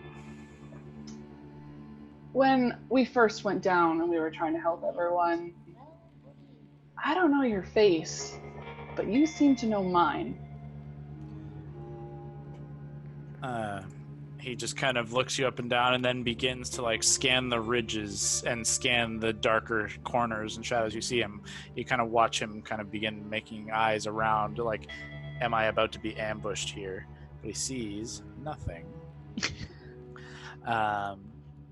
And says, look, it's really not worth lying to me. So if you're going to do that, I'd just recommend saving that. I have no reason to lie to you. I just thought you looked like someone I knew. But you don't. It's a mistake. Who did you think I looked like? A friend. I was surprised, seeing as she's dead. Does your friend have a name? What's it matter to you? Curious. This is weird. You were just out sending a message to somebody secretly, quietly? He again begins to scan and says, so We you're keep an eye spying on on me things. too. No, not on you, just on things. There's a lot of sketchy shit out here. Yeah, including you. Yeah, I know. Trust me, I'm working on it. Well, not very good at well. it. Yeah. I know. If it's all the same to you, I'm gonna go to bed. You should get your rest. And he begins to take a couple of steps away. Look, we're all on edge right now. I think we'd all be a little more comfortable if you were open with us. You are more capable than you're putting forward. Do you mind sharing who you sent a message to? All I'm trying to make sure is that it's not someone who's going to come to fuck us over. Make a persuasion check. Great logic. Better than torturing a man to death. I rolled a natural 19, which is good Great. because my persuasion's only a +1, so it's a 20 total. Oh, great.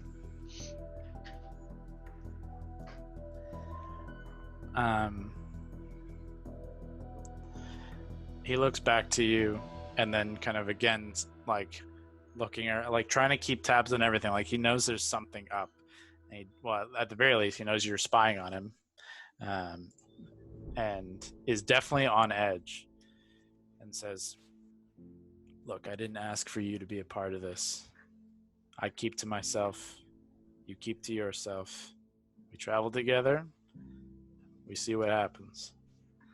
I don't want to be part of your group. I don't want to have anything to do with you, Wildcards." Have we said our name before? You're not sure. It comes up a lot. We haven't even put the branding on our clothes yet.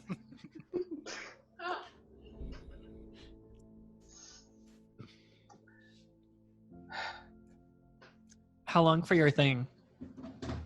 It takes a minute. Yeah, we're about to hit that for sure. Okay. I'm letting to see what you want to say next. Yeah, I'm That trying might. I think that'll push us into the minute territory. I'm thinking. takes like another step, kind of tentatively. We're happy to get everyone safe, including you. But, as you know, this area is a fucking shit show. And we've had things hit us in the past. Can we count on you to help if things go sideways and all these people down there are helpless? I'm capable enough to help.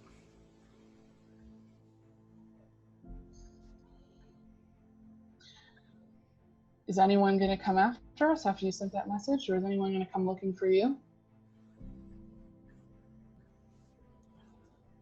He kind of squints his eyes a little and says, "Why do you expect someone to come after you?" Because there's always people coming after us. Always fucking people coming after us. We make a lot of fucking enemies. Out of curiosity, which enemy do you think I've contacted? Who knows? Perhaps some in the mountains to the north. Does he react to that? A little cock of the eyebrow. You at least recognize recognition. Okay. At this point, you've finished the Know Your Enemy. Yep. What do you want to know? I would like to know total levels. Lower. Okay. I'm sure his HP is lower than mine. I really only cared about total levels. Trying to think. Total levels, AC, HP. Con? My con is a 16. Lower. Okay. Look, we don't have to like each other. Obviously, we just need to survive, but I'm of the opinion that secrets are just going to fuck a lot of people over. You don't have to tell me specifics, but if anything starts coming for us, for the sake of all those innocent people down there, don't even worry about me as a fucking asshole. I hope that you'll give us a heads up. Just quietly nods. Says,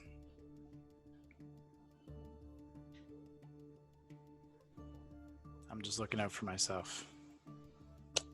And then disappears from sight. Oh, goes invisible. Great. I'll go on the earring. I don't care if he hears this, so I'm not even going to be particularly quiet. It's fine for now. Didn't learn a whole lot, but if we needed to, we could take them. Mary, you hear... what's your passive, sorry? Which one? Passive perception. It's only a 16.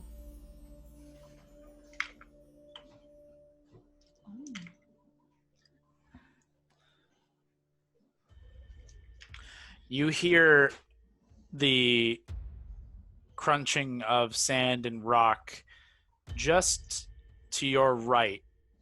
Just moments as you turn, you see his face reform out of the ether as he casts a spell. Says, "I'm going to need you to forget that. I need you to make a wisdom saving throw." Cool. You said, Okay. I'm gonna need you to forget that? Cool. Yeah, okay. Okay, that's all right. I rolled a 14. 21 total.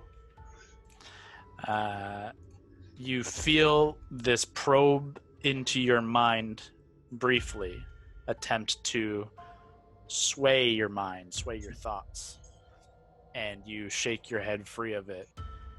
And as his form fully appears back to you, oh shit! I would like to land with a thump next to Mary, just like a big gust of wind.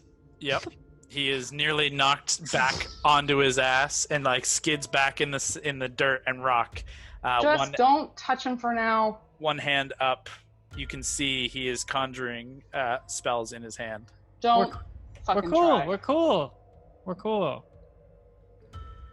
Okay, now you really need to fucking tell me what's going on. I thought we were cool. You said he's fine. Yeah, he was fine, and then he tried to do something to me. I don't know what the fuck it was. He's probably just scared. Forget Look at him. something. He's scared. He touches his shoulder and casts a spell Ugh. and takes off in the sky.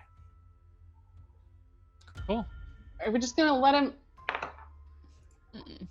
He You want me knew to get him? something. He fucking knew. He said I looked familiar. He begins flying off into the darkness, In what direction? just up for now, but then like a little bit away. I guess headed north. You want me to go get him? I don't even fucking know anymore. Something's up. He was trying to get me to forget something. There was something important. I want to know who he fucking thought I looked like. He said she's dead. I think it's better if he leaves. He's fine. Like, if we go attack him, he's definitely going to hate us. We didn't do anything hostile towards him. So in the conversation, Mary, it's difficult in the middle of a conversation for your passives to play. You should be asking for insight checks. I know. So I was going to, but then it was just going well, and I think. Yeah, it was such a cool conversation. Hard to interrupt that flow. Most of what he was saying was truthful. However, there were a couple of points where he was trying just to bend truth to not outwardly lie, but not tell you the truth. Okay. He's definitely sketchy. And there's some familiarity, but you're not sure. How old is this dude? He's about mid-40s. He's almost Honda's age. Oh, we don't know how long he was down there. He is currently flying off. I'm going to let him go. It's fine. Do you want me to get him? Like, we can just let him fly. I don't... He knows something. I don't know what. He knows fucking... Why did that fucking Pegasus go away? I don't know what to do. I don't know what to do. I'm not good at fucking talking to people. I'm not good at dealing with this shit, but I don't... There's something about him. We're pretty fast. I could try and go catch up to him, and we could try and shoot him out of the sky and then talk to him. It's a very extreme thing to do. The longer you guys wait to make a decision, the further he gets. Yeah, or we could just let him fly away. Where's he going to go? Who's he going to meet up with? We'll be long gone by then. Do you want me to go get him? Yes. All right, let's fucking go. I'll extend the hand to Mary, and we'll try and fly after him. Yo, Disco, we got an aerial guy. Everyone get ready. This is going to be fucking crazy. We are not going to fucking kill this individual.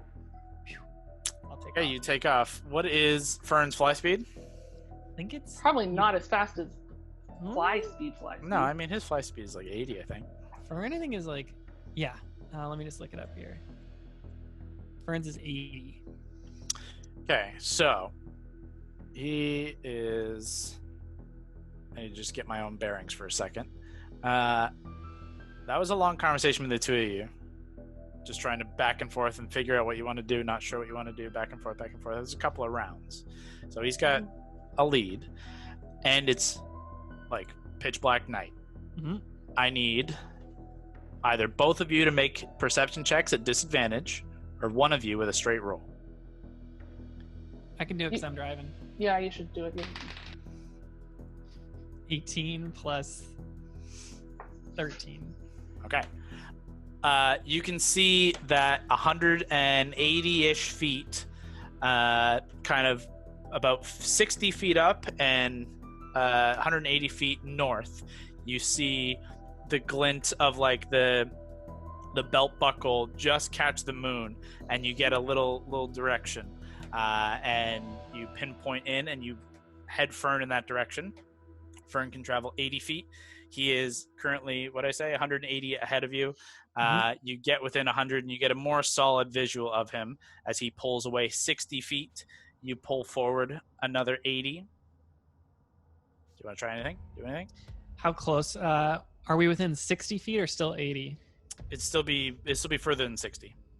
Okay. Yeah, just gaining. Do you want me to shoot him? No, don't injure him. I don't want him to fall and die. I don't know who this asshole is. All right, we'll just keep going hard. Like, just go. Okay. Oh, shit, look at that. That's cool. That's fun. Why'd I do that? That's interesting. I fired Eldritch Blast and got, or not Eldritch Blast, sorry. I fired a cantrip and got 2 20s. Oh, sick. That's fun. So he's going to fire one at each of you. He's like, screw up. At Valentine, that is going to be 24 points of fire damage. Mm-hmm. At Mary, that is going to be 30 points of fire damage. As he just turns, spins, fires firebolt back at you, and continues forward. So now I'm mad.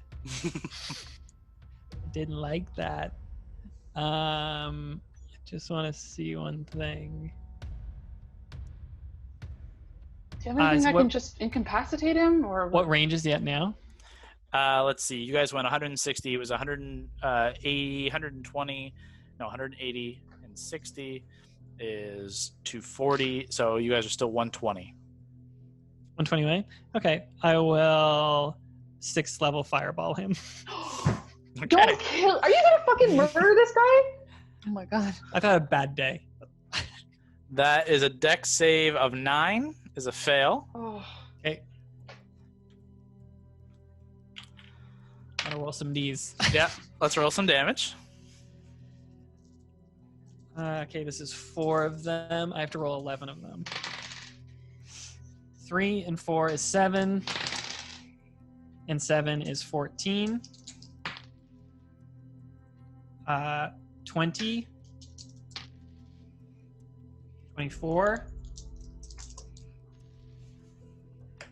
28. 36. 36. You have to roll a con. Wow. Which is a Constitution save of 18, which is a failure, and he begins to plummet. And you watch as he falls the full 60 feet and slams into the ground, taking 66. Jesus. 5, 10. Wow. And you watch from Fern's elevated position, you begin to lower, and you watch the crumpled form of this guy, still breathing, many cracked or broken ribs, a broken leg, and singed all over, lost eyebrows and most of his bangs. He's just trying to pull himself forward. Val, what the fuck? Dirt. He spins back and fires an Eldritch Jesus, I'm saying Eldritch Blast. Firebolt at Mary. That's a natural 18. Yeah, it's gonna hit. Is gonna hit. And you take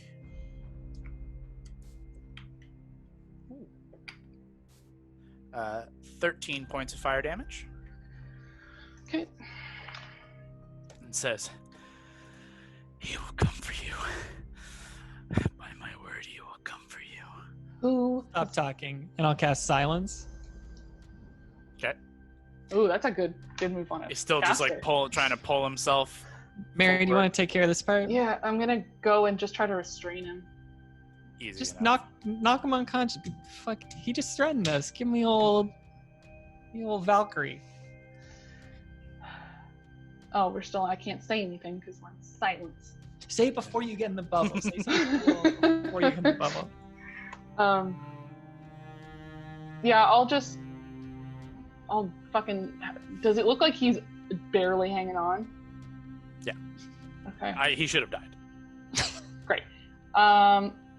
I will knock him out and just Easy. try to stabilize. Like, just. You can non-lethal damage, takes him unconscious but not dead. Though you do see broken leg and broken ribs, pain, could bleed out internally if not seen to in a fair amount of time. Though you might kill this guy anyways. Who gives a shit? So you, I presume, are going to bring him back to camp? Yeah. Yeah, for now, I'll just drag him out and be like, oh, He's currently unconscious. fix him a little bit. You want I to don't- fix? You want to I fix don't him? know who this guy is. I want to know more information. He's not going to fucking talk to us, especially considering we just dropped him out of the fucking sky. And especially if we leave him with a really disgusting looking broken leg. All right. Do we want to gag this guy and manacle him? You got anything in your pack here? Yeah, I do. I mean, you have your pack on you. Okay, sure. I would say Yeah. you guys were just kind of walking out of camp. You don't Yeah, have any like- of your shit. I assume I just have my bag of holding in my. You shit. have, yeah, you always have the bag of holding, and then whatever you literally have on you. You were just going to do a perception check. You weren't going You can to just fight grappling stuff. gun and wrap him up in it if you always Yeah, I have that. I have stuff like that, yeah. That's I can fair, wrap him for up. sure. And I want to make sure his hands are bound for sure, so Mhm. that he can't cast, Mhm. and the gag as well. Easy enough. And then I'll just heal him a bit. Okay. Healing word or whatever. Just the level 1 healing word. Sure. You see, as you prop him up, consciousness slowly flicker back into his face as he begins to kind of suddenly struggle and then wince in pain, and then look up at you both as like one eye is kind of burned and like you can see a singe around, and the other is just bruised and in pain. He just looks up at both of you. You also hold on. You also see where he fell, and as you begin tying him up, he had a leather satchel on him that has some stuff in it. You're not sure. Yeah, what let's it is. fucking go through that stuff. While I'm tying him up, I'm gonna check the back of his neck. You yank down his robe and the hood, and you see nothing on the back of his neck. But a little further down, as you kind of push him forward and pull back a little further, you see just the edge of it. You do see, between the shoulder blades, a tattooed marking of the Revenant Vow. This fucking clown. Rude. A bosun? I thought you were cool, Erin. Saved you from a fucking Kel Desert monster. Still blinking and trying to wrap his head around what's happening. The How many thing hit is points is he at? 8. Oh, wow. Surprisingly good. I know. Didn't want to say that good. Thing is, you do not get to get away from us this easily. I don't know who the fuck you are, but I'm gonna fucking find out. Why don't we get our friends here, though? Let's start bringing them back to camp. Fern will just, like, grab him in his mouth. Just start, drag him by the dragging cloak. dragging him back. Sure. He doesn't struggle at this point. It's kind of pointless. Yo, Wildcards, come here, come here. Question. Do you bring him on in through the camp? No, I No. don't want to do that. That seems a little intense. It's like happy atmosphere of music and stew. And you Do, bring in do, a do, dead do, guy. do. There's just a huge firework like in the distance. Yeah. You know what that was? Yeah, you would have got some curious looks, but you're not going to walk into camp. So, If someone, I'll just like radio. Can someone tell Damascus we had a traitor? It was who we thought. We'll be back in camp shortly, but you guys want to meet us at that like rock where I was doing my watch? Even at the bottom where he was casting the spell, that's like Yeah. out of sight from everybody. Yeah. yeah, you guys all hear that over the radio, except Lavender. And tell Lav, please. Can I look through this guy's little satchel? Yeah. You flip it open, make an investigation check. Oh, this should have been you, Mary. Probably. Well, it's fine. Yours is okay. Mary's preoccupied. Yeah, she's a little distracted. 6 + 7 is 13. You immediately flip open this kind of just messenger bag, and you see 2 rolled up like scrolls or pieces of parchment that look like maps. They don't look like spell scrolls, but they are maps of some kind, and they're kind of bound together by twine. Though you'd have to unravel to look at what they are specifically. You can flip through and you're like, oh, that's map paper, whatever. And you see a couple of pieces of quill and a small inkwell. You find a what looks like a thinner tome, a book, but you can tell it is a well-maintained book of expensive paper, and it smells of rich inks that would lead you to believe it is a spell book. And finally, you find something that is familiar to you. You find a compass, and you flip open the compass, but it is not your typical compass. It is one that you were given by Raymond Boralis many days ago that points in the direction of Gate Gem energy. We did hear of an expedition that went out of the Revenant Vow toward the Kel. Cool. Pocket all of that. Do we want to end here, or do we want to do our interrogation? What do we want to do? I kind of want to see this through. Sure. The rest of you catch up? Y'all here? Everyone gets there quickly enough. Ready already, like knowing that something was going down, but it just kind of popped off out of nowhere. All of you catch up. Hondo, dudes with the Revenant Vow. It's got a cool back tat. It's a piece of shit. I think he sent a message to Raymond or someone. He said, what did he say, Mary? It was like, he will come for you all. Yeah, something like that. So I go and I cut a finger off, and I'll say, God, Hondo. Okay. I will send a message to Raven. That won't knock him out, but it'll take him down to at least 1 hit point. Ugh. And he fights against the binds and the gag as screaming in pain. You cut free one of his fingers. his middle finger. Sure. I'm going to send it to Raven. Okay. So he can't swear at you. Smart. He is, he's struggling now again as blood is kind of spurting out of his hand. So we should probably ungag him. I think that's how this goes. I'm not sure, Hondo, but You might want to give him a healing word or something if you're afraid of further damage. so I heal him. You cut off his finger, and then you tell me to heal him again. Mary, what do you want from this guy? He's Revenant Vow. He had a gate gem compass.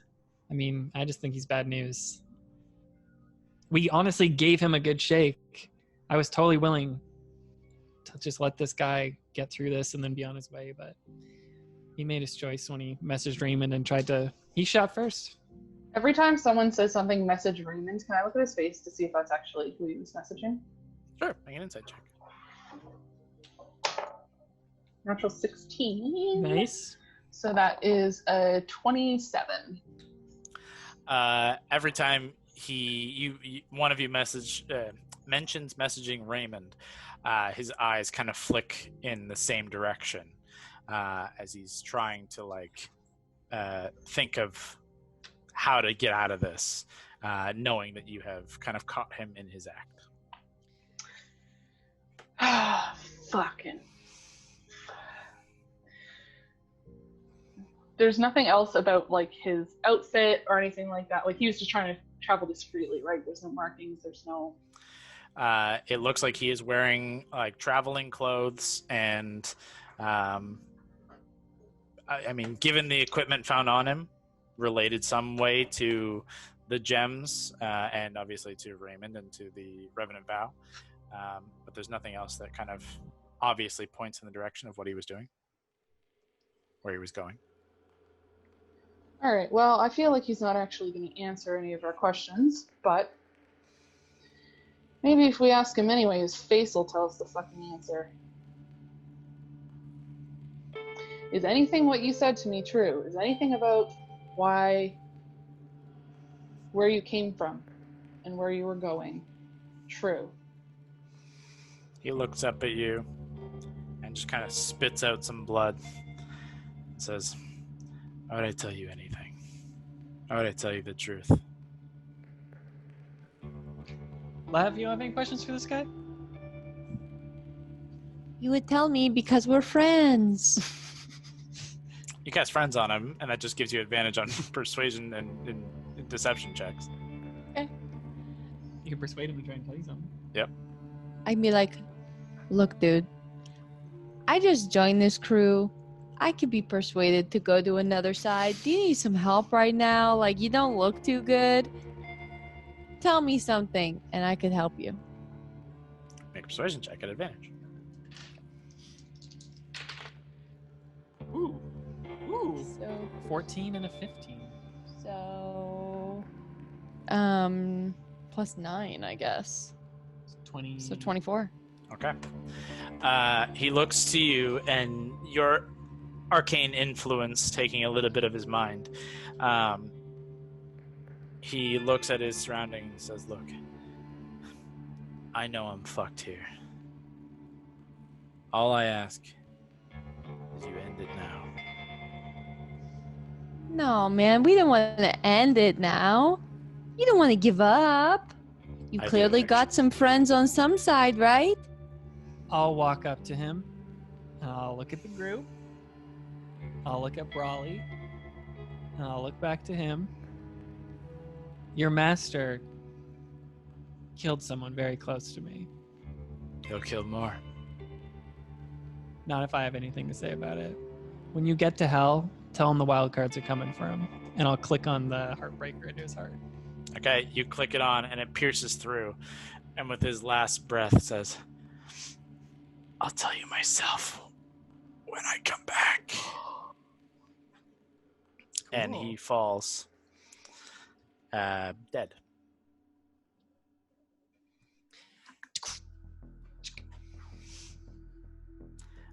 You guys hungry? Is the stew ready?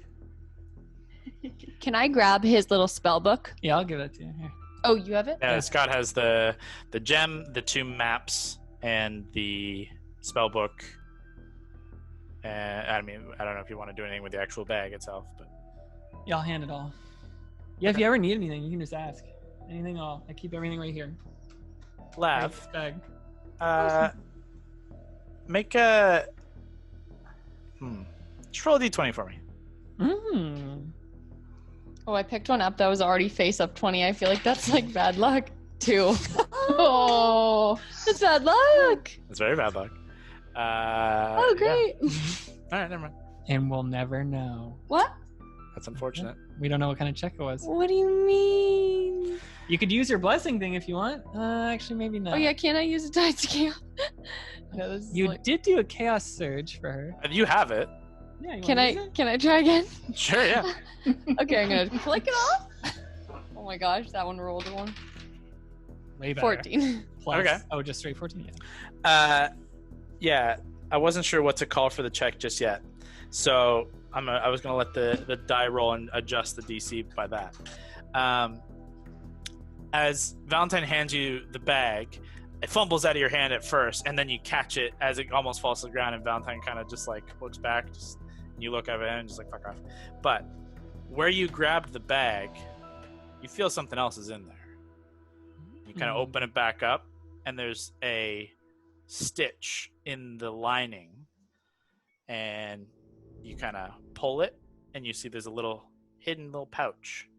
Within, you see a smaller, thinner little notebook that, as you kind of pull out, kind of flip through, and it is partially like partially a journal, and partially you see these notations of what looks almost like a code or cipher, and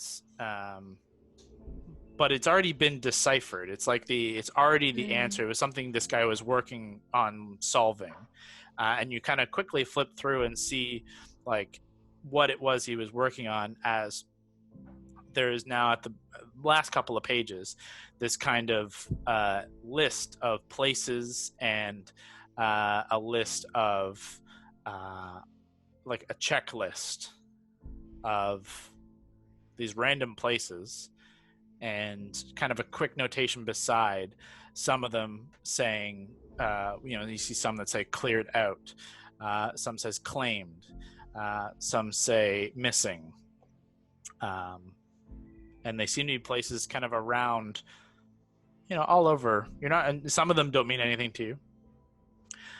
Some of them are familiar. But you kind of this is something that this guy has been working on, and it's intriguing. And at the last kind of moment, a little click of the last kind of page leads you to look at the two maps that Valentine has. You kind of snatch them from Valentine, and you flip through, opening the map, and the first map is just a map of Vesaria, just the same as anyone has ever seen a map of Vesaria. But on it, you can see in certain locations, kind of around the coastline and some off the coast, are these little hash mark runes or sigils, and you begin to kind of recognize what the rune and sigil is, and you kind of look back in the book and you see their connection, and you can see it's almost like a longitude-latitude connection of where these sigils are and where the locations are that kind of correspond to in the book. And as you look at the next map, you can see it is like a hand-drawn map of the outer planes. And there's a connection between the three. You can see the through line holding all this information at once in your hands, that the notations on the map that line up with the locations that are written in this notebook are connected to notations that are lined up on this outer planes map, seemingly pointing to locations of the gates to the outer planes that are on the material plane. They're the fucking gems. They're the portals. They're where they go to. And where they are. Dash shit cray. That's your cry. Lav has the math just flowing through her head, She's just like, connecting it. she's like that one meme where it's just that woman and all that math all around her. What does it mean? And that's where we'll come back next time. Ooh. You got a lot done. Thanks for tuning in. Join us next time as the Wildcards traverse the brutal heat of the Kell, now with wayward travelers in tow. But from the shadows, a cold wind blows their way. There will be a new episode up every Tuesday, so stay tuned. But until then, keep exploring.